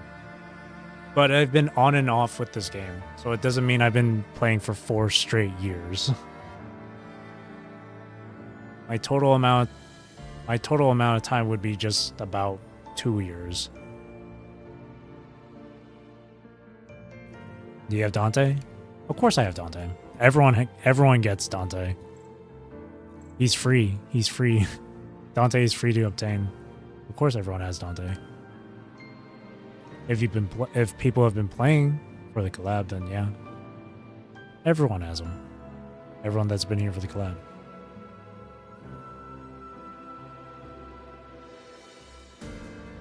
If you don't have Dante, then you're someone who either missed the collab or just didn't even play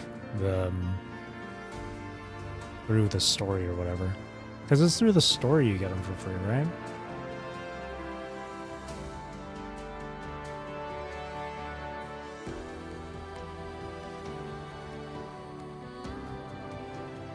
What's Bianca's weapon resonance? That depends. Which Bianca are you talking about? There's 4 of her.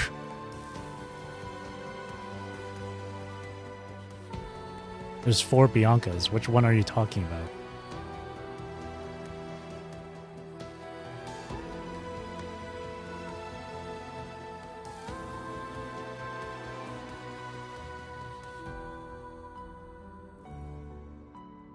Actually, here, no. Different question. Why should I know? How should I know? There's so many different resonances. I don't know which one specifically.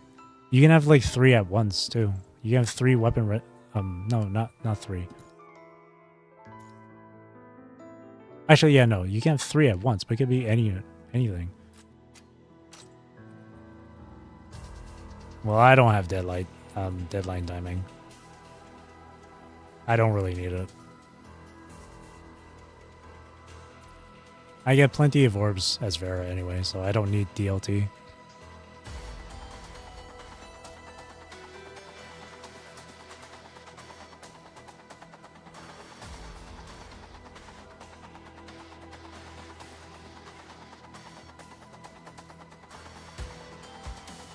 At least not on Vera Graver.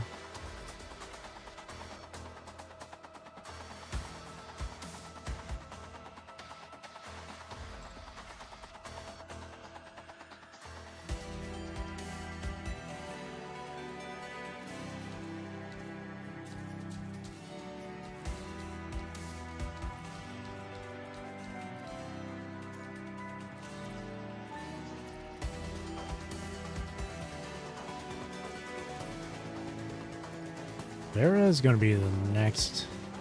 It's going to be part of the next rotation. I'm tempted. I'm tempted to just pull for her.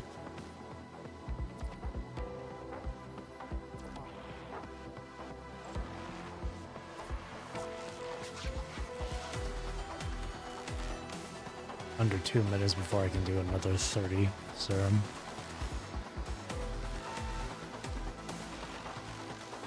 Nothing else here. I've done all that I could here.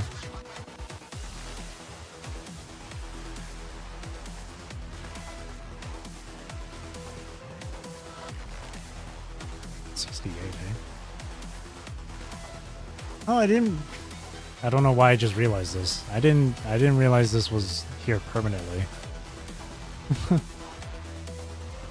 I could get her SIG if I wanted to right here. SS3. Do it. Do it.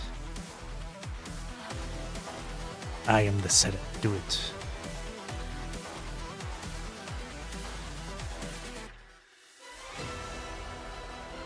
I'm still unsure of whether or not I want to pull for... Because again, I want to save up for that one show coding. I definitely don't think I have enough in total for it, but...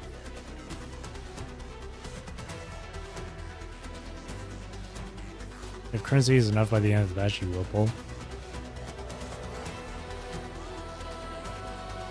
Fun and very versatile. Not as fun as Vera Graver. I'm just kidding. 7, 6, 5, 4, 3, 2, 1. Let me spend that 30.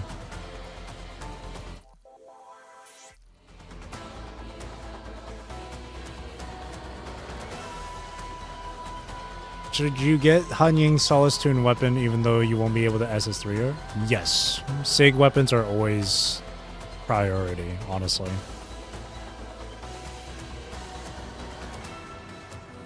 Getting Han Ying to SS is fine enough. It's like the absolute bare minimum. Signature weapon for pretty much all the characters is like a must if you really care about performance all that much. If you really care about meta or performance, not even meta, like if you just, again, if you really care about being optimal, having high performance with your characters, then yes, signature is more worth it. Like being at SS is like absolute bare minimum. The only other character I could think of that really wants to be at SS3 would be Selena.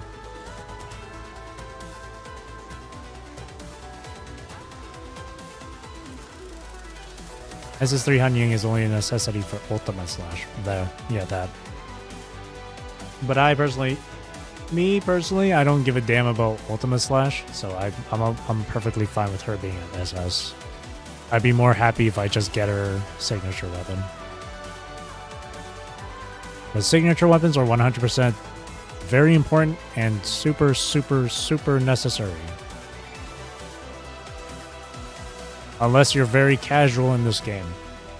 You don't need to care too much about it.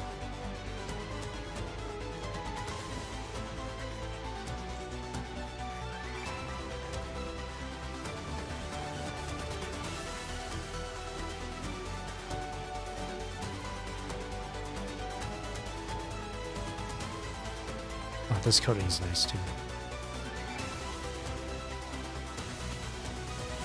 It's so purple.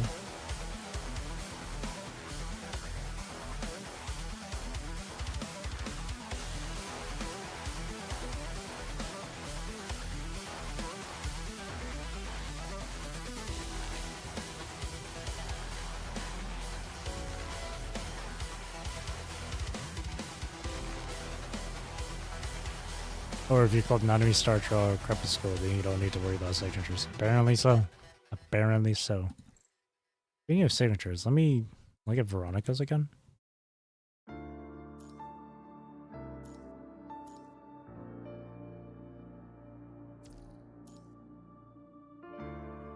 I feel like Veronica would be also in the same case.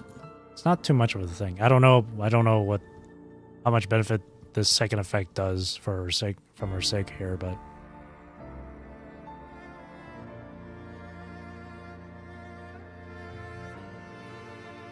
I don't know how significant this is, but just like, oh wait, this one's just overall attack. This one is specifically physical damage. Never mind. So you say I wasted your pulls on Bianca? No, not really. At least your Bianca is stronger. Even stronger. So that's still a win. It's not a waste. I feel like getting any character signature is not a waste. First glance looks more of a stat stick. Yeah.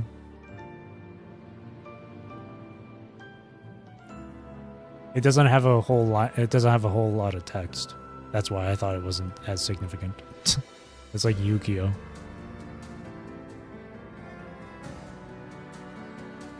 I remember seeing someone freaking out about like Veronica's freaking memory set here, the two-piece effect.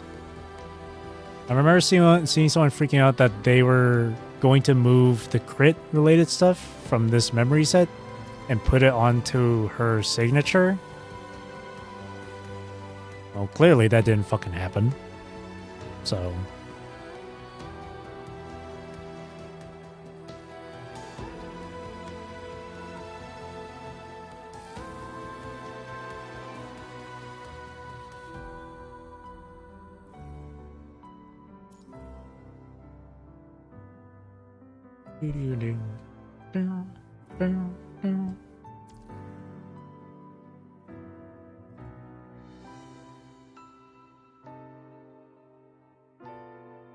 yeah, I'm not gonna lie. I'm not gonna lie. I want Veronica more than I do Bianca. Mainly because my physical team sucks.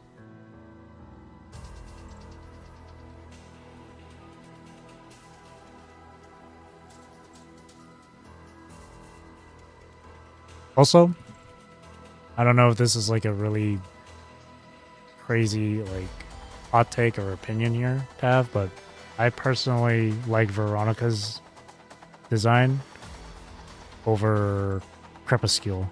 I'm not gonna lie. Not saying that Crepuscule is absolute shit though. It's gorgeous. Crepuscule is gorgeous. Like Veronica's is just really, really fucking cool. It's hella Dragoon from like Final Fantasy, and I love it.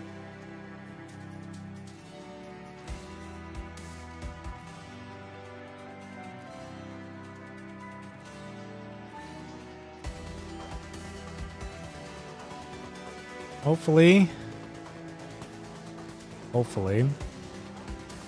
Bianca Creepypasta versus Veronica ages.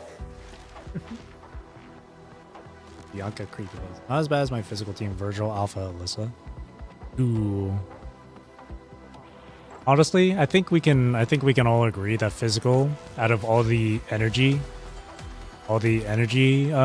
categories here, is probably the most tedious one to work with. How do you extend the affix effect?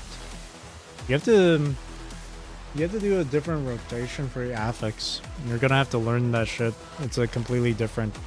Well, it's not complete... Well, it is different, but you have to do different rotations and whatnot for affix. But to extend the effect of it, I don't think there's a way to extend it. Once it activates, it just has its own set timer. You can't extend it.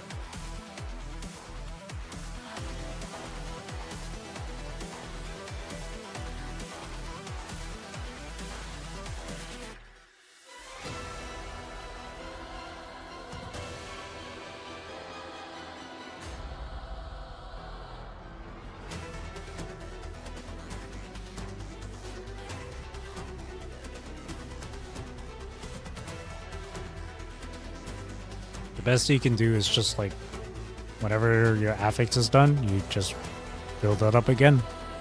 That's it. You can't really extend it. Like, you can't refresh the timer or anything for the affix once it activates.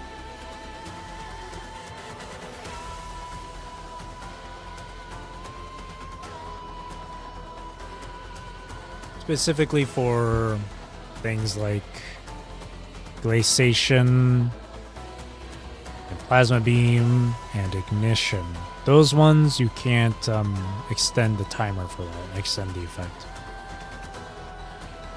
Whereas things like Ultima Slash, Dark Flow, and Radiance, those stack up. I have no idea what Disruption.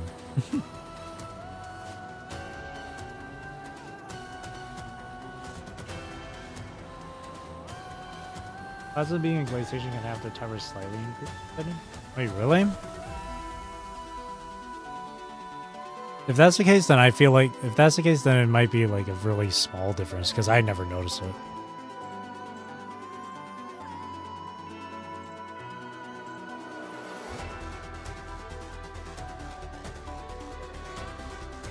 I never noticed it. Structure is just a nihil void effect. Okay, never mind. I don't know why I never equipped this on Alyssa. It's better than just having her 5-star weapon. I'll do that. 良い装備は目的達成の第一歩です。 Very small timer increase. Okay, yeah, then it's not like too crazy then, I guess.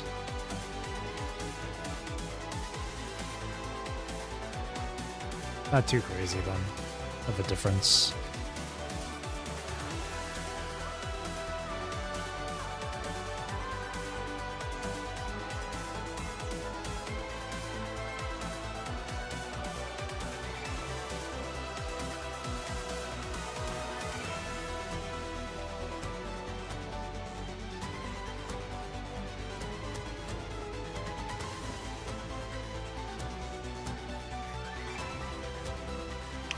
I see. Performing Lucio's old Katanina's key to you with leap also extends the timer. Really? Shit. This entire time I've been handicapping myself then. Because whenever I would do plasma beam, I didn't bring Katanina with me, and I have her leap. God damn it. I should have brought Katanina with me.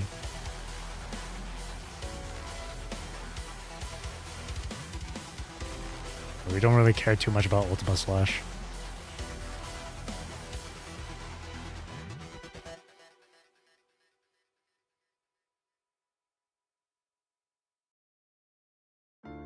Yeah, reading the description for Radiance, it makes sense. If Plasma Beam is like electric particles, then Radiance would be the plasma.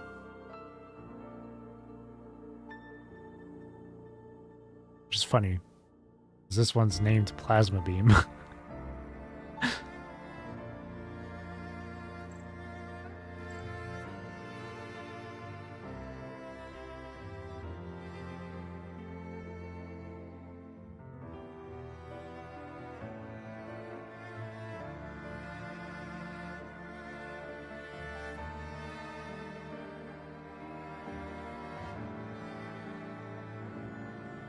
Or rather study quantum physics than learn.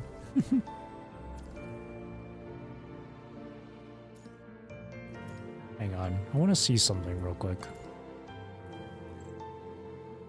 Where is Baranaka?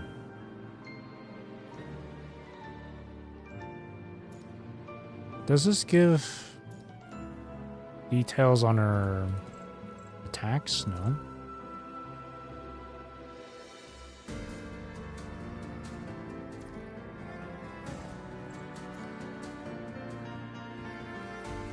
Hidden to be released later. Oh, that's short hold.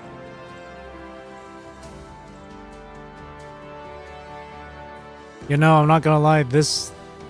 Yeah, no, her playable design is way better. I'm not gonna lie.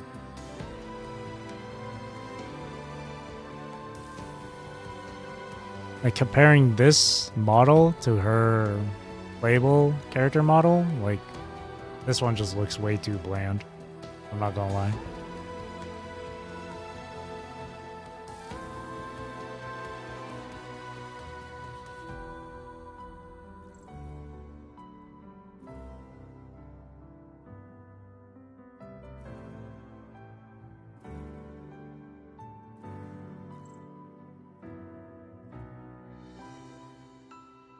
Veronica hates humans, so why does she look more human? People saying that as if her original design here doesn't have boobs and a human face. Traits fun. Bug in a suit. Traits barefoot. I love how with these enemy traits at the like with these earlier ones they're like serious, but then as you go further and further down, it becomes even more goofy.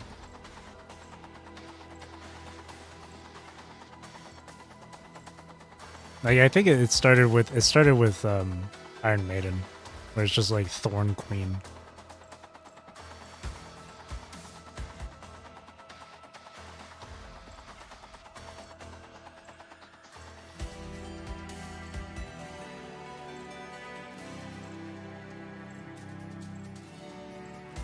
And then where Voltron?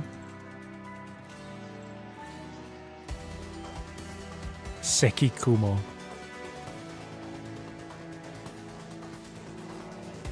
Like Shadow. Argo B. Halt. Spearfisher. Kindred. Rehab. Not over. Rhythmic Rapper. Fatal Fists. Several limbs and blossoms. Elusive Cranesman. Chaotic Mind. Rehab, yeah. I guess I just didn't remember, but I didn't realize this was... Yeah, I just didn't... Either I don't remember, or I just wasn't paying attention enough when I read the chapter. But, like, apparently, this is supposed to be Chico fusing with the hetero twins remains or whatever. Apparently. I never realized it until it was stated in 35, in chapter 35. But looking at it now, I can see it because this is the hair of the female twin.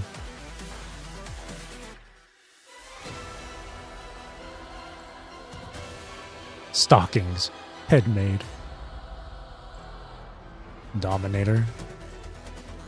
Come at me, cis complex. Scheming, fell for you. Dragonoid, devs love. Summoner and Sorter. Surprised no one complained the male twin didn't get revived. Eyes off you. Terminator. Devs love. Santiago. Big idiot.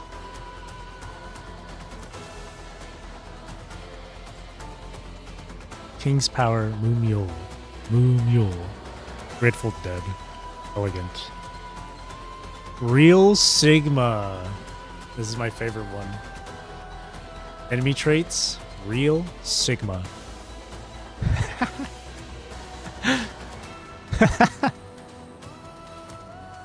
I love that. Here, you get a vote. Chest speed, stay away. Weapon adept, digital life, chariot king. Amen. That's it, just amen. You want, yeah, get a vote. 20 downvotes. Flexible, stumble. Slim, curvy, sweater. Sweater?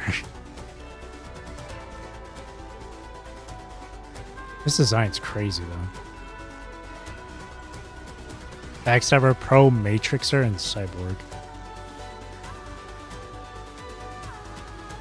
Guy looks like he's straight out of Borderlands. Clone, End of Time, Cease.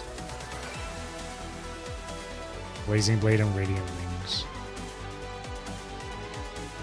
See, that alone, she should have been like a fire tank or something. Test subject, Scorpion, Fusion. Ooh.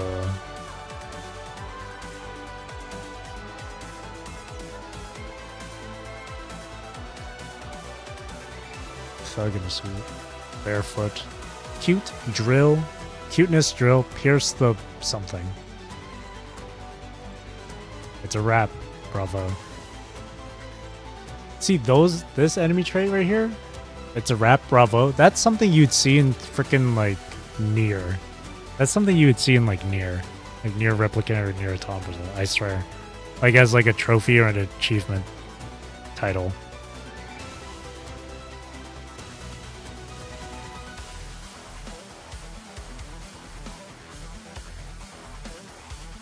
Kinda sporty. Bronze skin. Ambidextrous, hit and run, open cadence. Chainsaw Man. Weakling, easy. Hands going down her thighs, legs. Oh, yeah. I noticed that too. Yeah, for chaos. I like the butterfly stuff she's got going on.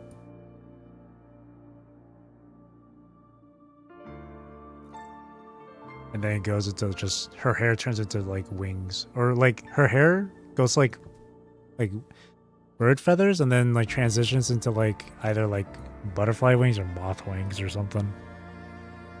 Oh, and the hands are moving. You can't see it, but like there's the hands above her head too. It looks like they're forming like that one like if you were doing like a shadow puppet thing, like a bird shadow puppet. It looks like it's positioned in that way. But yeah, it definitely is. Gray Raven. Chainsaw Man. Wolftage. Overlord, 40 meters. Great Scythe. No enemy traits. Really? It should have just said power or something. No enemy traits. 1K votes. Of course he does. I'll give it to him. Who in the world? Who are the 3 people that downvoted this? Who are the 3 people? Blasphemy. 3 people downvoted Virgil? Blasphemy.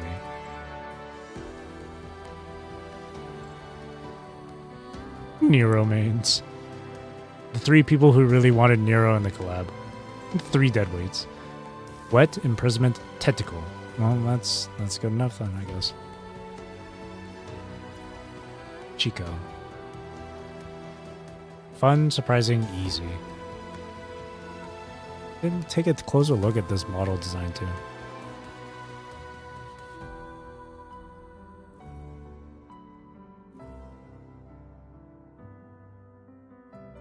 You can see that discoloration from her legs too. It goes from like pale to like blue. Or gray, I mean.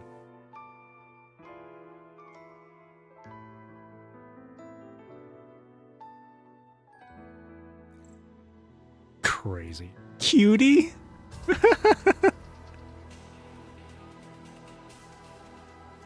Cutie. This was a Final Fantasy boss. This design is awesome, by the way. I like the two like faces on the side here.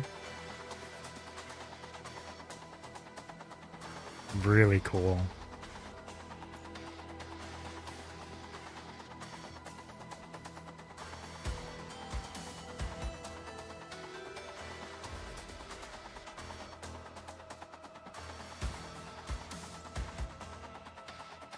Salt Fort. Did they do the same sort of yeah, cutting, burning hands, destroy the thing. Cuteness, big head, unknown.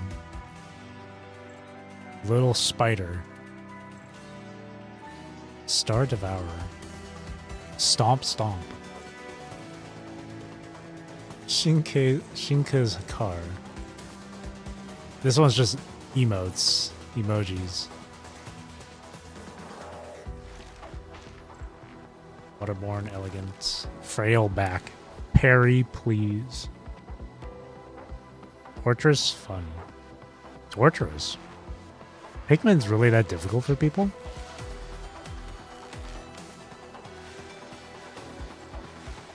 See, for me, I put him at like 3 stars, not 4.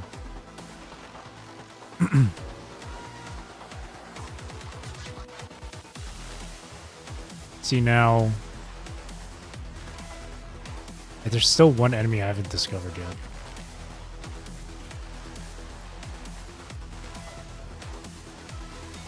Where is it? Where's the mother? Where's the mother sucker? Where is it? Where is it? Why can't I find it? Where's frickin' Pteropod? Where's Pteropod? Where is Pteropod? I can't find it. Is it an elite enemy? There it is. See, this one I'd put to 5 stars. Anything with Acid Ant.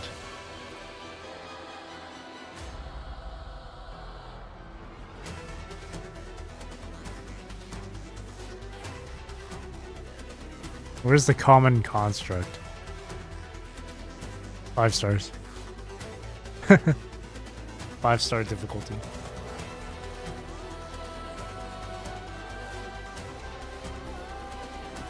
Signalite Phantom. I fought this?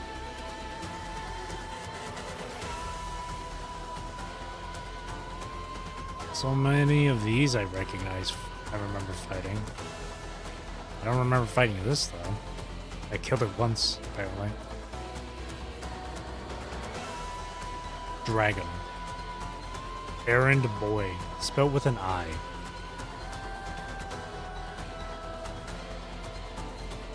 As an elite. Not in a boss.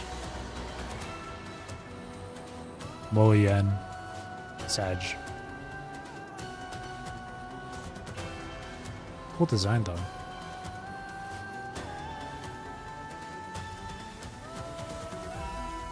Better Romer Terminal. Rating 1. Torturous, bleh, and boring. Wow, people really don't like this one. Look at that. More downvotes than upvotes. Really? Torturous. Bleh and boring. Traffic light is the boss in no story. Oh, I see. I see.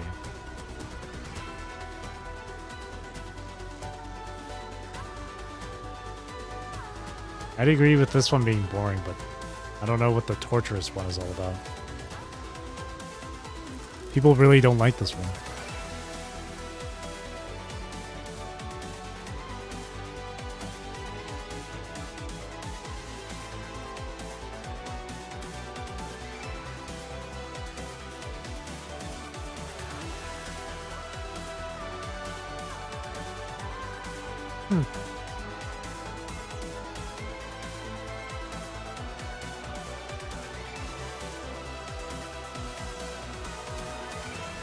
Flexible, gorgeous. Hetero mammoth.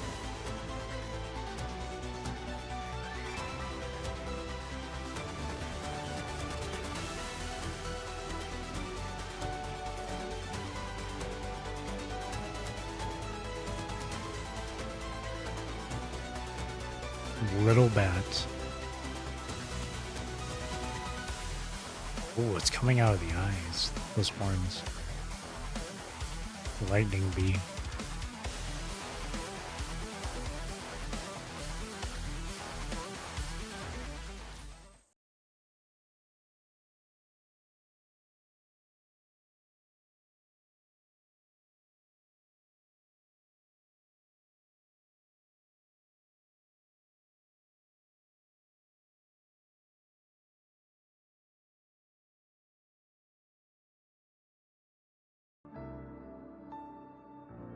Well, I'll call it a night from here. I spent like the past hour just chatting away. Yeah, for now, nothing much else to do. So, next weekend though, I'll do chapter 36. This is a recap chapter apparently, so this will be a nice little refresher. So I'll do this one next week. A lot of stuff lined up for the next weekend, so yeah, I'll call it a night from here. So, that being said, that's it for me for tonight. Thank you for watching. Thank you for chatting with me. Thank you for chatting with me. I really appreciate it. I hope you have a great rest of your day or night, wherever you are in the world. Take care, stay safe, drink plenty of water. And I hope you enjoyed the stream. Ooh, a live stream this week too. Yeah. I've been trying to rack my brain about how to go about that. Because I want to watch it on stream too. Like I want to watch the VOD. I don't want to watch it at 5 a.m. So 5 a.m. my time. Oh, I'm thinking Monday through Wednesday will be Bloodborne. Friday will probably be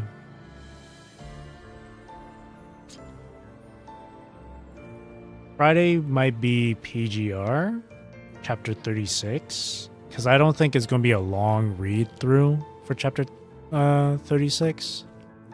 It's like how many nodes? 14 nodes, yeah. I don't think it's going to be that long. I'll probably finish all of 36 on Friday. And then Saturday can be my usual like Kudo weekly stuff. Kudo Saturday, where I play both PGR and WUA. Or WUA and then PGR in that order. But I guess on Saturday I could watch the VOD, I suppose.